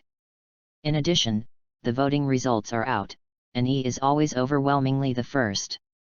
How can I show off with such abnormal basic data? Chapter 38. As Arusha expected, after Roy and his party entered the hall and saw Deliora sealed in ice, Gray's emotions exploded. He first exchanged verbal attacks with Leo, and then when neither could win, the two started fighting. Just before Deliora was unsealed, 2 of Uru's disciples killed each other. This made Arusha, who had just retreated to the dark and hid beside a 7 or 8 meter thick load-bearing pillar, feel extremely happy. Did you see it? Uru. This is the good disciple you protected with your life after you abandoned me. The face under the mask gradually twisted, and Arusha felt happy, but a hint of madness also appeared in her eyes. Suddenly, Arusha saw a tall figure walking towards her. With her height after she turned into a dwarf, she had to raise her head with great effort to see the face of this tall figure. What does this guy want to do? Arusha was a little surprised when she recognized Roy as the one who came here with Gray and the others. In her perception, although the man in front of her was tall, he did not have much magic power in his body. Compared to her, he was just a bean sprout and could be easily killed. Arusha really didn't understand why this man dared to take the initiative to find her. However, her curiosity still prompted her to ask, "Who are you?" Hearing this hoarse and unpleasant voice, Roy couldn't help but frown at the dwarf in front of him wearing a ghost mask. According to his memory, this guy seemed to be a girl in disguise, right? The magic in this world is really magical. It can achieve such a perfect disguise. However, this is not important. He will not be unable to do it just because the other party is a woman. Rather, the other party's current hideous image can make Roy's fist more powerful. Are you asking my name? The Dragon Knight card box appeared in Roy's hand, flashing in front of Arusha's eyes, with a faint smile on his face. I'm just a Kamen rider passing by. Hearing Roy's words, Arusha frowned and looked at Roy with hesitation, feeling confused. This guy, what's going on? Just now, Arusha felt that no one in the field was her opponent, so she arrogantly stood in the dark instead of running to other places to watch the situation here through the crystal ball. She wanted to see Gray and Leo kill each other with her own eyes. But now, looking at the obviously weak Roy in front of her, Arusha's heart jumped for no reason, and she had a bad feeling. But she couldn't figure out where this feeling came from. Contribute your justice value. Roy said silently in his heart, pushing the card box to his waist and said in a low voice. Henshin. Roy's hands were casually spread out on both sides of his body, and his posture was extremely arrogant. The next moment, mirror fragments exploded in the void and spun around to cover Roy. A bright light flashed in the huge red eyes, which was extremely dazzling in this dim hall. Then, I'm here to beat you up. Roy said this, and he moved like a dragon.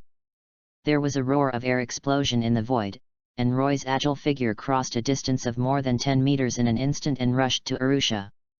He swung his fist and landed. Bang! Roy's punch broke the 7 or 8 meter thick, extremely hard load-bearing column and sent it flying. The entire hall suddenly exploded with a loud shattering sound and violent vibrations. Feeling the huge noise here, everyone, including Gray and Leo who were fighting each other, looked over with surprised eyes. They saw Roy standing next to the remains of the load-bearing column, maintaining a punching posture. And the skinny dwarf who was not far in front of him, covering his face. Covering her face and feeling the moist and warm feeling in her hands, Arusha's anger gradually rose. Just now, although she dodged Roy's attack at the critical moment after realizing that something was wrong, her cheek was still covered by a strong wind. The mask was cut, and a long wound was cut on the left face, and blood was constantly pouring out of the wound. Although Arusha didn't think she needed to use her beauty to please anyone, the beauty that a woman is proud of was actually destroyed. You bastard, I want you to pay the price. It was no longer the hoarse and unpleasant old male voice just now. In excitement, Arusha restored his original voice. Although some of his voice was broken due to his excitement, he could still hear the original crisp and pleasant voice. Of course, this scene was a bit scary to Lucy and the others. A skinny and short man actually made such a nice female voice? Suddenly, everyone felt extremely disgusted and shivered involuntarily, with goosebumps all over the floor. The eyes looking at Arusha also became extremely disgusted and disgusted. Feeling the gazes of Lucy and the others, this made Arusha even more angry, and her hatred for Roy in her heart became deeper. With a wave of her right hand, the effect of the transformation magic gradually disappeared, and Arusha returned to her original appearance. Today, she must let Roy know the consequences of provoking her. Chapter 39. The light of the magic circle flashed, and Arusha's true face was revealed to everyone. Her long black hair with bangs like a waterfall, casually draped over her shoulders, made her already smooth and beautiful face even whiter. The one-piece white dress that did not reach the knees exposed her fair arms and thighs to the air. With the embellishment of a beige corset, her slender waist was outlined, which could be held in one hand. The girl who appeared in front of everyone at this moment had an incomparable and moving beauty. The moment this beautiful girl appeared, Gray and Leo's eyes were as if attracted by a magnet, firmly locked on her. It was not because of lust, but because this face meant a lot to them and had an incomparable position in their hearts. The face that they had almost never forgotten in the past 10 years appeared before their eyes as if it had crossed time and space. "You are you."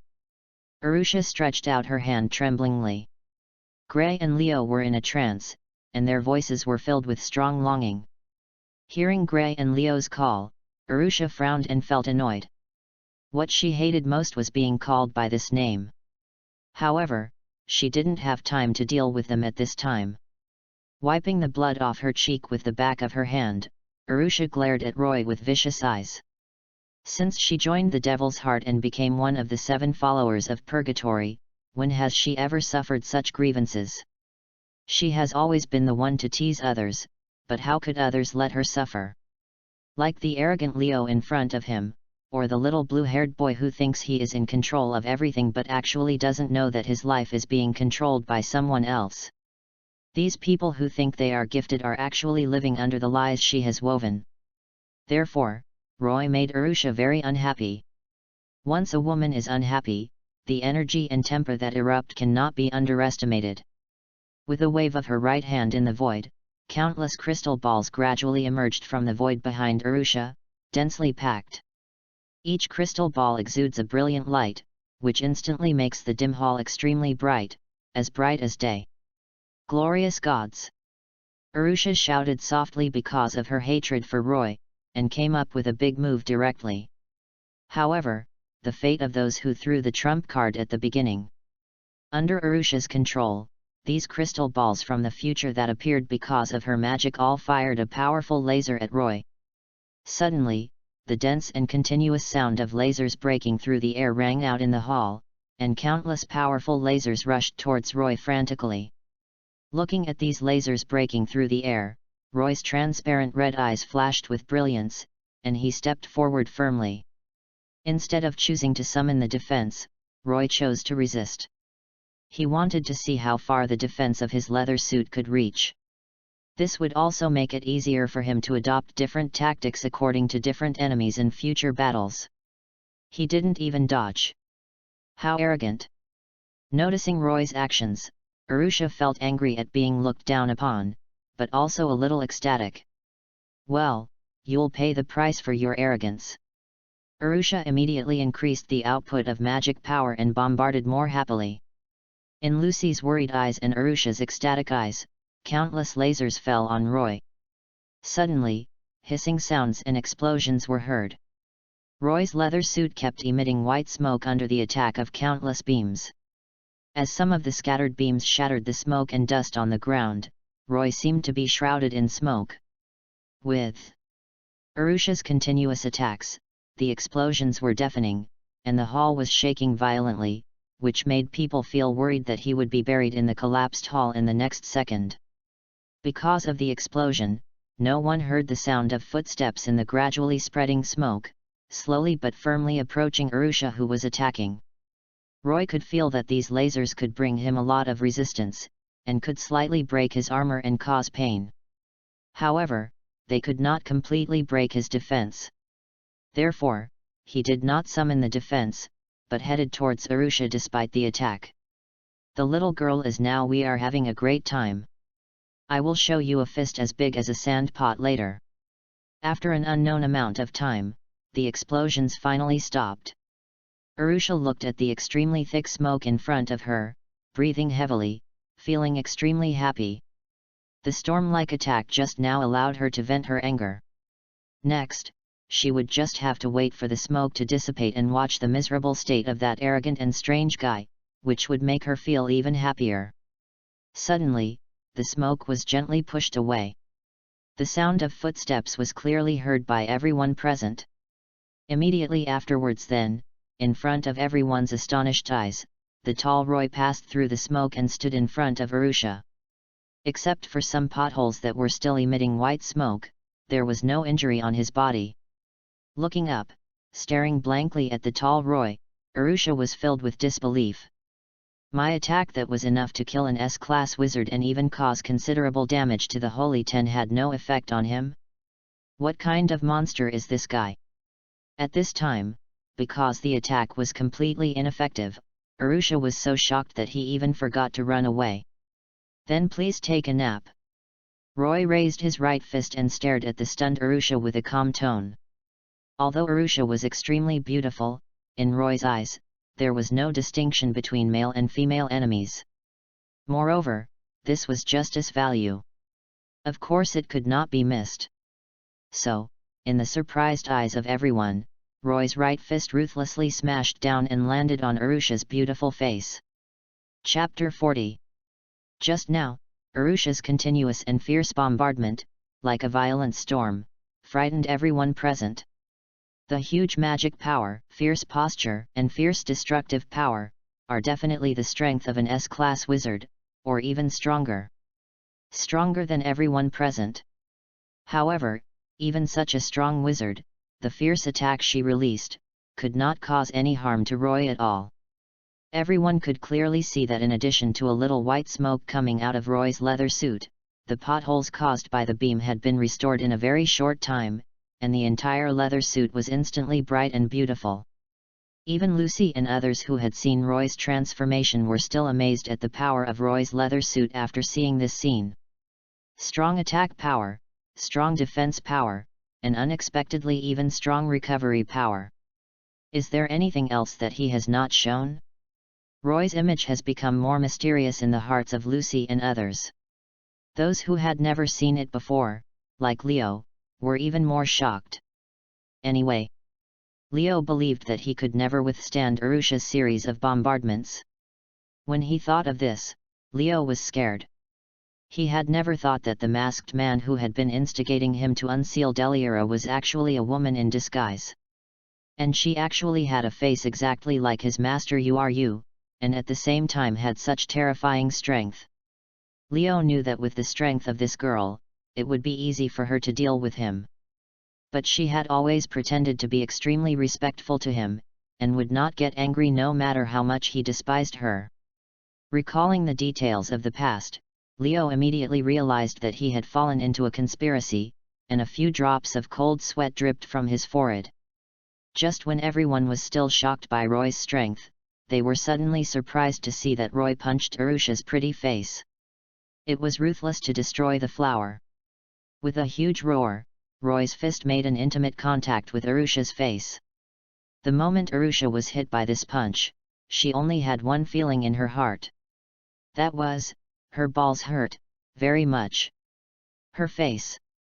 Then, Arusha's face began to vibrate, and the violent vibration quickly spread to her brain, making her feel black in front of her eyes and her brain was in chaos. Bang! After being hit by Roy's punch, Arusha's body suddenly spun and flew out, rumbling and breaking 5 or 6 thick load-bearing pillars in succession, and then plunged into the wall and fainted. Defeat Arusha, one of the 7 followers of the Dark Guild Devil's Heart Purgatory, and receive Justice Point progress 7%. Only 7% progress of justice value? When Roy saw this message log, he couldn't believe it. How did the system judge it? Why was the progress of justice value after defeating Arusha only 1% more than Elijah? Could it be because she was just knocked down, not killed? Or it could be because the system judged that Arusha's evil value was not high. Looking at Arusha embedded in the wall again, Roy nodded thoughtfully. Okay. We don't know whether her evil value is high or not, but her justice is indeed quite great. When he was about to turn around to deal with Deliora who was about to be unsealed, the voice of the system suddenly rang again.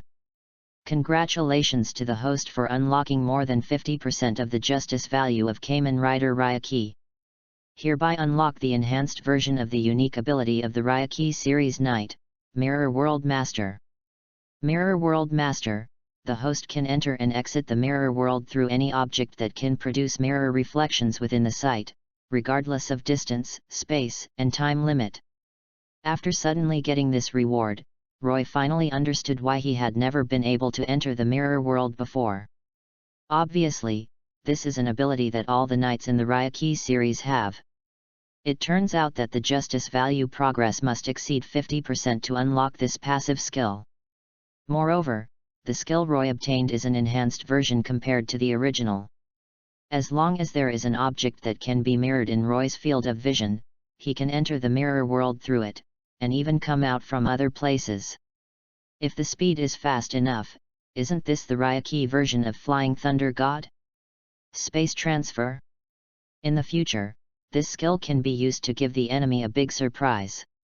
Roy was very satisfied. Looking at the shining ice, isn't this a ready-made mirror? Just as Roy was about to use his newly acquired ability, he was surprised by the waves of surprises that followed. Ding! Since the host has unlocked more than 50% of Kamen Rider Ryaki's justice value, a random attribute will be drawn from Ryaki's companion attribute and attached to the host. Do you want to draw now? P.S. The first ding of the system. Chapter 41. Listening to the emotionless electronic voice of the system, Roy felt that it was simply the sound of nature. It is true that he is very strong after the transformation, but it is an indisputable fact that his body is very weak. Although the practice of magic has improved rapidly, it is not possible to reach the top level in a short period of time. If possible, Roy hopes that he can have good combat effectiveness when he is in normal state. Now, the emergence of this companion attribute has given Roy a ray of hope. If the knight attribute can be added to the body by unlocking it, then Roy's body strength will also increase accordingly, and as more knights are unlocked, more and more companion attributes will be obtained. In the end, his body will be extremely strong. I wonder what kind of companion attribute will be extracted for me? Roy was full of expectations and immediately gave the order. Extract. Ding! Congratulations to the host for winning one of Kamen Rider Ryaki's companion attributes, Unburnable Flame Monarch.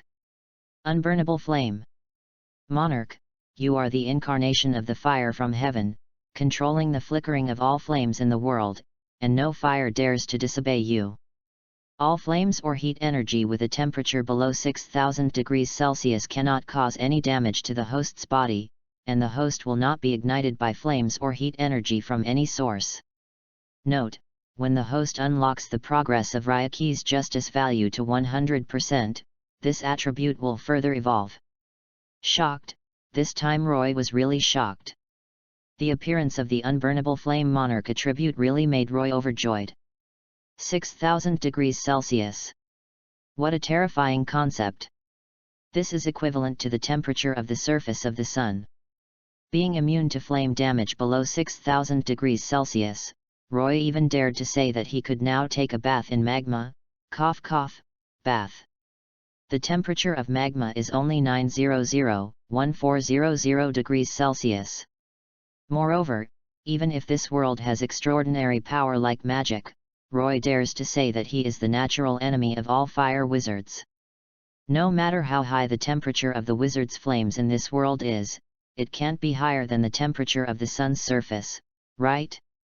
With this attribute, let alone those ordinary fire wizards, even Natsu, the wizard who uses the fire dragon slayer magic, his flames can't cause any burning damage to Roy. Of course, Roy knows that although this attribute is strong, it is also insufficient.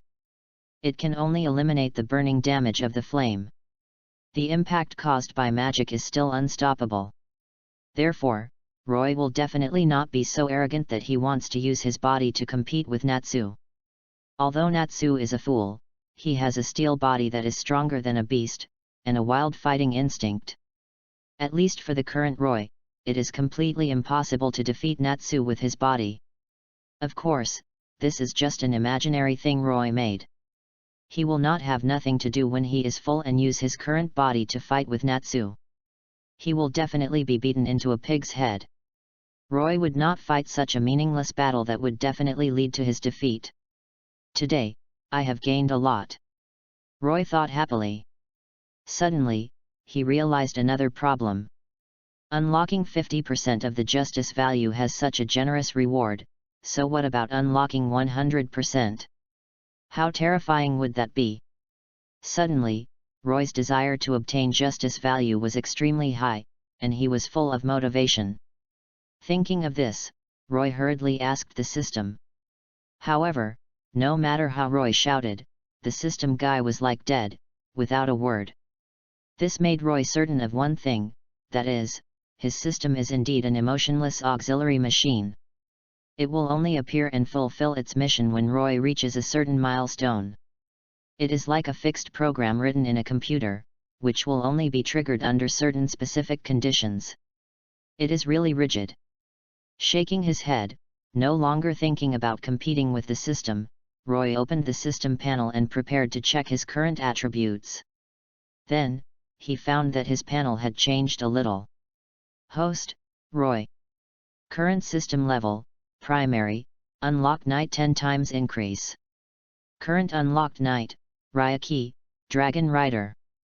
Dragon Rider justice value progress, 52%, strength bonus 52%. Dragon Rider data panel. Inherent skills, Mirror World Master, Dragon Rider. Associated attributes, Unburnable Flame Lord, Dragon Rider. Punch power, 152 tons. Kick power, 304.6 tons. Jump power, 532 m. Running speed, 100 m/0.24 s. Compared to the previous system panel, there are more detailed data about Dragon Rider, which makes it easier for Roy to view his current skills and strength values more intuitively. The appearance of this panel is still very gratifying to Roy, as it allows him to intuitively see the improvement in his strength, which will make him more motivated to obtain justice points. Clenching his fists, Roy turned his gaze to Deliora in the center of the hall. Just now, when he was fighting with Arusha, the magic circle above Deliora was still running non-stop, and the endless drops of water were constantly dissolving the layer of ice that sealed Deliora. Now, the ice that almost never melts has disappeared by half. Then, contribute your strength to the 100% justice value of my Dragon Rider. With a fierce look in his domineering red eyes, Roy activated the passive power of the Mirror World Master and disappeared on the spot. P.S. The previous punch strength was written incorrectly and has been corrected. Chapter 42. After Roy activated the Mirror World Domination, his figure instantly disappeared from the spot and appeared in another space. The mirror world is completely opposite to the real world. The surrounding environment is almost exactly the same as the place just now, the only difference is that everything is upside down. Moreover, Lucy and the others are gone. Even Deliora in the ice has completely disappeared. In the entire mirror world, there is only Roy as a living creature. The original idea of killing Deliora in the mirror world failed, and Roy couldn't help shaking his head. Sure enough, he took it for granted. Deliora is a demon, not a mirror beast, and will not appear in the mirror world. However, although Roy cannot directly attack people or objects in the real world from the mirror world, but as long as there is a reflective object next to the target that Roy wants to attack, he can transfer to the target through the mirror world without anyone noticing and attack the target when it is not prepared. It is still quite convenient, and basically no one can defend against it. The sudden attack from another world was more unexpected than space magic. When Roy was about to leave the mirror world, he saw the situation outside through the reflection of the ice. He was distracted and did not leave the mirror world immediately. In the real world, Lucy and the others were stunned by Roy's sudden disappearance. "Where is my senior? Where is such a big senior? He was standing here just now." Lucy stared blankly at the place where Roy had just stood, and her mind was a little confused. Gray and the others were also stunned. They couldn't think of why Roy suddenly disappeared. There was no flash of magic circle light, and even no fluctuation of magic power. Roy, such a big man, suddenly disappeared from their eyes in full view of everyone. This incident was too terrifying. After being stunned for a second, Natsu reacted immediately. Like a flexible beast, Natsu rushed to the place where Roy had just stood, lay on the ground, and began to flare his nostrils, trying to find him by smelling Roy's scent. Seeing this scene, Roy in the mirror world and Lucy in the real world were speechless and complained in unison. "Are you a dog? You actually want to find me, Senior, in this way?" Roy chuckled as he watched Natsu lower his head in frustration because he didn't find anything after sniffing for a while. "If I can let you find me in the mirror world so easily, then I might as well find a piece of tofu and kill myself." The moment he enters the mirror world, all traces of Roy will be cut off. No one or any magic can find Roy in the mirror world through Roy's smell, magic, or even other things. This means that as long as there is a mirror reflection next to Roy, he will always be invincible. At this moment, seeing that Lucy in the real world has called him out because of her anxiety, Roy couldn't help but smile with a prank. Walking to the position next to Lucy in the real world, Roy looked at her with a smile. Senior, where have you been? Answer me." Lucy called out to Roy in panic, feeling a sense of loss as if she had lost something important. Her eyes turned red, and she was about to cry. Seeing this, Roy, who was originally planning to tease Lucy for a while, quickly appeared beside her from the mirror world. Otherwise, the lovely junior would cry later. He didn't like to see girls crying. Putting his right hand on Lucy's little head, Roy asked softly, knowingly asking, "What are you yelling about? Why are you so nervous? I'm right here." Hearing this familiar voice and feeling the warmth on her head, the sadness in Lucy's heart completely disappeared, replaced by the joy of regaining what she had lost. Lucy turned around excitedly and ran into Roy's arms. Her two slender white arms naturally wrapped around Roy's waist and hugged him tightly. Lucy put her head against Roy's chest and rubbed it, and said to Roy coquettishly, "Bad Senior, you scared me to death. Where did you go just now?" Lucy's voice was full of grievances and complaints, and more of a coquettish tone. She hugged Roy tightly, wishing she could rub her whole body into Roy's arms. Gently sniffing the sunshine on Roy's body, Lucy felt very relieved at this moment. Just now, she felt as if Roy was completely gone in her world, so she was so anxious. Of course, Lucy's feeling was right. Because at that time, Roy was indeed completely cut off from the real world. Touching Lucy's head and looking at her who was so weak, Roy felt a little ashamed. It seems that his position in this girl's heart is very important. She actually had such a drastic emotional fluctuation just because I disappeared for a while. Gently stroking Lucy's long golden hair, Roy lowered his head and whispered in her ear to comfort her. "Sorry for making you worry. This will never happen again next time. Have you made an agreement?" Hearing Roy say this, Lucy's voice came from his arms. "Well, it's a deal." Roy nodded firmly and replied, "P.S. I'm driving for the boss again. They can really drink. 6 people drank 5 kilograms, and they were like nothing happened. I'm a person who gets drunk after 1 glass of wine. I never drink alcohol. I personally feel that this chapter is not watery. It is a chapter that strengthens the relationship and explains some settings. Maybe it's a bit forced, but it has to be there. If you feel embarrassed, it's because I'm not good enough." Slamming the table in anger. "By the way, let's put the bowl and ask for some data. At least make the data look better." Chapter 43. Senior, where did you go just now? You guess. If I had guessed, would I have been so worried just now? Lucy looked up and rolled her eyes at Roy, her little face puffed up, and she looked at him unhappily. The hand that was originally wrapped around Roy's waist also reached out to the soft flesh that had been injured several times. However, Roy was currently in a transformation state, and with Lucy's attack power, she couldn't even tickle him. So he let Lucy do whatever she wanted. Seeing Roy appear, Gray secretly breathed a sigh of relief, and then turned his gaze back to Deliora, who was about to break the seal, with a resolute expression on his face.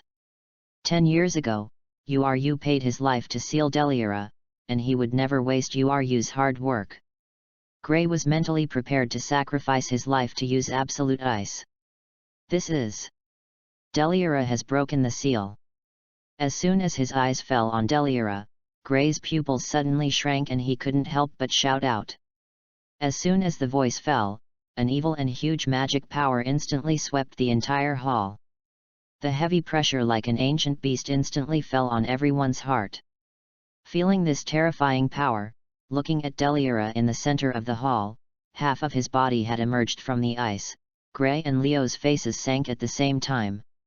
Leo had thought of defeating Deliora to prove that he had surpassed Uru, but under this abyss-like heavy pressure after the pressure from the aura, he instantly lost this idea. This powerful pressure is definitely not something Leo can match. This is the trouble I caused, and the consequences should be borne by me. Thinking of this, Leo was also mentally prepared to use absolute ice. So, Gray and Leo tore off their clothes at the same time, and rushed towards Deliora with a biting cold rising from their bodies. However, there was a figure that moved faster than them. Natsu's face was full of excitement, and his right wrist was wrapped in fierce flames, rushing towards Deliora at high speed. Fire Dragon's Fist! Natsu roared as he leaped high into the air, punching Deliora fiercely. The hall, which had always been filled with chill, instantly became several degrees hotter under the burning of Natsu's blazing flames. This made the extras behind Leo, who had been shivering since Roy attacked Urusha, feel a little better. In the ice, looking at the ants rushing over without knowing their own strength, Deliora's fierce eyes were filled with a hint of danger, and he swung his right fist at Natsu. Bang! The huge fist of Deliora, who was more than 30 meters tall, collided with Natsu's relatively small fist, and a dull collision sound immediately echoed in the hall.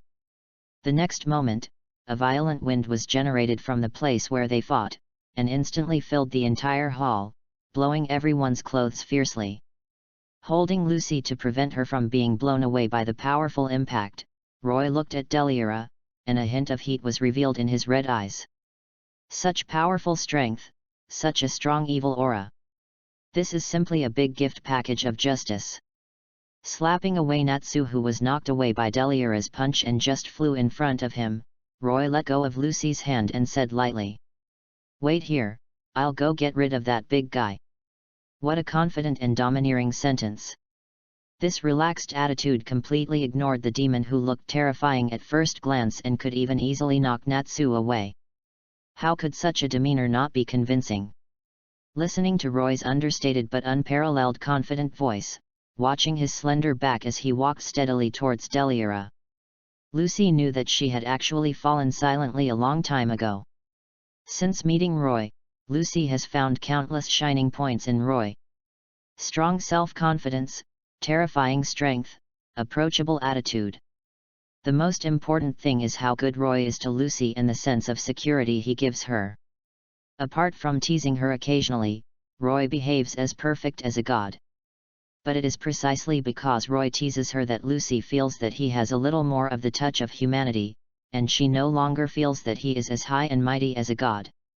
Moreover, every time Roy teases her, although Lucy appears angry, she also enjoys it. "Senior, you are so handsome." Lucy held her hands to her chest, and couldn't help but be a little dazed. Just as Lucy was intoxicated, the unpleasant Natsu jumped out again. "Ah! Bastard Roy, that guy is my opponent." He was slapped away by Roy, and rolled on the ground a few times before turning over again. He roared and rushed towards Deliora.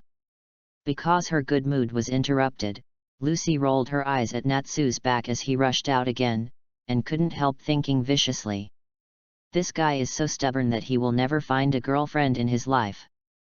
Chapter 44. Who will listen to you?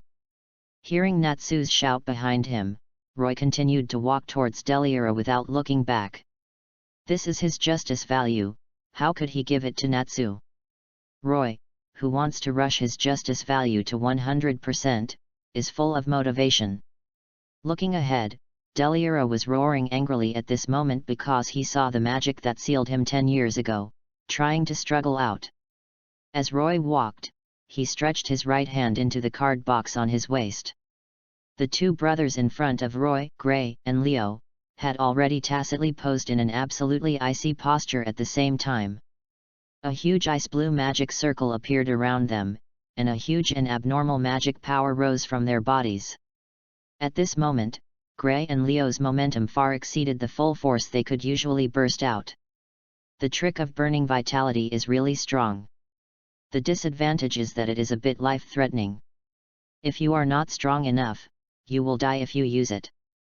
After complaining, Roy inserted the card into the dragon summoning mecha type I, and then closed the mecha. Strike vent. The dragon summoning mecha made a strange sound, and Roy raised his right hand in a cool manner. Seeing Roy's posture, Natsu behind Roy couldn't help but feel anxious when he remembered that he had used this move last time to easily break through the magic wind wall that even Urza couldn't destroy. If Roy used this move, then he would be out of trouble. Natsu wanted to complete the S-level mission to prove himself, not to watch the whole show. So, Natsu quickly stretched out his right hand to stop him. Roy, wait a minute. Bang bang bang. The sound of collision and floor cracking echoed throughout the hall, interrupting Natsu's voice. Because Roy and his friends were in the deepest part of the temple, after Wushuanlong dropped the dragon claw, it had to pass through more than 10 floors before it could reach Roy's hands. After putting on the flamboyant dragon claw on his right hand, Roy casually dropped his hand to his side and continued to walk forward. There, Gray and Leo cursed at each other while using their full strength to activate Absolute Ice, hoping to use this move before the other party and save the other's life. Roy walked forward and kicked them away one by one. Of course, he only used a little force. Otherwise, Gray and Leo, who were defenseless at this time, would definitely turn into an oil painting if they were kicked by Roy with all his strength. In Roy's opinion, this kind of bitter drama of brothers competing to sacrifice each other should not be staged in front of him again. With him, everyone can go home with a smile. Of course, except for Arusha embedded in the wall. After being hit hard by Roy, her beautiful face probably wouldn't smile for a long time. After being kicked away by Roy, the two ice blue magic circles condensed by Gray and Leo also stopped rotating instantly and disappeared into the air. You. Lying on the ground, glaring at Roy, Leo was about to curse. But because of Roy's casual glance, he was so shocked that he couldn't speak. Just a glance at him made him feel as if he was swallowed by a ferocious dragon. Coming back to his senses, Leo found that his back was soaked and sweating all over. Would an ice wizard also sweat so much? Leo looked at Roy in a half-squatting posture with fear, and he was so scared that he didn't dare to speak casually.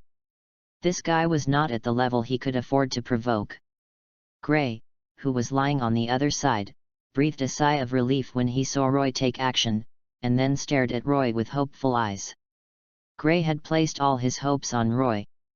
Without paying attention to the thoughts of Gray and Leo, Roy just stared at Deliora in front of him and raised his right hand. There was an explosive force surging in Roy's body, and the fierce flames from the Wushuan dragon gradually gathered in his right hand. "Goodbye, monster," Roy said softly, and swung his right fist. Like the flames of hell, dragon flames with a temperature of 3000 degrees Celsius gushed out from Roy's right hand, whistling and completely covering the huge Deliora, letting it bathe in it. 3000 degrees. Although all the heat was poured on Deliora due to Roy's intentional control, the temperature of the entire hall still rose by nearly 100 degrees in an instant. Except for Natsu, the fire wizard, and Gray and Leo, the two ice wizards, who were completely fine. The others, including Lucy, suddenly felt as if they had suddenly entered a steamer, extremely hot and stuffy. The surface of their bodies also turned red in an instant, as if they were cooked shrimps. Fortunately, everyone's strength is still good. Although the magician will feel uncomfortable due to the sudden rise in temperature, he will not be injured. If an ordinary person appears in the hall at this moment, he will definitely be severely burned in a large area within an instant. At this moment, everyone stared at Roy's back with shock. Does he still have such powerful fire magic? Such thoughts came to everyone's mind. After 3 seconds of flame spraying, Roy interrupted the output of the flame. At this time, Deliora in front of him had completely disappeared without a trace. Only the crystallized ground and the remnant of hellfire were left in the original place. And Deliora, along with the absolutely pure and unmeltable ice, had evaporated from the world in the physical sense. Chapter 45. Only 5%? Roy couldn't believe his ears when he heard the system's notification. Although Deliora was smaller than the lullaby demon he killed last time, his fierce aura was much stronger. Why was the justice points reward for killing him so much less? Was it because the system deducted some of the justice points? As if it had heard Roy's complaints, the emotionless electronic voice of the system gave an explanation in time. Because Deliora's vitality has been completely lost during the long period of being sealed, even if the host does not kill it, it will completely die at the moment of complete unsealing. Therefore, the justice value of killing Deliora is not very high. Listening to the system's explanation, Roy nodded. So that's it. There is indeed nothing wrong with this statement. But for Roy, it is still a bit uncomfortable.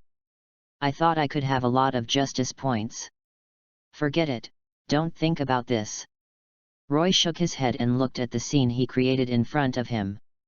He was a little surprised at the great power of this move when he used the dragon flame for the first time.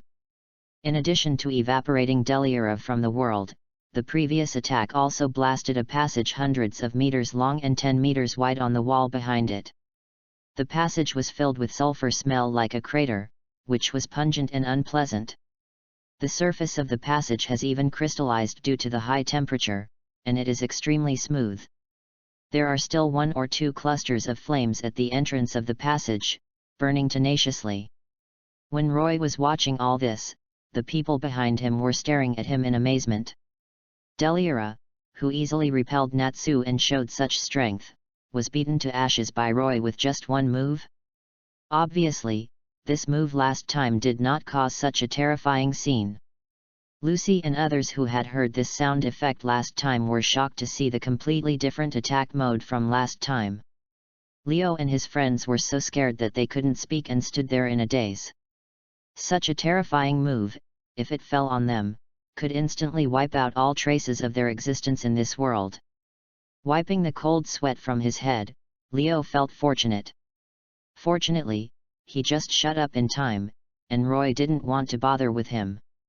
Otherwise, he might have been drinking tea with the god of death at this moment. Thinking of this, Leo's heart not only did not hate Roy at all, but was full of gratitude, and the look he looked at Roy became admiring. Is this the demeanor of a strong man? Sure enough, I am still far from it.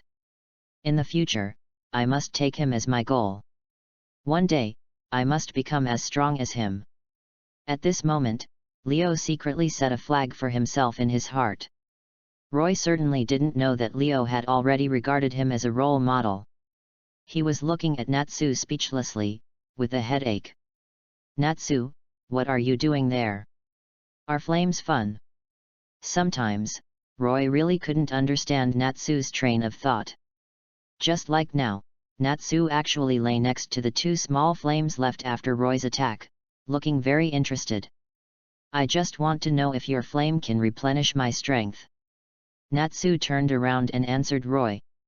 As a fire dragon slayer who can consume flames to replenish energy, Natsu's explanation is reasonable. Then, Natsu asked Roy.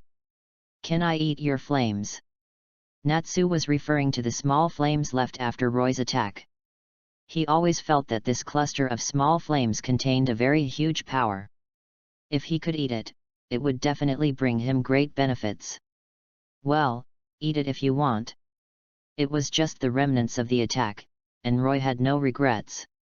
Since Natsu wanted to eat it, then let him eat it. Great, thank you, Rossi. Natsu's mouth was sloppy again due to his excitement, and he called Roy's name wrong. Holding his forehead, Roy was speechless. After Roy agreed, Natsu immediately bit the black flame that was still burning stubbornly in front of him and wrapped it in his mouth. Just like an ordinary person eating a very spicy pepper, the moment Natsu ate Roy's flame, he suddenly felt a burning sensation in his mouth, and the blood rushed up, making his whole face flushed. Natsu showed an uncomfortable expression. It was the first time he swallowed such an exciting flame. However, in order to know whether this flame could replenish his strength. Although this ball of flame was very difficult to swallow, Natsu still forced himself to swallow it. The moment it entered his stomach, Natsu could clearly feel an extremely powerful force surging to his limbs and bones, and a look of surprise suddenly appeared on his face. "I'm burning." Natsu burped and was about to praise Roy's flames when his expression suddenly changed.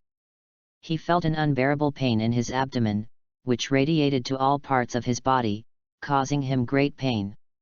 Covering his stomach, Natsu began to roll around on the ground, screaming in pain. "Natsu, what's wrong with you?" Seeing Natsu in so much pain, Happy immediately came to his side and looked at him worriedly. Gray also looked at him with a worried look, but he didn't know what was going on with Natsu, so he didn't dare to act rashly. Lucy walked to Roy, poked Roy's waist, and asked, "What happened to Natsu? He seems to be in pain." Roy, who was originally very worried, was very calm after receiving the system prompt and said to Lucy, "Don't worry. He will only feel pain for a while it's done, and it will bring huge benefits." P.S. A reader pointed out the error in the voice. "Indeed, this is my fault. But now I don't have the permission to modify it, and it doesn't affect the plot. Please bear with it. Sorry." Chapter 46. After hearing what Roy said, everyone felt relieved and focused on Natsu, who was rolling on the ground, wanting to know when he would recover. Sure enough, it was just as Roy said.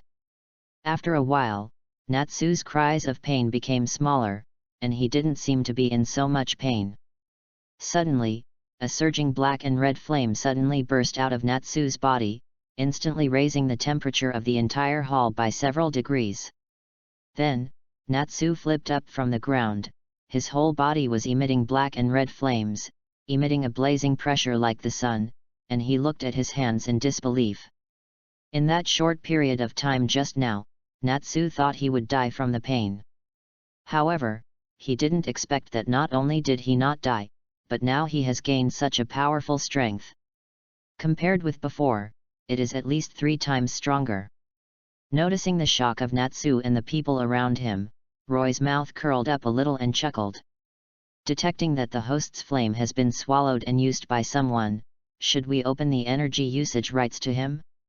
This was the prompt that Roy's system gave him when Natsu swallowed Roy's flame. At that time, if Roy turned off Natsu's usage rights, Roy's flame would disappear from Natsu's body, and Natsu would immediately return to normal without any pain. However, Roy chose to open the energy usage rights to Natsu. Because if the host chooses to open it, it will change the physique of the original protagonist Natsu, affect part of his future, and reward justice points progress 5%. According to the system, even if the authority was opened, Natsu could not use Roy's flame to hurt Roy.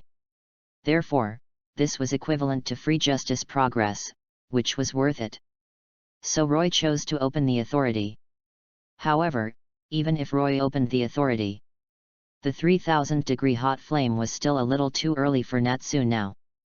That's why he acted so painful before.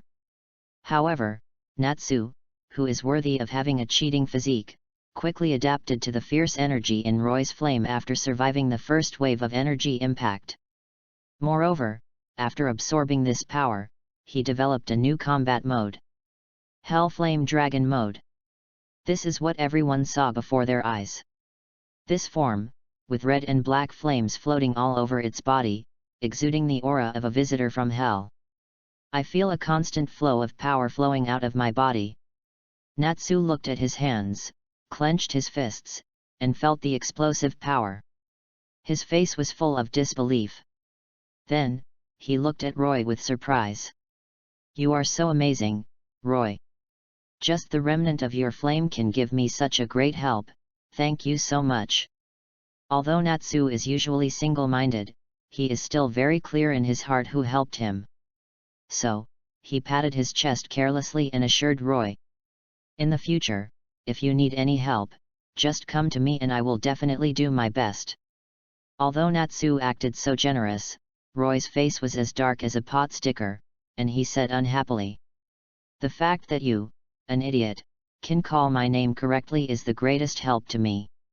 Ha ha ha." Suddenly, cheerful laughter echoed in the hall. After dealing with Deliora, it was time to solve the problems of the island residents. After quarreling and fighting, the relationship between Gray and Leo, the two brothers, seemed to have improved, and they ran to the side to reminisce. After Roy proposed to destroy the purple film covering the island of Garna in the sky, Natsu volunteered. Having just obtained the form of the Hellfire Dragon, he couldn't wait to try out his powerful strength. Roy nodded, as he wished. Roy roared, and Natsu stomped his legs hard on the ground, causing the ground to shake violently, and then rushed into the sky like a cannonball. Then, black and red flames broke out in the sky, destroying the purple film that had covered Garna Island for 3 years. Looking at the crystal purple rain in the sky and Natsu who looked embarrassed and yearning to fall, Lucy couldn't help but ask Roy beside her. If it were a senior, how would he destroy this membrane? Like when he defeated Deliora just now? Or like Natsu? Roy had already lifted his transformation and returned to his original form. He touched Lucy's head, with an unfathomable smile on his face, and whispered something that Lucy didn't understand. "I won't try to run to the moon, I will only let the moon run to me."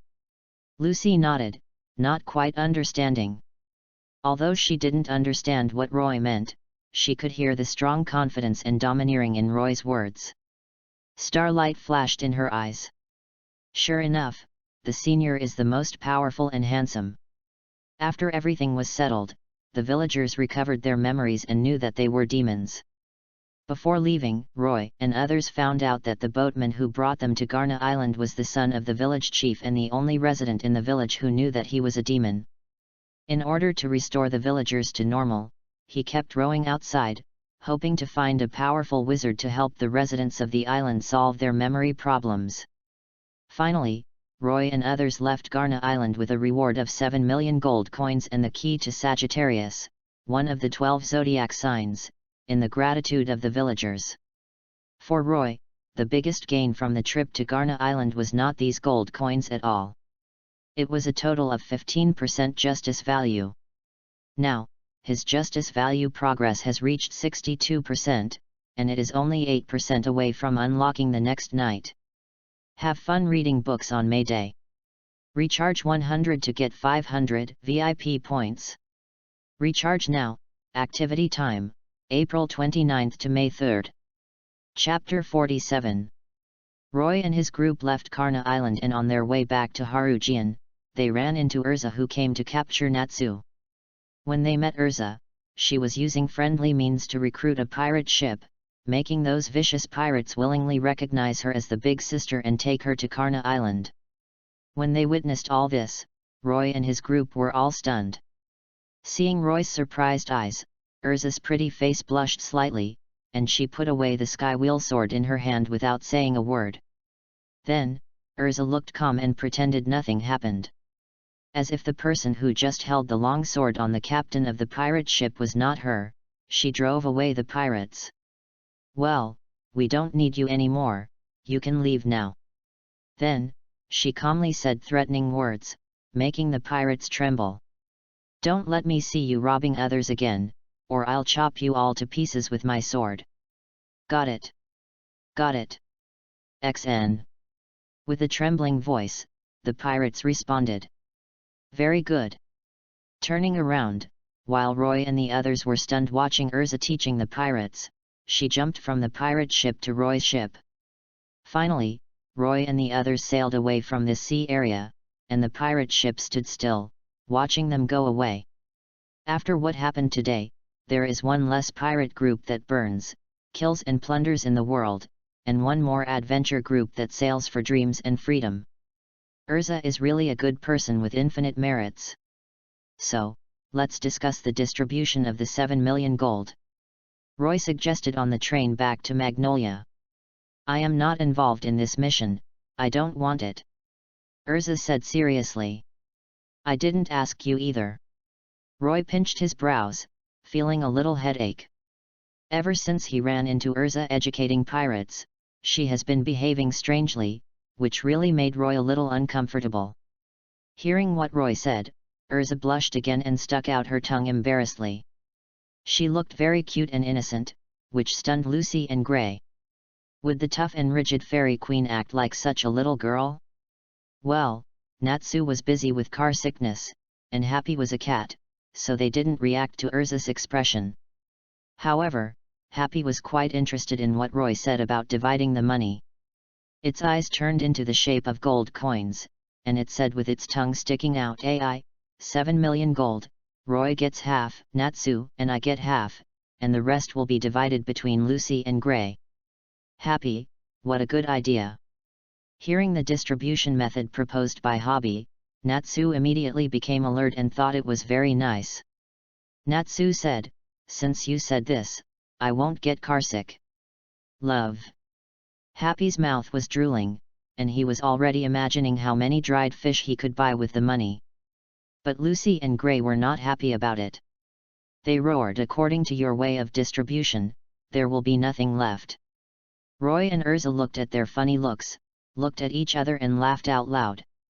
Suddenly, the train was filled with a happy atmosphere. In the end, with the unanimous agreement of everyone, Roy took 5 million of the 7 million gold, and Natsu and Gray each took 1 million. As for Lucy and Happy, Lucy was counted on Roy's side, and Happy was naturally counted on Natsu's side. When it was distributed in this way, Lucy did not object. She just blushed and got closer to Roy. After getting off the train, everyone returned to the guild with a smile, and then stood there in shock at the sight before them. The guild headquarters was pierced by 7 or 8 thick black iron pillars, and it was no longer as magnificent as before. It was almost a ruin, and it was horrible to look at. Such a house was an eyesore, let alone a place to live. Who did it? I will never let him go. Because the joy of getting 1 million gold coins completely disappeared, the anger in Natsu's eyes almost turned into substance, and he roared. Although the others didn't say anything, their faces were not very good. Looking at this scene, Roy's face was livid, and his chest was full of anger. Fairy Tale was his first foothold in this world. Although the members of the guild were sometimes noisy, each of them was a good person, and the guild they belonged to naturally created a home atmosphere. Roy had already identified with this guild and regarded it as a home-like existence. Now, this home has been destroyed. With his right hand clenched, Roy thought silently in his heart. Very good, no matter who did it, since you want to play, then I will play with you. But in the end, don't say you can't afford to play. Lucy stood beside Roy, with an angry look on her face. She couldn't help but hold Roy's left hand, exerting a little force, trying to find a little support. Like Roy, although she had not been in this guild for a long time, Lucy had already developed a little affection for it. The guild she had longed for since childhood, the place where she first released her nature, the place where she met her predecessors. Lucy liked this fairy tale very much. However, it was destroyed. Senior, you must never forgive the other party. Lucy said coldly. She had never felt so angry before. This is nature. P.S. We need to speed up the pace, it's a bit slow. Chapter 48. At this moment, Roy and the others were in the underground floor of the guild. Not only them, but all the members were here. Those guys named Phantom have always been at odds with us. Just go and defeat them. Don't be impulsive, the opponent is that specter. A fight between two guilds is not something that can be easily resolved. Because the guild was destroyed, the members were also very unhappy. The whole guild was filled with a gloomy atmosphere, and they were all discussing how to teach the spectre ruler a lesson. The reason why they knew it was the spectre who did it was because the method used to destroy the guild was the magic used by the spectre ruler called Iron Dragon. It was the same Iron Dragon's dragon-slaying magic as Natsu. Looking at Roy and his group led by Myra who came to him, Makarov greeted everyone leisurely. "Hey, everyone, you're back." Makarov was sitting cross-legged on the makeshift bar, holding a large beer in his hand, drinking drunkenly. Looking at his appearance, he seemed to have forgotten who the thunderous and furious person was when Natsu stole the S-level mission commission. "Old man, why are you still so leisurely? Our guild was attacked." Natsu stood in front of Makarov, veins popping out on his forehead. He clenched his fist unwillingly and said with gritted teeth. Hearing Natsu's roar, Makarov acted indifferent, took another sip of beer, and said, "Okay. Calm down, everyone. What's the fuss? Those mediocre guys like Phantom only dared to do this." Makarov curled his lips with disdain and continued. "What's the fun in attacking a guild that doesn't have any people in it? No one. Yes, it should be done last night when no one was in the guild, and I found it when I came to the guild early this morning." Myra stood beside Makarov and explained to everyone. "So, it's a blessing in disguise that no one was injured." Urza pinched her chin, her expression calm. "There is no need to bother with guys like these who only dare to launch sneak attacks. Just ignore them." Makarov still looked indifferent, as if he really didn't care about the guild being destroyed, and said to everyone, "Are you kidding me?" Natsu punched through the barrel beside him, causing everyone to look at him. He roared angrily, "I can't accept this result. I can't swallow this anger unless I beat them to a pulp. Well, I think that's it. Let's accept the commissions in this basement until the guild is repaired." Not caring about Natsu's anger at all, Makarov jumped off the bar and skipped towards the door. "I need to pee. President, are you really willing to accept this?" Roy called out to Makarov as he ran to the door.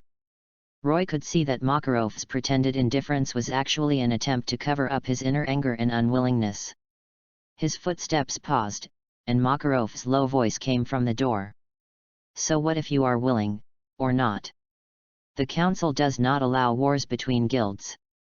Makarov's voice was full of anger and helplessness. The guild was destroyed, and he really wanted to retaliate. However, as the president, Makarov must be responsible for the guild and for the members. Others can act on impulse, but he can't. He can't let the members bear the risk of being punished by the Magic Council. Therefore, even though others have hit him on the head, Makarov can only swallow his anger. He chooses to pretend nothing happened and keep the peace. Hearing what Makarov said, the members also had a heavy look on their faces. Yes. The Magic Council is this huge. Only when a huge beast stood in front of them could they not retaliate against the ruler of the ghost. Otherwise, they would inevitably be severely punished. However, Roy did not agree with Makarov and their ostrich thinking at all. "Will the other party really let this matter go because of your concession?" No.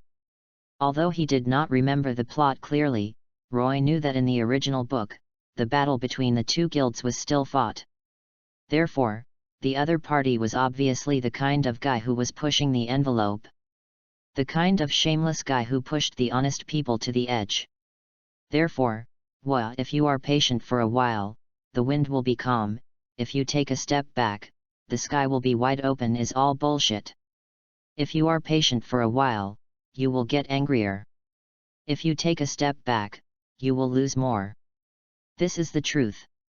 Moreover, the principle that Roy believes in has always been, if you bully me, I will definitely return it 100-fold. He never waits for revenge. Ghost, right? If you want to play, I'll play with you. Also, what kind of rubbish is the Magic Council? A bunch of worms that suck blood from the guild. are they qualified to punish the guild? Since everyone cares about the rules of this so-called Magic Council, then I will break them. So Roy said something that shocked everyone. I don't deny that the council was established with good intentions, and there were some people who worked hard for the guilds. However, after so many years of development, the Magic Council has long been rotten from the root. Which of the current council members is not a corpse eater? The rules they made are more outdated and pedantic than the last. In addition to sucking the blood of the guilds, have they really done anything beneficial to the guilds on the continent? So, do we really need to care about the useless rules made by these guys? Are they worthy? If they dare to punish us, then we will beat them too. Roy waved his fist and said the above words with full momentum. Roy's words instantly ignited the atmosphere in the entire guild. As an institution that controls more than 500 regular guilds in Ishgard, the Magic Council has always been a behemoth weighing on all guilds. Although they are also unhappy with the old and pedantic regulations of the Magic Council, they have never dared to publicly criticize the council like Roy did. At this moment, Roy said what they had always wanted to say in their hearts but did not dare to say. Looking at Roy, who was upright and excited, everyone had the same idea in their hearts. Domineering and unparalleled. Chapter 49. Hearing Roy's extremely domineering remarks, the atmosphere in the guild was immediately ignited. All members felt their blood boiling, and they wanted to rush to the ruler of the Phantom immediately and hang up those scum and beat them. As for the possibility that the council would punish Fairy Tale afterwards? Anyway, Fairy Tale is the victim and is in the right. If the council insists on making trouble for the guild, then as Roy said, the council will be beaten together. I have been unhappy with the council for a long time. Suddenly, the crowd was excited, and everyone was calling on Makarov to start a war. Makarov also felt that what Roy said made sense. If you just tolerate it blindly, the other party will definitely find further trouble. This time it is to destroy the guild. Will it be a direct sneak attack on the guild members next time? Makarov knows the character of the Phantom President Joseph. He will definitely do such a thing.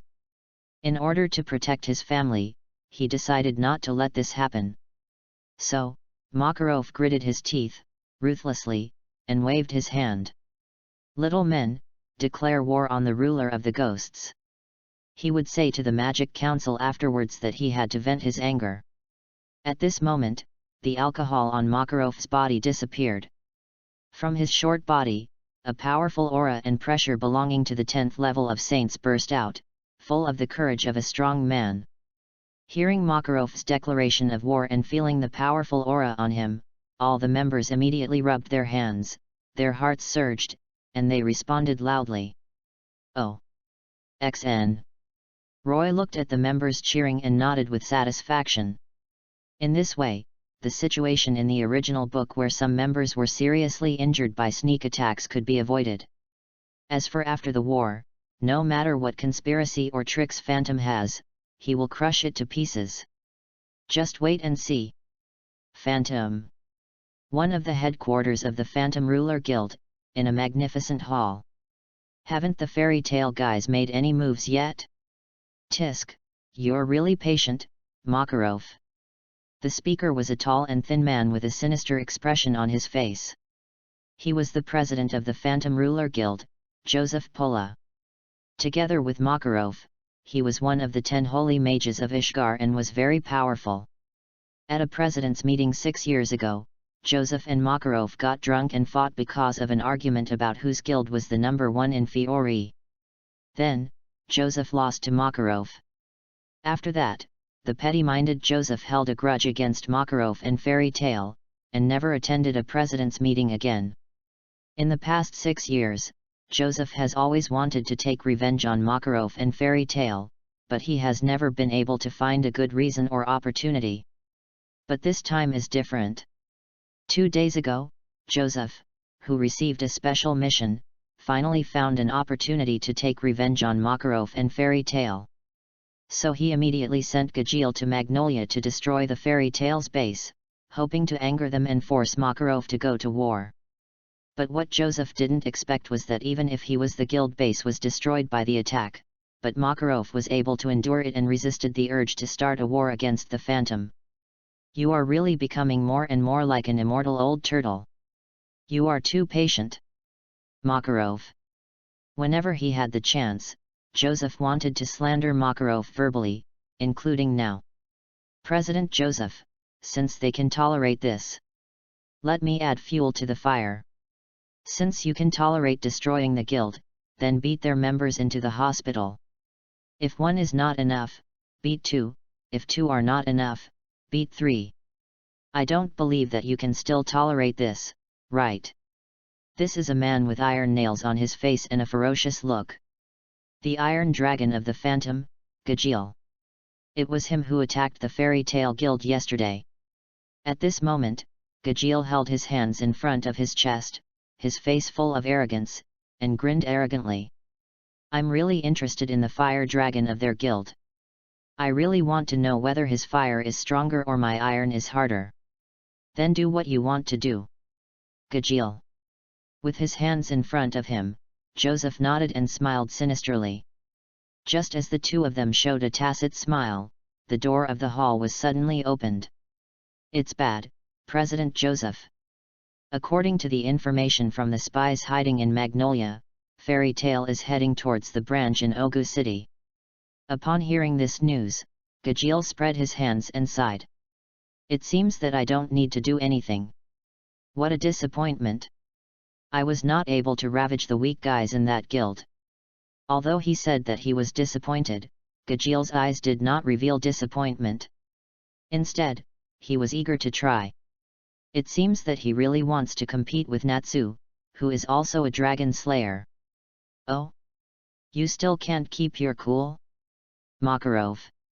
Joseph's face showed a look of surprise for a moment, and then immediately returned to that sinister smile. Then, Joseph immediately gave the order. Start the Phantom Mk2, let's go to the branch and wait for our guests to come. By the way, give them a big surprise. Yes. After receiving the order, the man who just reported the news to Joseph hurriedly stepped out of the door to convey the order. After he left, Joseph's sinister laughter suddenly echoed in the quiet hall. As long as they could make a fuss, the winner would definitely be the ruler of their ghosts. Thinking about the surprise he was going to give Makarov later, Joseph was full of confidence and said the perfect words of defeat. My genius plan has ensured that we have a 1000% chance of winning. Chapter 50. In Ogu City, the Phantom Ruler Guild branch. After receiving the order from the guild leader Joseph, the Phantom forces have been waiting in the guild. Today is the day of war. Bang! Kicked the door of the Phantom branch, knocking down several Phantom members, and Natsu rushed into the hall first. It doesn't matter who you are, just come at me. Natsu roared, with flames wrapped around his body, full of momentum. So, Natsu fired the first shot, and the horn of war was officially blown. The torrents of wizards from Fairy Tale and Spectre collided with each other in an instant. Suddenly, the entire Spectre Hall became a battlefield, with colorful magic lights flashing in the field, and shouting, explosions, incessant. Looking at Urza and the others fighting fiercely in front of her, Lucy held a golden star key tightly in her hand, her expression eager to try. She also wanted to join the battle. But seeing Roy's calm appearance, as if he was not ready to take action, she couldn't help but curb her impulse and asked curiously. Senior, aren't we going to join the war?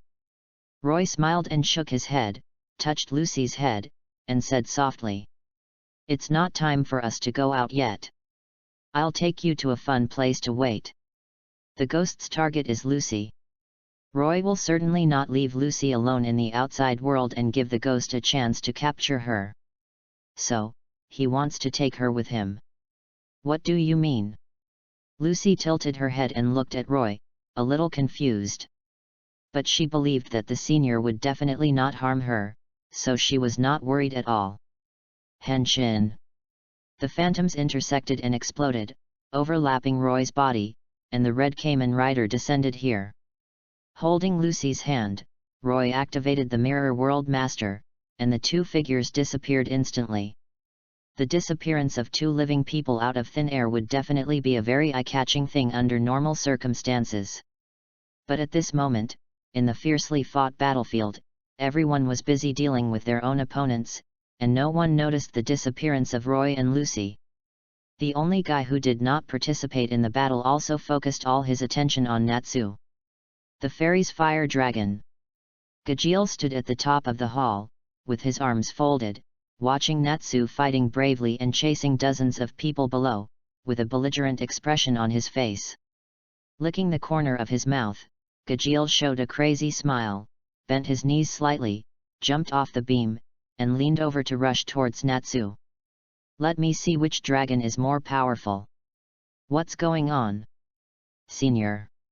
Holding Roy's hand, Lucy stretched out her other hand to cover her mouth, looking at the surrounding environment with an expression of disbelief. Why are there only two of us? Where are the others? Aren't the others there? Roy looked at the huge French window and said with a smile. Following Roy's gaze, Lucy saw the reflection on the window glass. Suddenly, Lucy was extremely surprised. She let go of Roy's hand and rushed to the window, looking carefully at the scene in the window.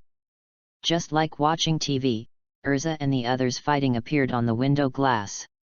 This kind of thing was simply too magical and completely beyond Lucy's imagination. Therefore, Lucy turned around and asked Roy curiously. Senior, why can I see Urza and the others' reflections in the glass, but there is nothing around us? You said you would take me to an interesting place, what's going on? Roy said, staring at Lucy with his hands spread out. Welcome to my world, the world in the mirror, my lovely junior. In the mirror, world. Looking at Roy's huge and transparent red eyes, Lucy chewed on what Roy said and murmured. Then, Lucy's eyes emitted a bright light. In the mirror world. She understood what Roy meant. In the real world, Gajeel had already rushed to the top of Natsu's head. A blue magic circle appeared, and Gajeel's right hand quickly grew longer, thicker, and harder. Ahem, it turned into a thick iron rod and hit Natsu. Natsu, who was originally dealing with other members of the Phantom, suddenly felt a strong gust of wind coming from his head, and immediately stretched out his hands to meet the wind above his head. Bang! There was a sound like steel hitting steel, and Gajeel's right hand was held above his head by Natsu. Seeing that the sneak attack failed, Gajeel was not disappointed, but fell to the ground lightly. Are you the Iron Dragon of Phantom? The guy who destroyed our guild? With a livid face, Natsu stared coldly at Gajeel, who landed in front of him and asked sternly. That's right, it's me. Gajeel retracted his right hand, and his arm turned back into flesh and blood. He pointed his thumb at his face and answered Natsu's question with a smug look on his face. Not only that, he also arrogantly provoked Natsu. Your guild is too shabby, I will help you demolish it for free to facilitate your reconstruction, don't thank me too much. It would be easy if it was you. Natsu lowered his head, his face extremely calm. But his eyes had turned into vertical pupils like a giant dragon, burning with undying anger.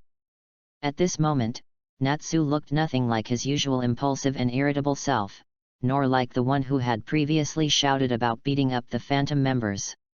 However, only those who were familiar with Natsu knew that this was a sign before his outburst. It was like the calm before the storm. Sure enough, Natsu's calmness did not last at all. Not long after, a black and red-hot flame rose from his body, and he directly entered his strongest form. Hellfire Dragon Mode. Looking up, Natsu's face became extremely ferocious, staring at Gajeel fiercely. His right foot stepped heavily on the floor, making a small dent. Natsu roared and rushed towards Gajeel. Today, no matter if you are an iron dragon, an iron worm, or something else. Natsu, make iron.